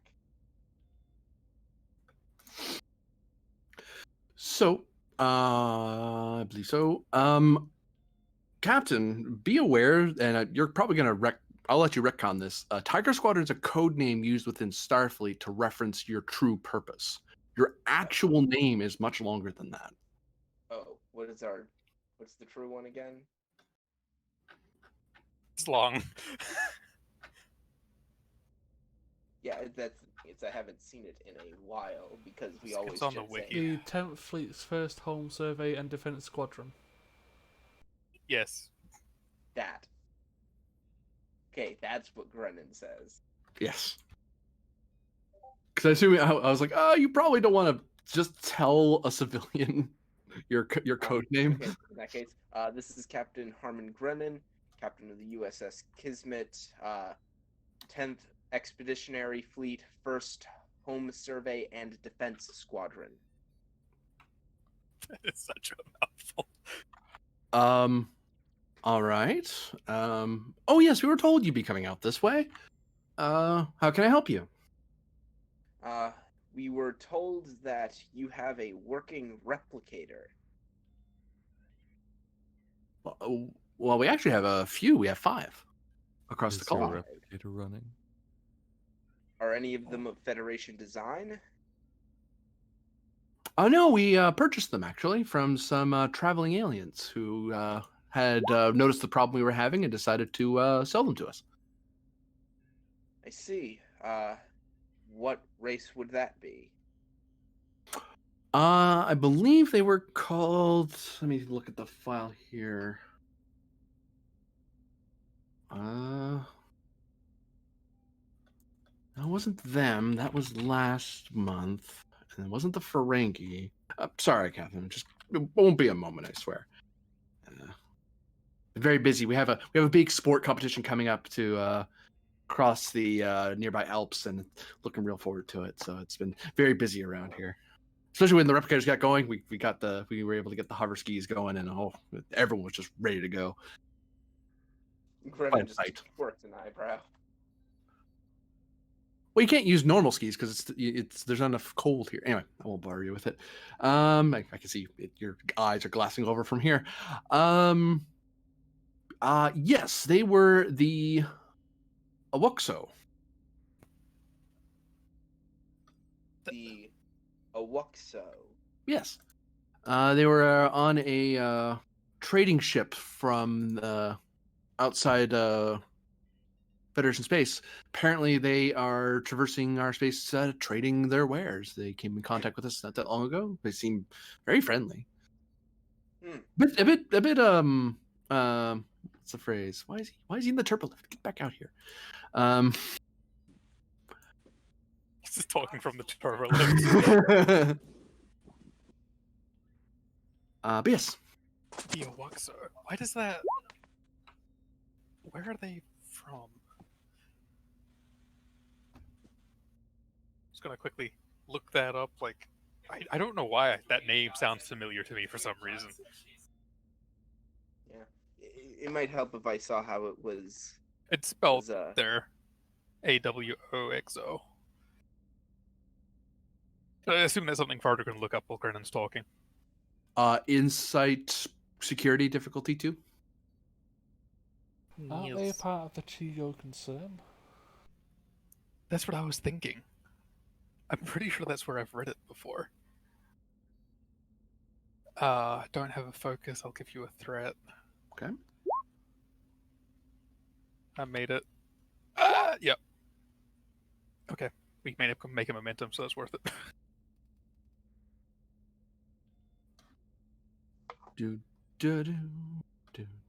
So, yeah, that's how we got it, and they work just fine. I mean, it's weird tech, but I mean, it's basically like a replicator. It just uses its matter conversion uses a very different method. Actually, let me give you the full. Oh, they are. Well, Is this what I think? Like, Barter, is this what I think it is? They're from the Quakeway. Yeah. And they're a protectorate, so they work with them. Which explains.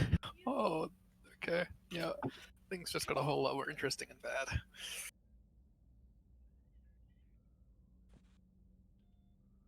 Is there something wrong? I don't think it's illegal to trade with aliens, right? Especially out here on the frontier. We couldn't wait for a repair. Oh no, certainly not. Okay. It's totally understandable.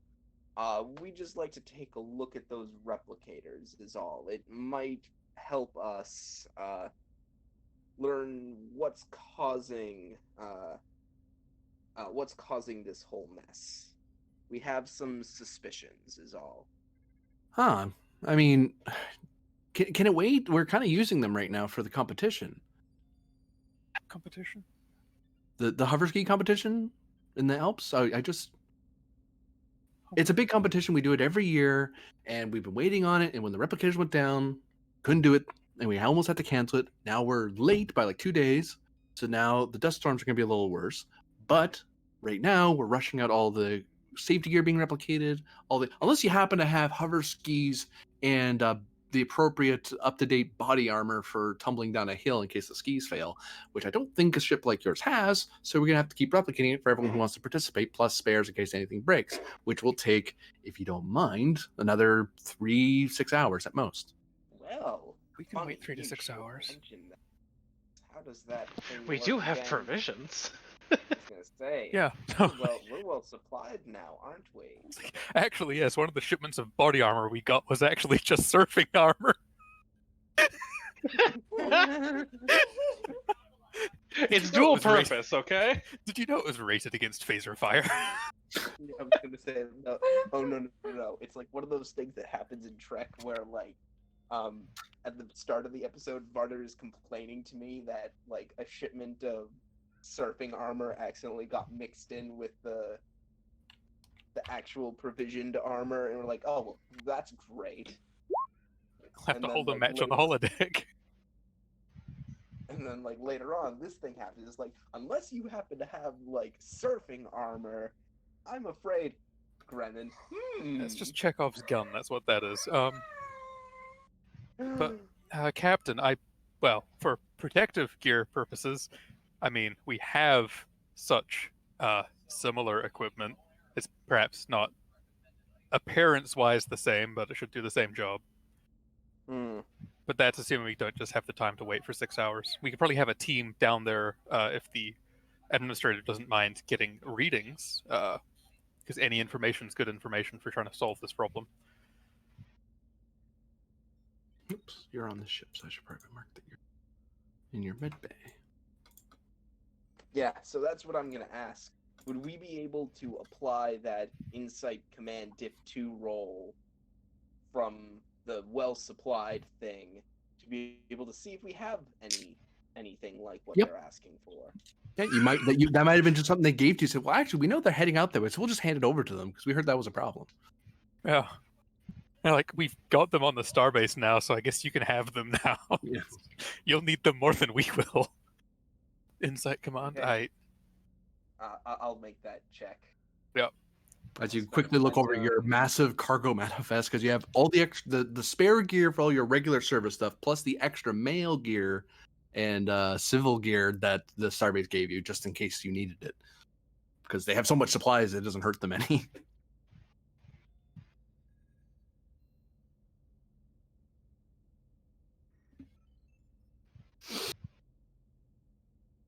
Come on, load. No, can't tell me what to do. I'll fight you. There we go. I'm fine. Got the momentum back.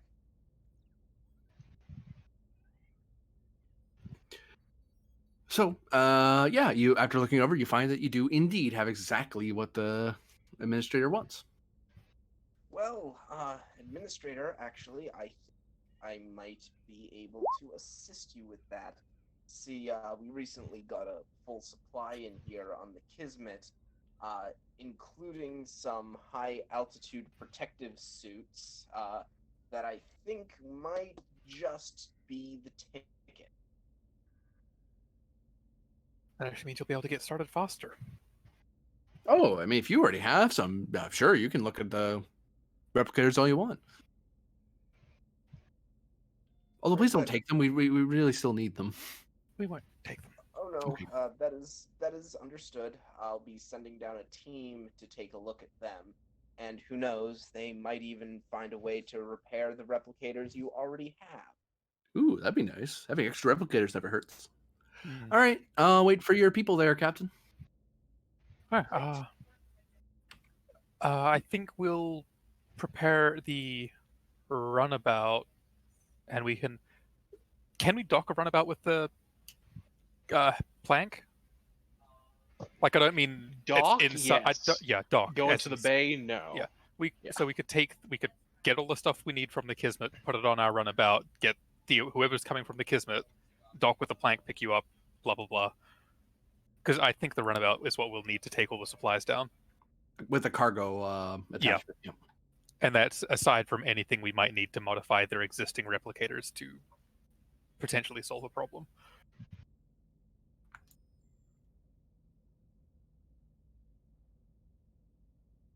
Hey, so who's going? Captain. Well, I will nominate the specialist from my ship to go down probably. I think that makes sense. Okay. Barter can definitely go, and actually, Well- now that I think about it, He's not here anymore. He left, so there's that. Oh yeah, his keyboard died, so he's not here. Well, Ah. it was like also he very said he'd been tired. up for 23 hours. So Yeah. So, Right. In that case, actually, I'd bring along Valashana, who has a focus in troubleshooting. Oh, Mhm. shoot your troubles. That Yeah, sounds we good. can- Never mind. Bring Myth would go Vala down, but it's against Starfleet regulations. Oh my god, really, Myth? Yes. Myth. Myth, why are you like this? We could, if we want a scientist, then we could drag Cecile. Probably. Observation is a really good focus, Yeah. and that's largely what we'll be doing. So, sorry, and then Varder apparently, yeah. Should be. Yeah, besides, Myth's player always plays Cecile anyway, so... Yep. Yeah. You know, we could take Efrix just in case they have a medical problem, so that she can help out. I don't know if she wants to or not, because that'd be fine. they're doing sand surfing, and that sounds like someone's gonna break an arm. Is that just me? Arm, No. leg, concussion. No, it's really not. Like, they're all being woohoo about it, but you know, part of being out here with the frontier colonies is give them a hand where we can, and medical seems like a part of that. Yeah. Yeah. This has the feeling of like the Red Bull like Yeah. BMX stuff. I'm gonna do a backflip on a dirt bike off the mountain. So, It's like, okay. you know, I think about it. I could fly. I've got a con of 2. I've got a Yeah. good control. Or if we could have someone else fly. You're actually at max occupancy with the cargo module. Oh, we are too. There's no room back there. You only have the 4 seats up front and the and I pilot can one. fly. Who wants to help me? The shuttle will help you. Sorry, the runabout. Yeah. I think Efrix Oh. also has some experience with that. Oh yeah, Volcano should not be flying. My con is 1. How's your control though? My control's a 10. So you have an 11. That's better than 50-50. I could Anna I has a could give you 12. instructions. No, that's only Volashana for has command. a Never mind. 12. I was like, I do have I'm a doctor. I'm a doctor, not a pilot. Yeah. Mhm. I'm sure it'll be fine. Yeah, the last time I flew, I was not myself. I was Adler. Oh, Mhm. right. Yeah, you had. Right. And I also remember the last time you flew, before that, you nearly hit me with a shuttle. Hey, hey, I did better than the captain who pulled like debris into our runabout. Yeah. Okay, it's fine. I can fly. Possibly. We'll find out. What's I've your flown small flying? craft before. Okay. It's control con, right? Or daring Yeah. con. Either way, that's a 12. Control. It's a 12. I do have like I could proc. I'm a doctor, And if we start to crash, I've got the survival focus. which puts me at a 15. Yeah. Yeah, but that's your determination to use that, isn't it? Yeah, but I'm a veteran. Yeah, so am I. I can do it. It's control. Okay. Yeah, it's only a diff 1 Okay. only. Focus. I don't think I have one. Unless I'm following orders to go down to the planet and can use chain of command. No. Damn it. I tried.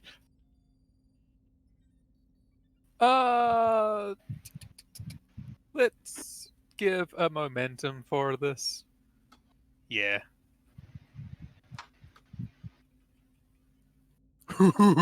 Okay. Oh wait, I rolled the kismet. I'm an idiot. I closed Barter's sheet, then opened the kismet sheet, The dice and then are rolled the kismet. Oh, 13, 16, Oh, and Carter. 18. Oh wow, those are terrible. Okay. You know, more can always be learned for figuring out how to fly a runabout on the go. Did any of those hit, by the way? No.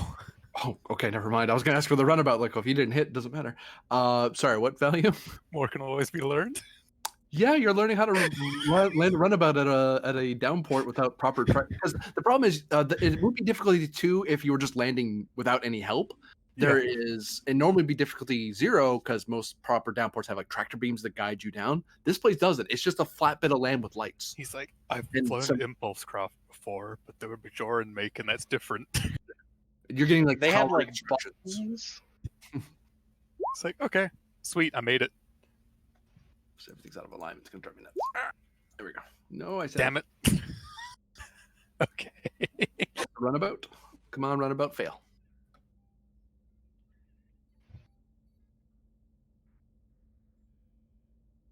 All right, runabout. Where is it? There. I didn't even have that sheet open. Which is a engines. I assume engines. Yep, engine's gone. Engines. I guess con. I could 1. roll to assist maybe. You could. You There- could. If you There want are me 2 to. seats. It is an 11. Volashana has a 12. So if you want Volashana to Or did we roll- already succeed? Is it even worth it? You've already succeeded so far. This is Yeah. I have to check for the runabout in case it fails. In case it That's complicates. Yeah, especially because neither of us are trained. Yeah. One float. This probably hurts. Oh wait, we've got a float from that. Right. Am I rolling control con? If you want to. I guess.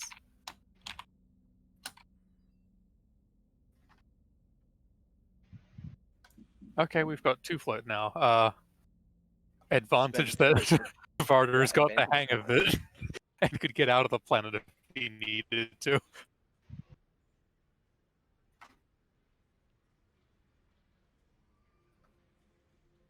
Could we do that, GM? Do what? Sorry. Advantage that Varder's kind of figured it out enough to be able to get back out of the planet's atmosphere if needed, which will be needed. Taking off's the easy part. Landing's the hard part with flying.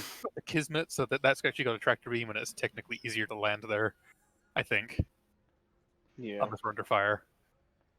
I don't have any other advantages. Anyone else got an idea?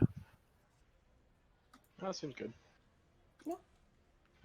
Advantage: you remembered where you parked.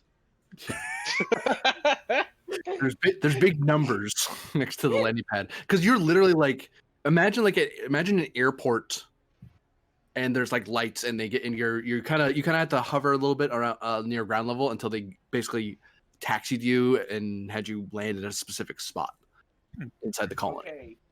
Okay, but GM, Mhm. you can put as many numbers as they like up. I will still forget where I park. Well, that's your problem. If you leave it after too long and you didn't pay your port fee, then they'll tow it. But this is a Federation world; they wouldn't do that. Advantage is the parking space is nearby the walkway, so if you have to run to your shuttle, it'll take less time. Yes, yeah. The 4 of you are greeted by the Colonial Administrator themselves. Just spread you out a little bit so I can. I liked it before. What is the Colonial Administrator? A human. Okay. A human. Yeah, so it'll be Lieutenant Commander Varder Radun. This is Lieutenant Commander Efrix, Lieutenant Junior Grade Cecile, and Ensign Valishana. Welcome to our little colony. You all look well, and you're here for the replicators? Yes, and we have your supplies. Yes. We'll just open the back of the runabout. Would you mind if I had one of your crew assist me with this while you examine our replicators? I'll have one of my staff lead you to the nearest one, but I would like a Starfleet person to kind of help us along with this and coordinate the shipping. I can probably do that. I'm less needed for scanning than simply moving things. Efrix, can you handle that? With the Cecile and Anna getting scans done? Of course. All right. Sorry.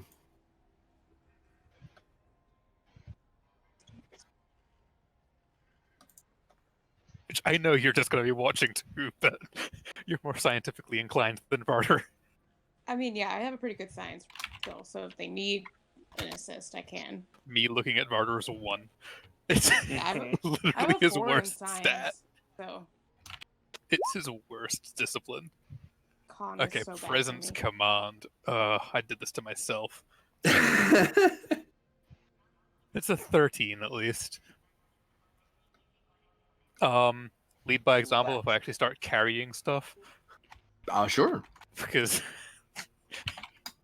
that's entirely what I'd be doing. Laughs in 17.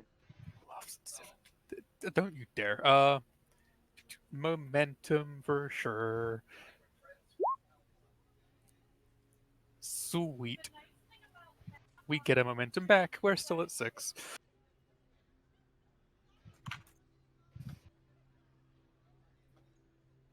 Let's put it over here, actually, just to make it easier for me to not mix you up.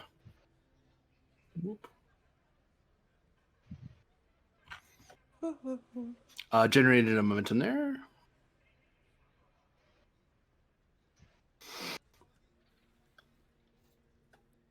Yes, you're able, between you and the administrator and the various staff, you're able to coordinate the massive amount of. It's not. Part of it is the raw carrying of it, but also it's the getting it all off the runabout and not have people like open the crate there in the runabout. Like, dude, get it off the runabout, then look at it. We have to leave at some point. No, and it's like, no, that's the arms locker. Do not try to open that. It's locked. Yes, it's supposed to be. Can I use the transporter? No, no, you can't. That is also having problems. Actually, I should probably tell you that transporters are having problems, and you might lose people if you use them. Yeah, but some of the younger people are a bit of a rush. Yeah, you might want to make that a plan advisement. Yeah. And then other times you run into, hey, why don't we just fly it over to the mountain? And the administrator going, no, you can't land the shuttle at the mountain. This thing's bigger. It's bigger than our Gravlanders. Why would we take a runabout out there? Well, you could just hover there. Just grab the box. And I assume that's like a young guy doing that as well. Yeah. Like, it's faster though. But yes, Efrix, Valashana, and Cecile are led to a device that is inside one of the buildings that looks almost like a replicator cafe or bank. These are the sort of, you would see, like, say, there's basically 9 replicator stations here. I'll make it clear for you. And normally they would look different, but it's the same layout, same idea. You can see that some people are still coming and going every so often and messing with it. Actually, it should be bigger than that because it's a proper bank. So I'll do this. That. Because they should be pretty big. Because they're meant to replicate like full-on like things that you could hold in 2 hands, sort of stuff. I'll put that a little further back in the layers. So. Yeah, it's not like they're just little microwaves or something. They're almost industrial. They're just shy. Yeah. Well, industrial is almost as big as a shuttle because you can make like huge chunks of a house with an industrial. You could replicate cars with an industrial if you had enough time and patience. Yeah, you're led to it. The person indicates the person who leads you there.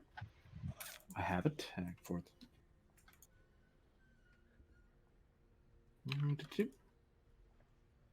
So I will go out of my way and say it's an Endorian. On a desert planet. Oh, they must be hating their life. That's why they love skiing season. It's great. It's actually somewhat cold. It's almost bearable. They love the colony's actually pretty nice inside, but outside it's not too great for him. All right, Lieutenant Commander, here is the new banks. We just call them the Awaxo replicators because the actual name for them is a bit unwieldy. Okay. Yeah, the negative plasma focus multiplexer Mark 8. It just rolls off the tongue.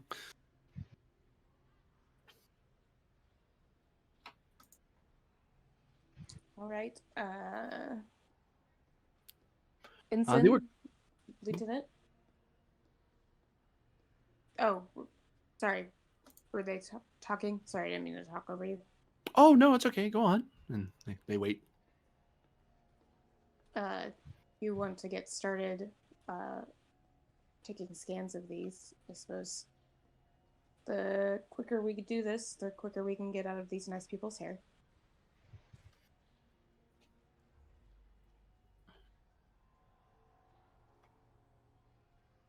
Very well. Let us begin to take a look at these replicators. Does the person that's talking to us, did they introduce themselves? Indeed they have. They would probably have said something. They would have said their name along the way. Yeah. This nice lady is Thani Shalex. Or just Thani, because you know that's easier for non-Endorians to say. Yeah. Are they Starfleet or just a colonist? Civilian. They just live here. Okay. They work with the colonial administration, but they're like a functionary. Yeah. Thani, how long have you guys had these replicators? Let me check. Takes out, you know, those old TOS clipboard looking things for pads. That's what she's holding in her hands. At first, it's like, oh my god, I haven't seen one of those in years. And she taps at it with the familiarity of someone who's used to working with old tech. Yeah. Um, She's like, oh man, I can remember I did like my whole thesis on that. whoops, that's the Tenchi's log files. That would do you nothing. I can remember using those when I worked on Cold Station 12. Aha, there it is. Start dates around 55054.5 or so, give or take a point. I imagine Efrix is kind of like Lieutenant Dax when they go back to Yeah. Yeah. to the Enterprise. I'm just like, oh man, I remember this stuff. Like, wow, some of the Starfleet people here still wear some of the older uniforms. No one's wearing like the big color jackets because those are way too old. But some of them are actually wearing. Some are still wearing the old red blazers. Some are wearing the TNG era uniform. Like you're the only people wearing modern uniform are you guys. Yeah. Except for Cecile, she seems to be wearing one of the older uniforms. Just because she can. She's like, I have it. I started with it. I get to keep it. Yep. I don't want to change. Like, I guess that's your prerogative, kinda. It's like, well, she gets away with it because the captain's soft on her. What's the start date now? 55054.5 or so. Oh, well, 55 or 56. It's around there, but because they had to come down and install it. But we've had it since then. No, I meant now. Like, what is the start date currently? Current start date is. Because it's been a few days. Okay. So they've had it for like a couple months. I'll actually crunch some numbers for you there. I'll give you an exact number of days. I mean, I could pull up the start date calculator and figure it out. Oops, that's not smart. Let me try that again. It's in fleet resources, right? Minus 550. Divide by 2.74. About 11 days. Okay. Well, actually, sorry, it's longer. Your current start date's even longer than add 6 to that, so it's around 7 days. Yeah. So it's been like 22 days or something like that. Well, that's 17 calculates the 6-day travel here. Oh, okay.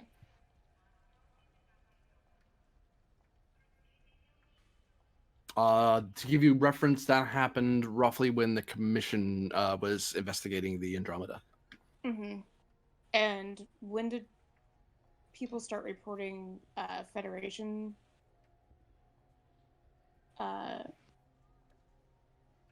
standard replicators malfunctioning? As far back as you guys only learned about it recently. Recently, yeah. But it's been going on for a little bit longer than that.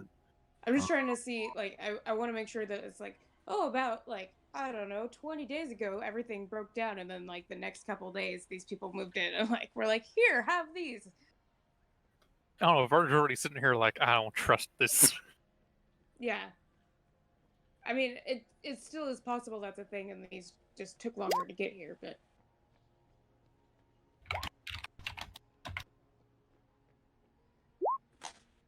so roughly 2 days or so before the traders rolled in. Okay, yeah, so kind of what I thought. Yeah, very suspicious. Narrowed chicken eyes.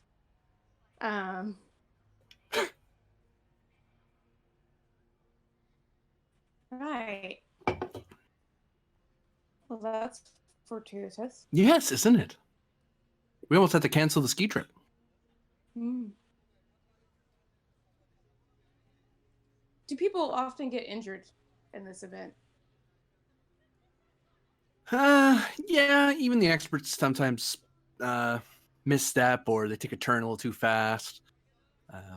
That's kind of the idea. I mean, we have the basic model that everyone replicates, and then everyone's allowed to tune it within certain specifications within the rules, and that allows people to go a little faster, some fly a little closer to the ground, a little higher off the ground. The ones that the real fools are the ones that set it, I think, are the ones that set it too high, because then you're not hovering anymore, you're flying. And you know how hard it is to fly a shuttle. Imagine trying to fly shuttles that are strapped to your feet, and the only way you're controlling them is twitching your ankle. Yeah, so you end up being jutted up into the air a good 5-10 feet, and then drilling yourself into the hill, and then tumbling the rest of the way down. Thankfully, we have safety, so they shut off once you go above a certain height, because well, then we don't want people just flinging themselves off the mountain. And we do have safety measures in mind, but there's not a whole lot you can do when someone drills themselves into the hillside. But we wear helmets because Cheer. Well, I mean that's it. Yes, that's a good thing. Helmets are good. Yes. Wrist guards, knee guards. We used to not have them, but it appears some species are a little more susceptible to cranial trauma or something to that effect. I think the doctors were saying it was a big thing. There was this whole scandal like 5 years ago. Yeah. Oh, it's terrible. Oh. Not the head. We did that helmet thing long ago. We're not that stupid, but the wrist, the knees. Ugh. That's what's so important to get it all replicated, because if we just replicated one or two things, or we could handcraft some of the hovers and use some of the old ones. That's just not safe if you're racing. Agreed. Do you Everix continues this conversation while the others work. So of Cecile and Valashana, what do you two wish to do? I think start with preliminary scan of like figure out how these replicators are different than Federation tech. What the differences are, and then figure out why it's working from there. Yeah.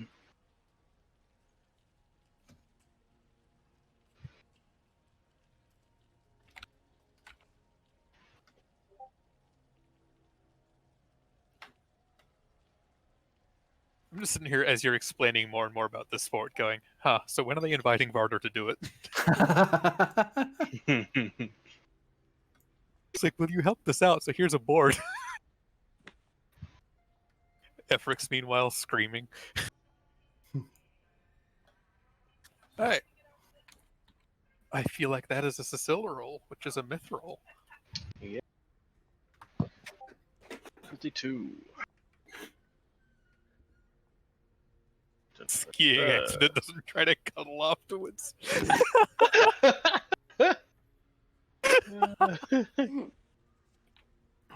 Well, if you count the planet trying to cuddle you. It does if it's Calcut.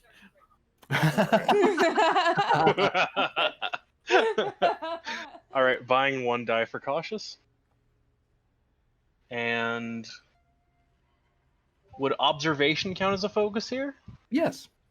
Alright. Oh, I don't know why it still says Maxwell Planck. I forgot to change that. But the stats are right. Ooh. Damn. Ooh, very nice. Good job. This is why we bring you, Cecile. No, Planck did that. It's living. It's a living ship. Oh, Yes, wow. we put a positronic brain in the Planck. Well, that's a mirror universe. It is meth. Yeah, I know. I'm being annoying. So it would appear.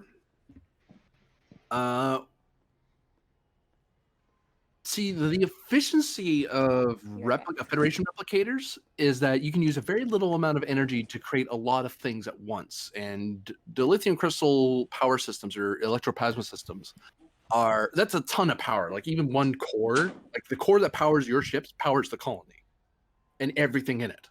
Mm-hmm.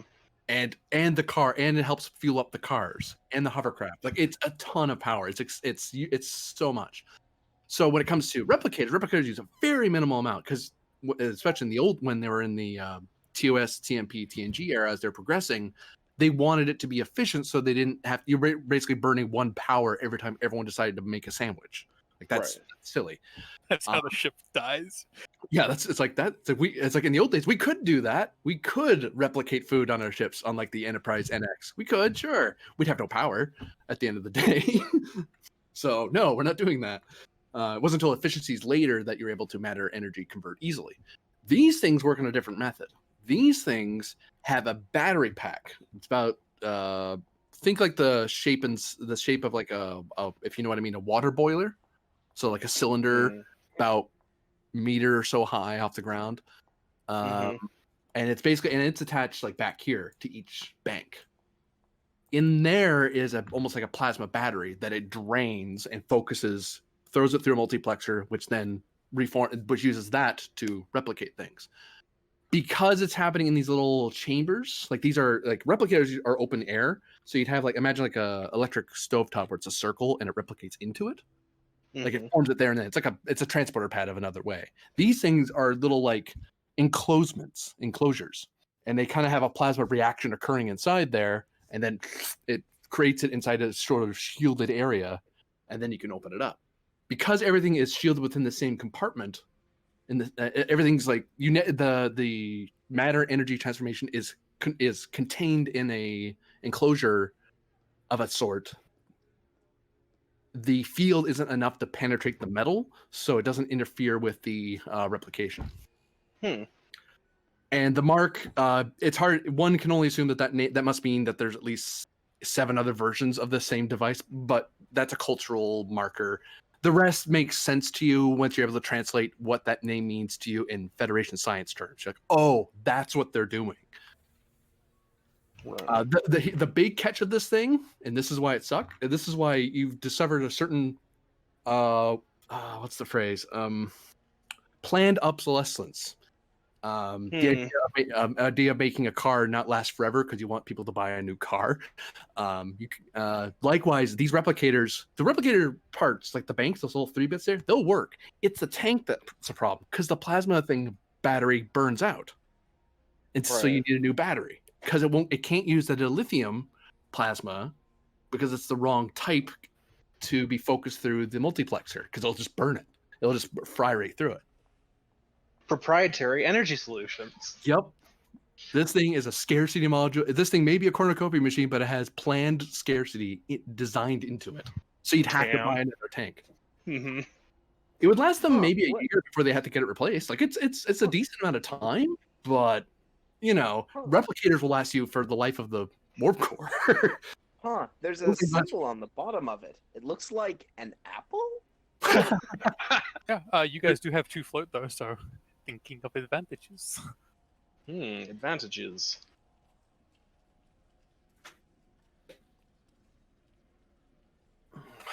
Like, if you maybe can think of some way to apply similar shielding to Federation replicators.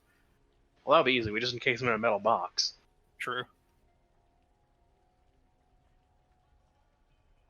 Hold on.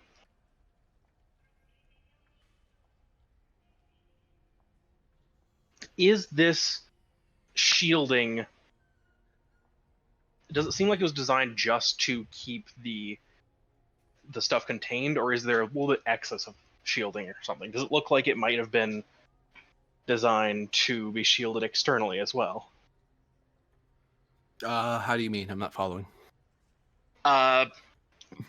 Basically, trying to determine from like the precise machine specs here if this is designed with that field in mind. One momentum. All right. Well, what do you float really? Yes, it was built other way around. The field, these things are designed to withstand various fields to prevent the plasma from reaction from being interfered with, because it's a very particular. I mean, your transporter has buffers and a sort of multiplexer of a sort of its own, and you kind of contain it in the back end. They contain it in the chamber itself. So it's a difference of design. However, the field is designed, it's more like the field would be designed with this in mind. Right, so the field is at a specific frequency where this material of this thickness works. Yeah. Whereas with your regular replicator things, it works perfectly against it because there's no shielding. Because why would you need shielding for that? Right. That's almost never a thing. Like transporters, sure, but replicators, that's a very specific wavelength that you'd have to be very careful about. Mm-hmm. Otherwise, you're going to interfere with any number of things, any other numbers of electroplasma or replication. The fact that transporters are being interfered with is probably a mistake. Like that seems, because transporters are different enough from replicators that it should have avoided interfering with transporters. Right. But these things are 100% safe. Like these things could be on the source world and work perfectly fine. Mm-hmm.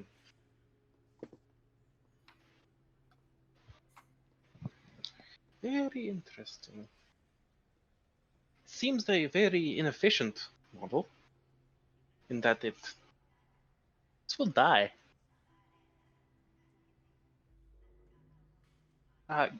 Commander, Oh, me. Uh, Lieutenant Commander. Yeah. Yes. Yes, Lieutenant. these replicators are planned to expire in probably a year. They will run out of power, and it will be incredibly difficult to network them into any existing power supply. Yeah, that's what they said. But they said they come back for in the next year as long as we gave them supplies for the next batch. Of course they did. Ah. And you're sure they weren't Ferengi? Oh, I would have noticed. The ears are pretty big. These Awoxo are more mouse-like. That means anything to you? If you know what a mouse is? Cecile has a reaction, but it's not easily interpreted. I mean, to be fair, are any of us human? I am. I've seen mice. They eat No, through I food mean- stores. Of the three of us, of Nope. all of us that came down here, including Barter, is You would have seen them in San Francisco, maybe in like a museum. yeah. Or There's museum probably zoo. an equivalent on Bayshore. I mean, we've got Yeah. giant spiders, so It's like, oh, you mean Spiders field gotta mice? eat something. It's probably what the giant spiders eat. Yeah. then we eat the giant spiders. Well, The circle. of life. well, aside from that, I do not see any difficulties with these transporters. They're not the most, or replicators, they are not the most efficient, but the specific shielding seems purpose designed for very specific frequencies of interference. I will report my findings, of course, here. Yes. We could simply shield our own replicators in a similar fashion. That was going to be my next question. All right. Well, it's certainly useful, as is the information that you've told us. Bonnie, thank you. Oh, of course. They're still safe to use, right? Until they go bad, Oh, yeah. but hopefully we clear up this whole issue, and your other replicators will be available also. Ah. Well, that'd be nice. Got time to experiment with those other ones to see if we can get them working. Mm-hmm. Yes, if we could see some of your standard replicators, I'd like to try to restore them to an operational state. Sure, I can lead you to one of our regular facilities if you just follow me. Kind of walk you through the city. Whoops, that was not correct. Doop. Did I break it? I did. Fudge. Gonna send Barter a message that this whole thing smells like a scam. That's not nice. You You're can say right. smells like a Ferengi. Smells Oh, God. Oh, like the entire grid size just changed. Ow. a Ah, There we go. I couldn't remember what the original size was. I was changing the cells for some. I killed the cells for a different sheet, and I unfortunately killed the cells for this sheet. Oof. Oh, no. This one. Yeah, it's this one. I'll leave it there. Yep. So yes, you're communicating. Sorry, I'm rambling. Oh no, it's fine. and I assume he's got a moment to be like, yeah, I was suspecting the same thing before we came down here. Nope. Good luck figuring it out. Yeah. I'll fill you in later. Yep. if I'm not in a coma. What? Don't worry, nothing. Yikes!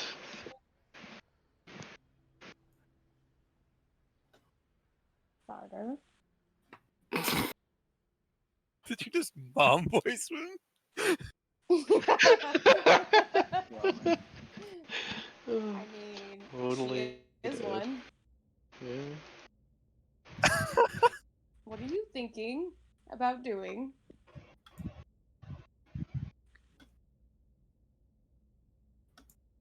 Nothing. Don't worry about it. Have fun figuring out the replicator issues.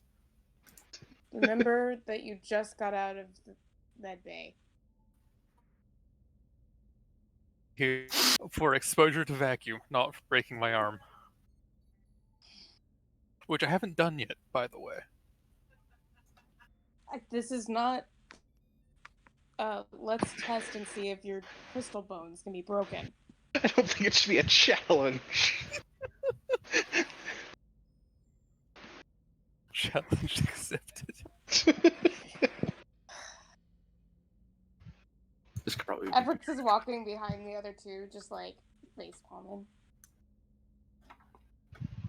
okay, there we go. That makes more sense. There. That was a little too small. Ship full of children. It's fine. So you step inside one of the colony walls, one of the more recent retrofits up to, well, at least a decade or two ago instead of a century ago. As they show you one of the replicator banks. These ones are, they use either 1, 2, or 3 of them, or all 6 if the case is needed for a longer one. There are other facilities, but this was the nearest one they got you to. Okay. See, in here this is one where we replicate various items of various sizes.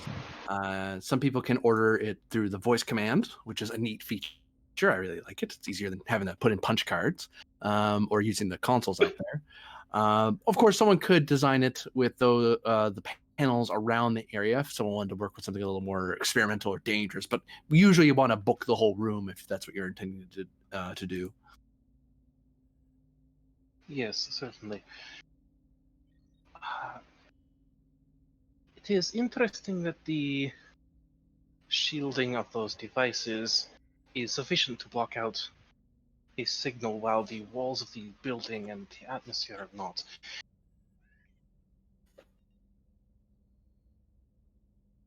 I'm going to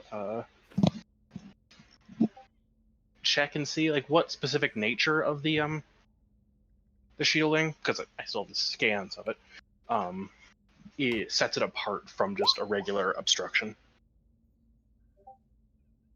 Real obstruction. So 1 momentum for that.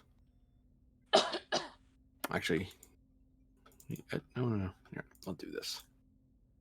Call those back because he's away right at the moment. So I'll just handle them for the times for the moment. Yes, I'll be. Did he just get back? Of course he did. Yeah, sorry, I needed to walk around for a second. Yeah. I just happened to grab the momentum from you just as he got back. No, not to me. To friggin' him. This is why I invested in a wireless headset, so I can pace.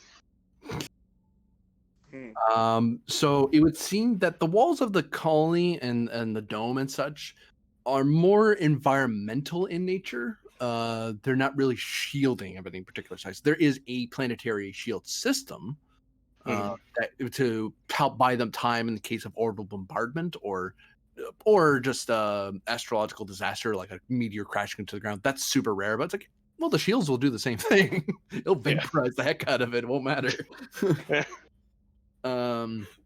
It'll be a light show, that's for sure. But yeah, the normal materials of the building and the dome aren't enough to they're like low density stuff. Especially since the air is breathable, it's thin, so the dome is not perfectly sealed. It's more of a comfort thing for species that aren't used to planets like this. Because every Federation rules for they try to include as many different species as possible.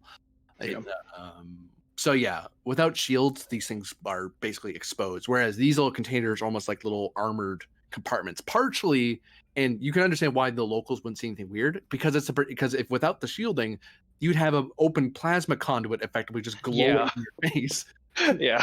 and burning anyone who's standing near it. So it's That's like, just no, how no, you no. get a quick tan. I didn't like those layers of skin anyway. With the shall we say the washer door closed on the top, it keeps it contained until the replication is procedures complete, Mhm. or replication, I should say. Yeah, I said that anyway. So I believe all that would be necessary for these replicators to return to their normal function would be to set up some form of shielding along these general specifications. It would need to filter out radiation of a number of wavelengths, but primarily along this band. It kind of shows it to the person who's standing here, who probably has no idea. I could pass it along to the administrator and see if we can implement it. You know more about this than I do. This is if it works, we don't mess with it. Really, that's what we have technicians for. Yes, certainly. I presume your technicians are currently occupied with the festival? Yes, we still have some here, of course, in case of emergencies and such. And we knew you were going to be poking around, so we kept them nearby in case they needed to fix anything or do any adjustments. It might be good to consult with them in setting up some form of shielding, at least until this interference has been more identified. Okay, I can do that, certainly. Thank you.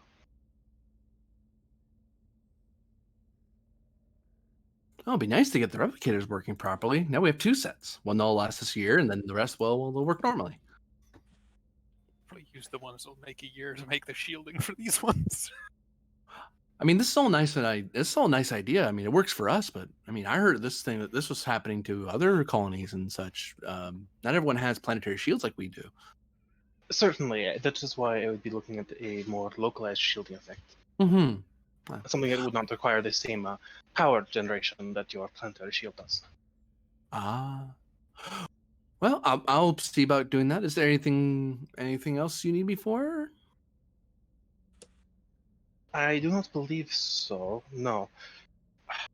Simply conferring with your technicians so they will be able to maintain any such measures.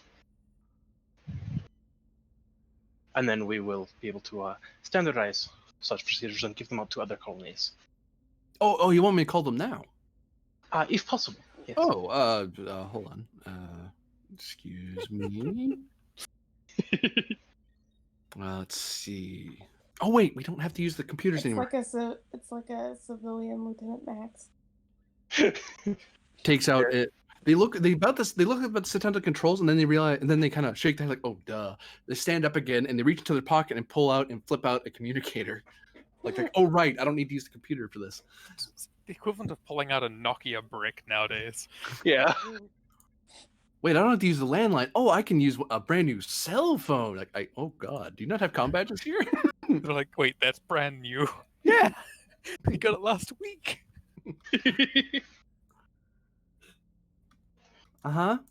Yeah. Netflix is Yeah, here. like, I like it. I'll send the specs over here. These ones, I right? had one of those when I was in Yes. college. So yeah, you see them? Yeah. Well, they said not to use the planetary shield itself. Like we use an alternate method, so we're not just. Yeah. Can we do that? I don't know. Holds out the device. Could you explain this? They're asking me questions I don't really know how to answer. Oh, certainly. This is Lieutenant Cecile de Kismet. It's what do technical you- services. Hello. Hello. Please, in language that isn't just could you explain to me exactly how this works? Very well, yes. We are looking to filter out radiation interference on these frequencies. I'm sending them over now.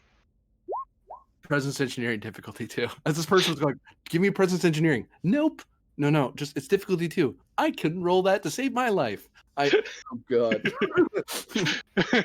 Like he's rocking a 0 in engineering, isn't he? Well, Thani is. Thani's like, I don't know. Like, what do you mean you don't know?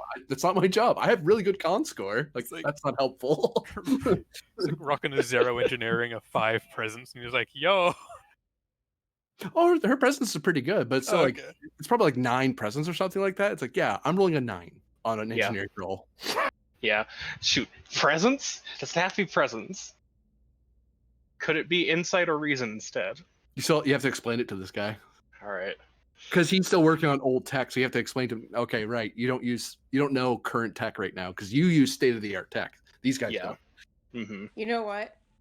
Efrix is like probably the last time she took an engineering course was like way closer to this tech than it is to That's ours. true. Do you want Efrix to do it? No, I'm just going to because Cecile only has a presence of 7. I'm just going to spend one of her determinations, or spend her determination towards one of her values. Just kind of massaging the issue through with the value, never back down. Okay. I will be able to explain this. I will be able to explain this. I will draw on all of my history courses for how technology used to work. So just use the isolinear chip assembly. The what? You don't use isolinear chips. I forgot. Right. Okay, let me try again. Yeah, so spending that determination for Efrix 2 could successes and then offer rolling 2. An assist with like no, it was this. It was this when they were using this tech. Yep, you could totally assist. Oh no. Oh no. It's still 2 successes. Oh, okay, so it gets it anyway. Oh, that's right. Efrix can assist. As Cecile goes into the weeds on this one, going, well, if you use this experimental tech that the Cardassians made, and then this other one the Ferengis use, I have no idea what you're talking about. Yeah, it's just, this is a blunt force approach to which technology are you using, and then finally it's oh, that one. Efrix is like, it's Federation. It's just older than you. Yeah. All right, and then do we want to spend that one and then? Yeah, I've already done it. Yeah, cool. So we cancel that out. Wonderful. Yeah, Efrix is just helping you like corral your thoughts. It's like a Klingon synthesizer module. Well, that makes sense. All right, I get it now. All right, yeah, we can do that. Good. Wait, you use Klingon? It's like good. That's. I'm glad we have found a terminology that is mutually understandable.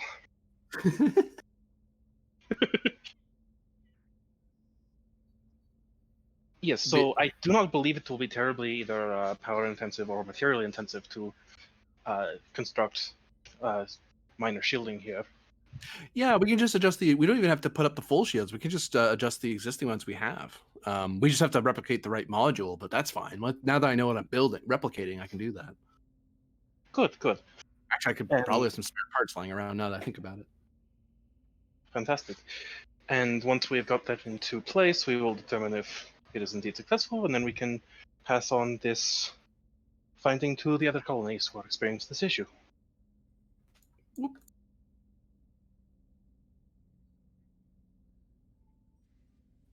That's assuming that whoever's creating the issue doesn't modulate the interference, but it would appear that you are able to, between your instruction and the know-how of the local technicians, they're able to generate a field that gets the regular replicators working again.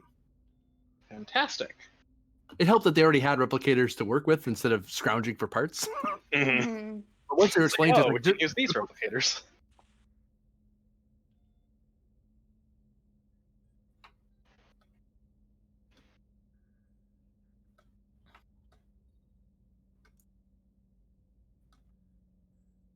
All right. And actually, after a bit, Barder's finally freed from his. Unless he went off to go skiing. No. Okay. He's on mission. He is on mission. He was having a Frix on. unless they Friendship. determinedly invite him to go, in which case he might be like, "Hey, Captain, permission to go." But it's in the spirit of colony friendship and cooperation with Starfleet. That was something. What is happening? They're playing some kind of pseudo horror game, Oh, horror got it. survival. So, Sorry is about that. everything- Right. So, is everything fine here, or? Yes, I believe so. You should not experience any further trouble with these replicators unless someone makes a malicious attempt to interfere with them. Oh. Oh, that's great news to hear. Thank you. Certainly, certainly. And Cecile just like had this pad that's just been writing everything down this whole time. So, looks up, looks down, looks up, would looks down. any of you, if any of you like, you could join the competition. We could always use some fresh blood, as it were, going down the slopes, Or fresh bones. or fresh bones. Yes, Annie, thank you. I know you enjoy the physical aspect of it, but not everyone does. I believe I must return these findings back to the ship myself. But thank you for the offer. Are we otherwise done, Herr Efrix? I believe so, unless you need aid and with your medics in regards to the event. Hey, if you want to lend us some medics, I won't say no. We could always use extra help. Lieutenant Commander Efrix is a doctor, actually our chief of medical. Oh, well, you can if you want to be our head medical officer for the event. What is the duration? It's a competition over the course of 3 days. There's the preliminaries, the semifinals, and then the finals on the last day. I think we have probably have to move on. We have Yeah. other planets that we need to visit and help them with their replicators. You have Perhaps people next for that, year. though. You can get your subordinates to do that, right? Chief of medical, chief of engineering, chief of not engineering. Why did I say that? Security. You sure you haven't gone skiing? You sound like you have. No, but I was recently exposed to the vacuum of space. Oh, what a funny joke. No, Joke. he's not joking.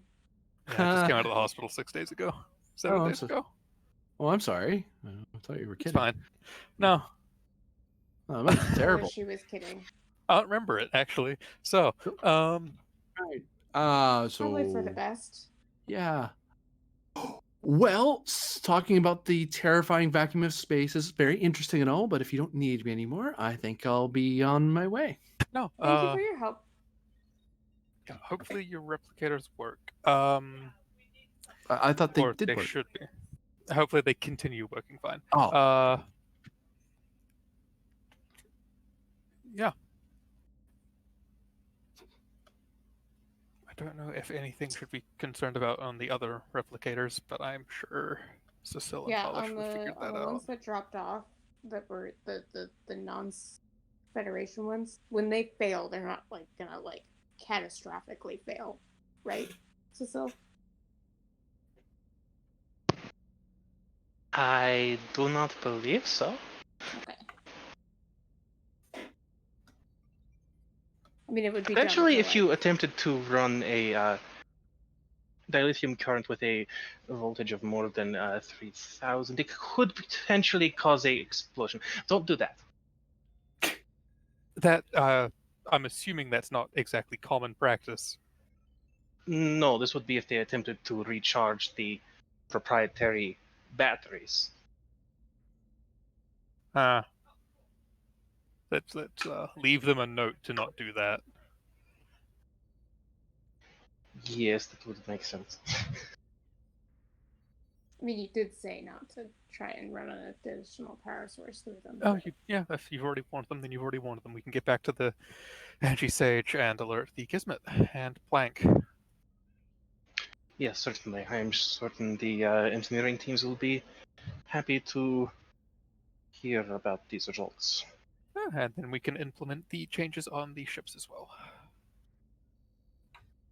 Well, Lieutenant Commander, I don't believe we'll need to implement any additional changes on our ships. We already have a screening system on board. Oh. I was sitting in the captain's chair and toning out a lot of things.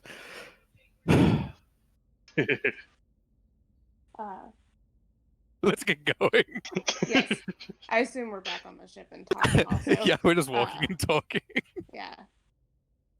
Yes, this whole thing seems like it might be Oh, we're trying just to gone. scam Okay. the colonies out of their money. Yeah. Well, Agreed. the people who did the selling are a protectorate of the Queque. So, the people we were just shooting at recently. Disturbing. It comes across as a very Ferengi sort of thing. Yes, Indeed. I agree. To purposely interrupt a signal and then sell them something 2 days later that apparently works. If they make our colonies reliant on their technology, then it makes it easier to annex our colonies. Yes. Because Oh, we're sorry. not assisting them and they are. I assume they dropped Myth back off on the plane. Oh, Myth wasn't on there. Myth What am I didn't come talking with us wasn't on there. anyway. Yeah, this Yeah. is This all was Cecile. Kismet. This was all Kismet. We talked about plank people, and then the plank people didn't want to put up. Yeah, our plank person left. Yeah. And Myth is too adherent to Starfleet regulations, which suggests the captain should never go on an away mission. We're going to talk her out of that. Yeah. Right, so I suppose we're going to the briefing room to inform the captain. I would assume that's what we're doing. Bad influence, friends. That's what the And, primary like, we can- efforts are. Yeah, and we can pull up, like, Myth over here, like, hey, you're involved in this. Yeah. Put her on the view screen or whatever. I feel like we would want to bring Cecile into this as well. Mhm. Poor She Balish might. didn't actually get to do anything but look at interesting foreign technology. Yeah. Yeah. Uh, I mean, Yeah. she could have made the.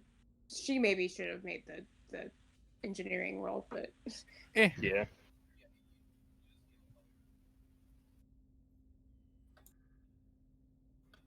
Okay, well, go for findings. Let's fill in the captain. A You new there, scene, by the Captain? way. yeah. Oh.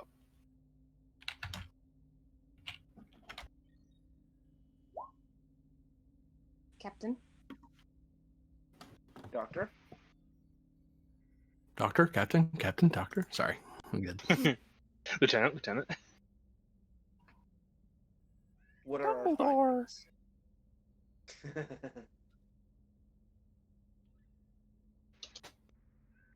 Right, I feel Lieutenant Cecile is best equipped to explain what was discovered and what the solution at the time was.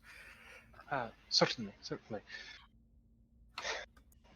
The Aluxo technology appears to use a system of replication that is essentially the inverse of our own in terms of where its containments are. It also uses a proprietary limited power supply that must be repurchased on a approximately annual basis.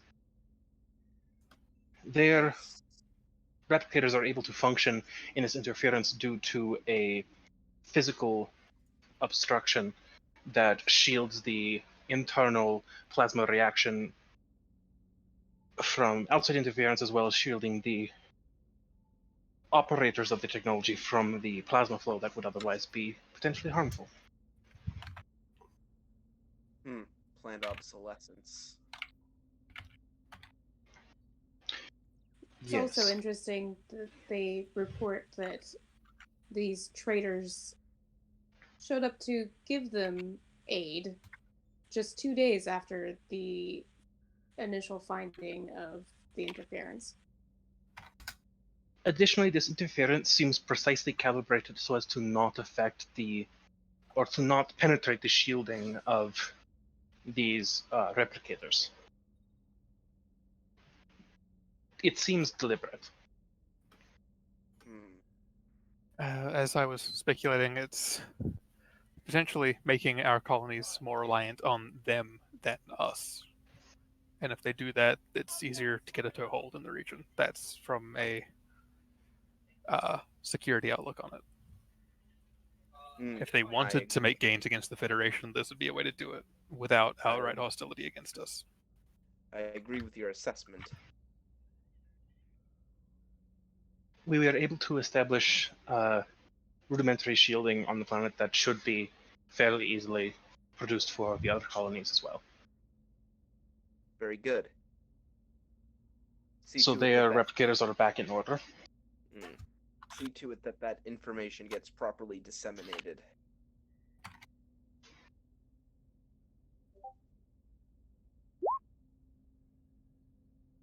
You wish for me to do that, Captain?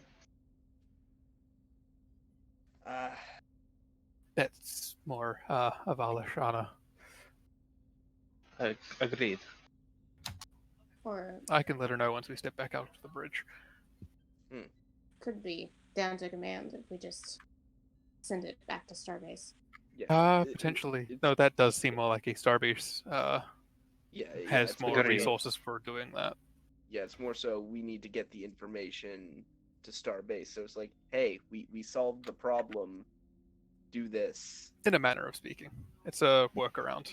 We haven't found the source of the problem. And if we can do that and put it down, then while it still exists, I believe there's a chance for them modifying it. And if I they would modify agree, it to however, I make am not our... certain how effective it would be. If modified, it may interfere with our own technology in that case. Mine is... What is I it? don't know either, but it's a chance that I don't want to rule out. And especially if it can already be interfering with our transporters, accidentally or deliberate, it could be directed to interfere with something else other than replicators. My presence engineering is 14. Does anyone have better? Mine's 11. I have 13. Of course. It's 11. taking too long, you guys. Let's just spin the momentum. I mean, you've got a determination cap and go for it. Yeah, the diff is I'll now 4, spend- though. I'll spend the 3 momentum. For dice. Instead of 2 momentum to just make it happen? Oh, wait, did he say? Oh, Yes! Yes. I'm sorry. It's okay. I'm It's guessing fine. chat isn't loading very effectively for Grano. Oh no, don't roll that. Don't roll that. Stop, phone. Stop. There we go. Now I want to know what you were Okay. rolling. Yes, the 2 momentum, you basically just pass it along through your the relevant channels, and eventually it'll get disseminated out to everybody. Because you have the Federation News Service and the Federation various arms of the government that can spread that information. Because subspace works. And also It's just- passing back where the colony got the replicators from as a these people are being dickheads. I think the organization is the Federation Colonial Industrial Service or something like that. There's an organization that's specifically for this sort of thing for outposts. So Mhm. you just tell them, they're like, cool, we'll tell everyone else. Oh, no, I was meaning letting Yeah, because I'm sure they're letting looking command for a know that solution. it's the remember the Awaxu Waxo. Mhm. providing the ones that were working in the immediate wake of everything stopping working, which is a chin stroke moment. We're all gonna have like reports to send back to command. We're like,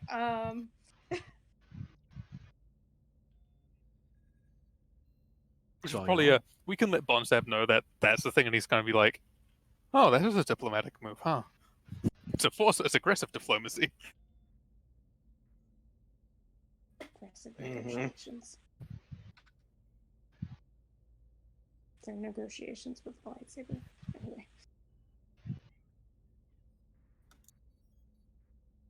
There we go.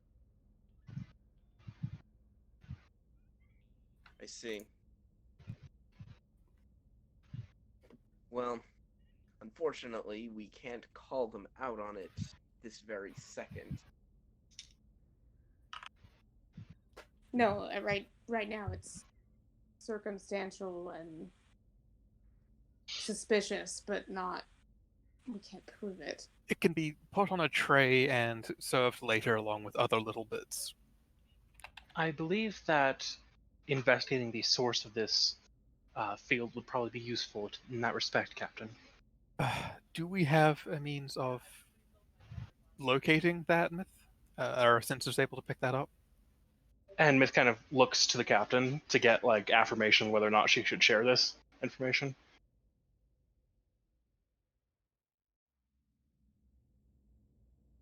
Sorry, what was the question? Myth is giving you like a subtle social cue of asking whether or not she should be sharing the information that we do know the coordinates of where this interference is coming from. It's from myth, so is it actually as subtle as that? No, it's just like she kind of tilts her head a little bit to the side and looks at the captain. Okay, it's like, oh. Wow. Yeah, and Myth told the captain where it's coming from. So. Yes, Yeah. but no one else. No one else Myth knows. is asking if she should tell the rest of us that are in the room or not. Yeah. Yes, feel free to let everyone else in on the... Yes, sir. We have been able to triangulate the epicenter of this field to Shosku 1. Fantastic. Due to the possible hostile intentions of the signal, I thought it was best to maintain limited knowledge of this information until we had such times to act on it. Right. And the Defiant, or not the Defiant, well, the Defiant class, the Peltist is another 6 days out from being repaired? 2 days from repair, 6 days at warp 9, but it doesn't move at your 9.97. It does not move that fast. It moves 8.7. My thinking is it's going to be repaired and coming back to us, or heading out this way. We could possibly duck back for a second, link up with it to get it with us faster towards Shoshu, rather than having them show up a couple days late. Because a couple Certainly. days late and it could be all over. Either the Kismet or the Maxwell Planck could double back to warp tow the Peltast while the other ship forges on ahead. I would suggest the Planck for that in that case. I don't see the Planck faring too well if anything does happen and it's by itself. Very well. Do you concur, Captain? I agree. Then I'll take my ship and assist in towing the Peltast to our destination. I'd say we could have the Kismet proceed at a slower pace to allow the Planck to catch up with the Peltast. If the Kismet were to move at warp 8.9934, the Maxwell Planck should be able to meet up with you before you reach your destination. More or less. Yeah, sure. Let's go with those calculations. Oh, the GM didn't sound hurt about that one at all. No, because me and the GM have a different set of figures currently flying around. It would be... Yeah. I just spew random numbers. To make sure you all arrive roughly the same time without a Mhm. significant delay for next episode, then yeah, you could. It's possible. All right. But someone needs to actually chart it out. Well, actually, part of it, I'll take that back. The diff at current is diff 5 because you don't know the Peltast's current telemetry or intended course. Ah, yes. Well, we should coordinate with. Yeah. Once we have the Peltast's location, course, and speed, we should be able to form a. Well, it's not finished. I think we do know where it's at. It's sitting in. Oh, right. It's still repairing. Yeah, it's diff 3 because Yeah. it's currently stationary and can't help but be stationary for 2 days. Yeah. Actually, if it that's took not you... entirely true. I'm pretty sure we know where it is, unless something really big has been happening. Unless Starbase 27 is moving. Actually, And no. Those Pind figures has might not be been wrong. telling us. What was that there, Pend? So, we got it down to 8 days with the Peltus. It took 4 days for the Kismet to be ready, and if it took 6 days to that's reach right. mission area. You are in movement. Yeah. Right. Oh no, they are moving, but you're right. Like I said, figures is just a slightly askew. Mhm. Yeah, so yeah, it is Div 5. My instinct was right. Because Alright. it's in motion. Because he's been messaging me what he's been up to, and I was like, oh yeah, that's why. Because he's been doing things while you guys are away. So, what would it be to just initiate contact with the Peltast and coordinate this? Control engineering difficulty of 2, assisted by comms plus engineering. All right, I will do that.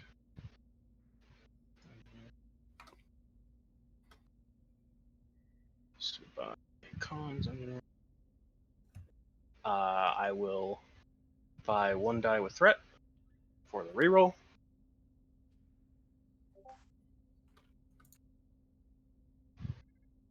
Three. Rerolling that complication. Well, it's still 2 successes. So, and I still do get an assist.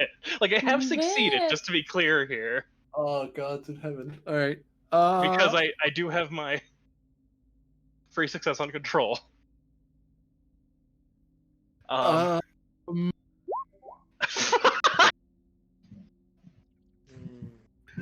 Jesus. Okay. So that's 2 successes and 1 complications on the table. I say we should leave it. Yeah, I feel like at this point it's fated. Um. Because we can't do anything about it anyway. Unless you get an assist from somebody and they generate momentum, but that's unlikely. Yeah.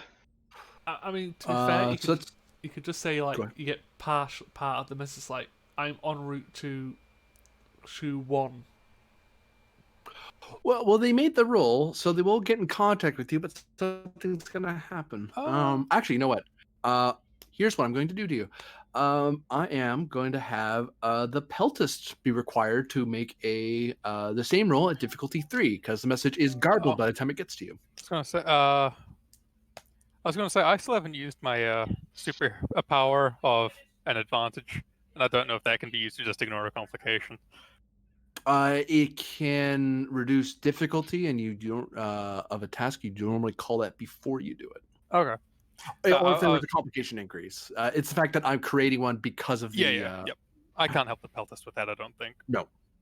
If it's happening to your ship, then yes. But it's happening to the Peltist, unfortunately. What's happening? So this is reason con. Oh no, this is getting the call. Oh, okay. They're trying to call you, and the transmission's getting garbled like crazy right now. Yeah, this is control engineering. Okay, I'll just get Pen to do it flat out. So give me that. Let me do it.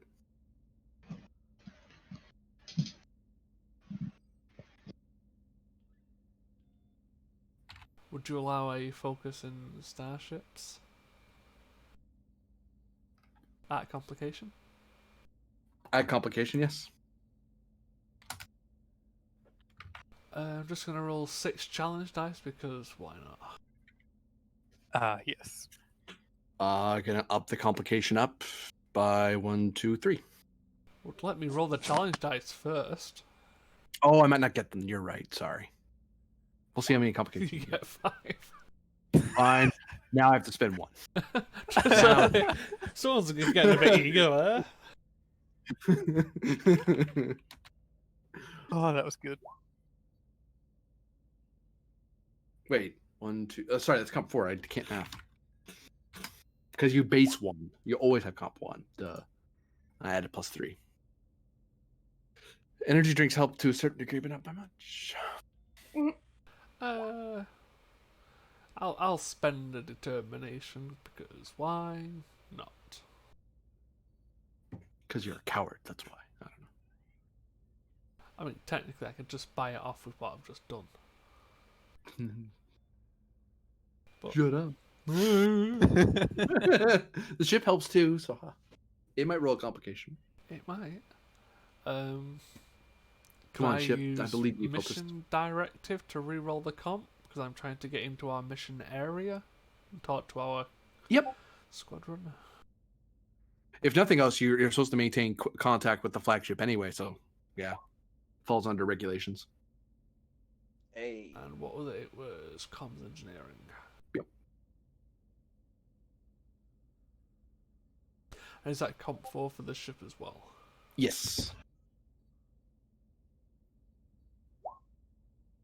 Oh, fuck it. I'll just get the second two to cancel out the comp. Yep. After a bit of effort, as Penn had to fight with the transmission on his end, he finally comes on screen. A little fuzzy on both ends, but you can see and hear each other now.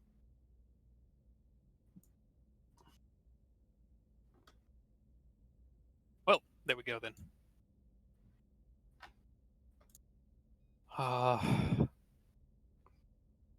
We found we reached the planet, Commander, with the replicators on it. The ones that are still working. Do you want to know who delivered them? Sure, why not? Your The mom. Awaxo Protectorate. Otherwise, a protectorate of the Quaqua Principality. Yep, that scans. Yep, fantastic. Mm-hmm. And I believe Efrix and Cecile discovered that it was a couple of days after replicators stopped working that they showed up to sell them these new working replicators that will last only a year. Well, that's quite lucky for us, isn't it? Mm.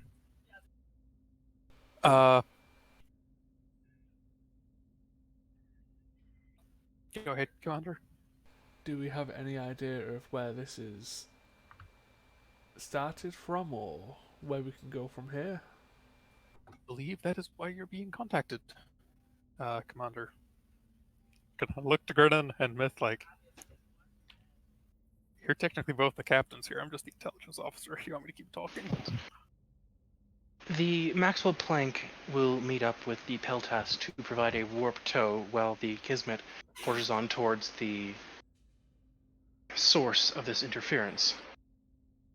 Well, I probably Agreed. should give you all a heads up. I am currently at warp with a tugboat. What speed are you currently managing? I am going at warp of plot. Plot. I'm going at warp plot. Warp 8.7. Yeah, I love that. Currently traveling at 8.7. We should be entering the Soshku area in about 26 days. Would we be able to speed you up if we assist? I doubt it, because it's towing them. Oh no, they're not towing me. We're towing something. Something. Not a station. No, definitely towing the station. Okay. It wouldn't be any faster if we assisted you, would it? I mean, possibly. It would be because he has tugs with him. Tugs are designed to work in concert with other ships to move things a little quicker. Okay. But it's the setting aside of the resources. He has tugs with him that are moving as fast as he can drag them along. Because he's kind of giving them the benefit of his warp bubble, and they're kind of amplifying it to cover the thing they're towing, and they can go fast. To a point. You can't go. The max you can get is warp 9. Is the fastest you can go, because otherwise you lose tow. The tow cables is the word, but the tow beams destabilize at higher speeds. Yeah. In that case, I believe we probably want both ships back to assist with towing. I mean, What is And in that case, our- also escort. What's our best speed to Shosku? Out. From current location? Yeah. Just give you. It'll take us how many days? I I want to say like 16, 14, You're 14, there. 16. You're going. I mean, you could spend the next couple of days zigzagging to different colonies and offering them help. We could slow ourselves down like that. Yeah. I mean, I was thinking about that too. if the Quakeway are trying to show their hand as the look at here us, we're here for you, we could do the same and be like, yeah, but you're in our space and we're still here for you. So It also provides you with more evidence and data. Mm-hmm. Yeah, 6 depending days. on Okay. like how many people we see Wow, I was way off the mark. with those new. Okay. And actually, of those 28 days, he's probably burned a couple of them because he's probably been traveling already. So inside of 28. But we could ostensibly delay ourselves by going planet to planet. Do you have opposition to that, Captain? Well, first things first, we need to show.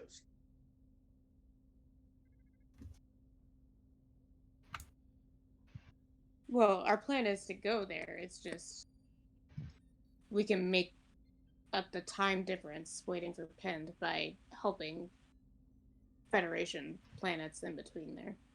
And don't forget, all of this is happening within our mission area. Understood. Which currently, just give you an idea what's going. I think we can probably. I think we can probably do that. Oh wow, we're farther along than I thought we were. Yeah, like how much? I'm trying to keep the timeline straight because just so many different times being discussed here. Mhm. How long until the Tiger Squadron will all be able to meet back up together? Depends on where we go. Mm. Because if we go and meet up with the Peltast, we'd be meeting them up soonest, but then we'd all be towing the Right, but, mysterious like, object. But at longest. If you were trying, Days? if you wanted to meet up together, well, yeah, because the thing is, if you guys just go straight to Shoshku, Peltas won't be there for a long time because they can only move so fast. They're moving. They'll Like, be there in about a month. 20 If days you- behind us, give If or you go take. back, I can calculate what that will be. We could also just send like the plank back to speed it up to 9, which is yeah, as long and as then have as the long as, Kismet either- do the. as long as the Kismet or the Plank are along to give their warp field to the rest of the tug fleet, as it were, the whole fleet moves at most warp 9, as opposed to 8.7, and that's the difference. That's the difference between moving. What amounts to 8.7 is about 7 to 5 day. Seven is about like 7 or 6 days. Warp 9 moves it to 5 days or 4 days per sector.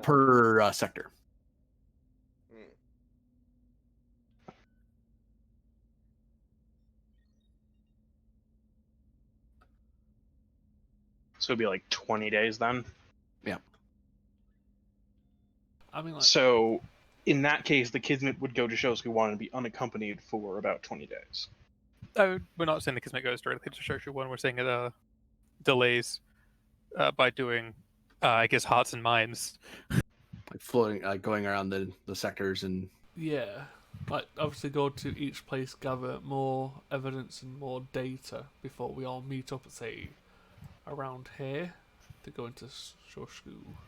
If we're doing a like reconnaissance mission, that might make more sense on the plank then, because the Kismet presumably has stronger tractor beams. Unless it just doesn't matter. I think the Kismet and the plank have the same tractor beams. Plank's smaller. And it's less about the tractor beam and more about offering. More about the warp other... field, right? Which we have the Yeah. same warp. We have the same exact warp core. Yeah. And it's which ship can better protect itself while alone. That's in an area that we yeah. know has carriers in it, or we believe has carriers in it, alongside other vessels that are out tech us. Mm-hmm. Yeah, in which case then that does make sense to send the plank back.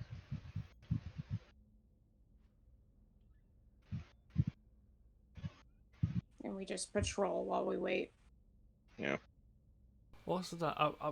we could still do it where the plank and the Kismet are just going round like Federation space and where you are. I'll eventually catch up to you. I think having the plank speed up the Peltist and the station is important though, because they are already in this sector, and we don't know what they're doing there. They, for all intents and purposes, could be towing their own station to place, which is probably not what's going on. I think they've got mobile stations as it is, but if the faster we can get our station in place, that's a consolidation of control over what is our territory or Federation space. Yeah. No, I'd agree. So that we have the plank double back, assist the Piltast in towing the station, and the Kismet does its preliminary scans and contacting the colonies and all that stuff. That sounds like probably our best mode of action. Agreed.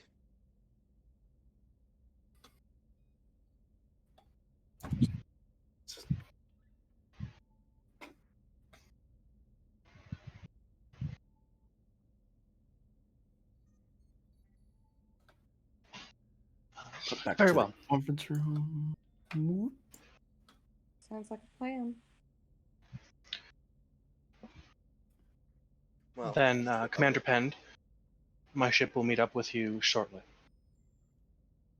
Very well. are there any other pressing matters that need to be discussed? Not from my end. Like I'm basically just trying to get the station into the operating area.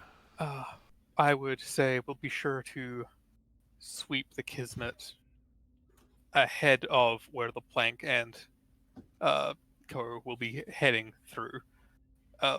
Maybe a day before you, just to make sure there's nothing there to be safe. We don't want this tug flotilla being ambushed.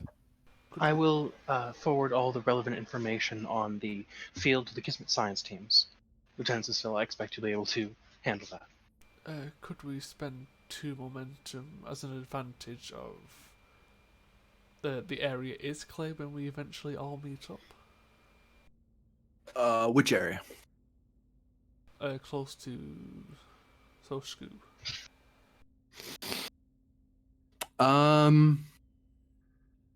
I wasn't thinking so much Shoshu, I was thinking the place is up to Shoshu. Because I am expecting us to find something at Shoshu. Yeah. Leading up to Shoshu, yes, but in Shoshu something's going to happen, so I can take the momentum, so I won't mess with you on the way there. Which I think is a good deal. You have more than enough time to for the Kismet to take care of any small elements that would try to ambush you along the way. Yeah. And we'll even roll for those combats because you win. You'll be like, Yeah. haha, we're in scale 2 fighters. Haha, I'm a Luna class. We're leaving now. it's like, oh man, that's a lot of fighters. They could really do some damage if we stayed. Bye. And then there's also, they're launching fighters in Federation space against Federation vessels. I'm just talking about regular pirates. Never mind the... Oh, yeah. Regular pirates attacking a Luna class would be a laugh. Yeah. But, can we spend 2 for other time? On this, it's going to be covered, or it might be covered during next session. The Kismet going around and doing its hearts and minds stuff. Like, it actually has a good effect on surrounding colonies. You could have that, yeah. So you have a actually there is a hidden mechanic I have in the background where I'm tracking the status of your operational area. If you spend 2, they'll actually up the morale of the area. I like that. I like that. And I'll go into the details of that in a moment, but I'll wait till we're done. I mean, is there any other advantages we can think of? Because barter still has a free one. Can the station be already fully crewed? Actually, as a note, for those of you who haven't spent determination, you can create advantages with the determination, just as to match up with your value. Actually, having the station be fully crewed already, could that be a thing? That could be a thing. Oh, I can do that. I will spend. Oh, I can spend. okay. I have a value to spend. That's perfect for that. Yep. What which value? is I trust in my crew. So you're making your crew staff? Yeah, that's you're making us crew the station. Station? Yeah. That's what that means. I mean, for the time being. I Until was it gets refilled. Well, actually, I will say this, Grennan, to kind of help you out a little bit. Either a combination of your own senior staff, but also even the junior staff among the support characters and non-named NPCs are like, well, we can just throw a few lieutenants over there and an ensign, and they can just be a skeleton crew just to keep the station Right, running. exactly. Yeah, exactly. Yep, That's I'll take exactly that. what I was thinking. It's crewed Yeah. for long enough that once it can wait till resupply, and it won't mess with your crew support because you're managing your numbers enough. Yep. Mhm. Especially as the So flagship captain, I'd let you do that. So that's what I'm using my trust in my crew value for. Cool. Any other advantages people wish to generate?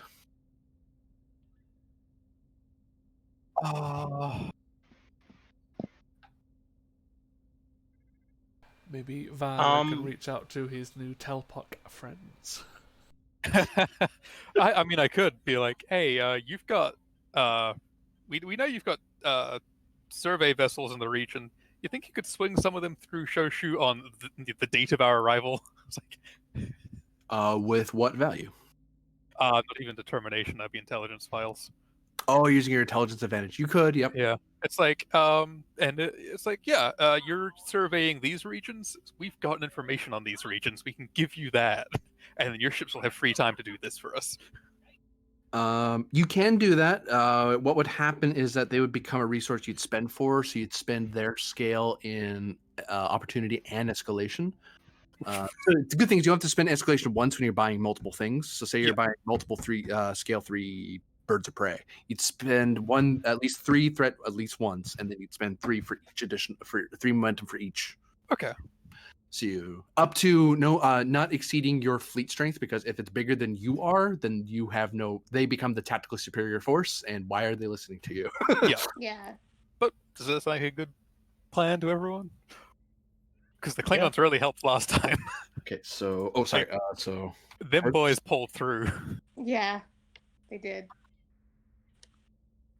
And also, oh, look at this. We've got this carrier that'll chicken out and run anytime something goes near it. A Klingon decloaks behind it. Oh no.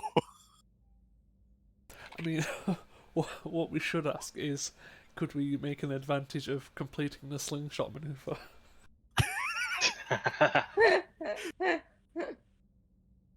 What is your math on that? I have We've done the security calculations and that's it. Yeah. On my logs here. Just an entire squad plans. Haha. So the warp slingshot, the tractor beam part's done. You still need the engineering bit and the con bit. I wouldn't let you complete it because there's at least 2 extended tasks sitting on the burner. Mhm. No, and this is supposed to be something that's fairly difficult for you to do. Yeah. Yeah. You can have it such that you have an advantage on your for next episode if you want to work on it next episode. So, like, basically having information from the Starfleet Corps of Engineers going, "Hey, we want to throw some ideas at you. What do you think?" Like, "Oh, well, here's some ideas back. Maybe that helps." So, "Oh, well, we'll give them a shot, see if it helps." You could do that. I have a value.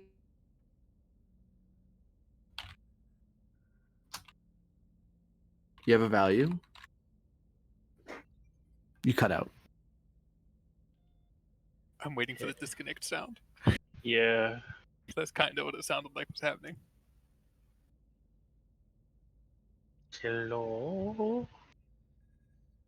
I mean, if we're Oh, they're typing. Okay. kind of doing it where we can attempt the roles for... Kick me off. Oh, you're back. Yeah, I have a value that has to do with research. Could I throw that for a advantage? Research is foremost curiosity. It is poking and prying with purpose. It is a seeking. That he who wishes, who must know the cosmos of the world, and they that dwell therein. Oh, I forgot that that's such a long one. But yes, you could use that. Yeah. I hope it's long. To give us the advantage on that next turn. Either that, or I was thinking about doing more towards the hearts and minds morale stuff, but that makes more sense since we're already doing that. Any other advantages? I think that's it. I mean, Yeah, I don't have anything to add. wait, so you just spent your determination efforts? Yeah. Never just did. You're a veteran. Oh, well, I mean, I already spent it once. Yeah. I think we're done, but sure. This is basically the final countdown. Yeah, but if you get it back, you can just go hearts and minds as well. Nope. Never Aw. mind. It would have been funny though. Uh, yeah. I mean, It's like, oh. I'd like to try and create advantage and make my one roll left to begin making a ship, but I don't have a determination. Oh, sad. Oh. Wait, are we in communication? We're all I still mean, talking. yes. Oh no, wait, no, you outranked me. Never mind. Yeah, I knew where you were going there. But I believe with that, Yeah. that will be the end of the episode.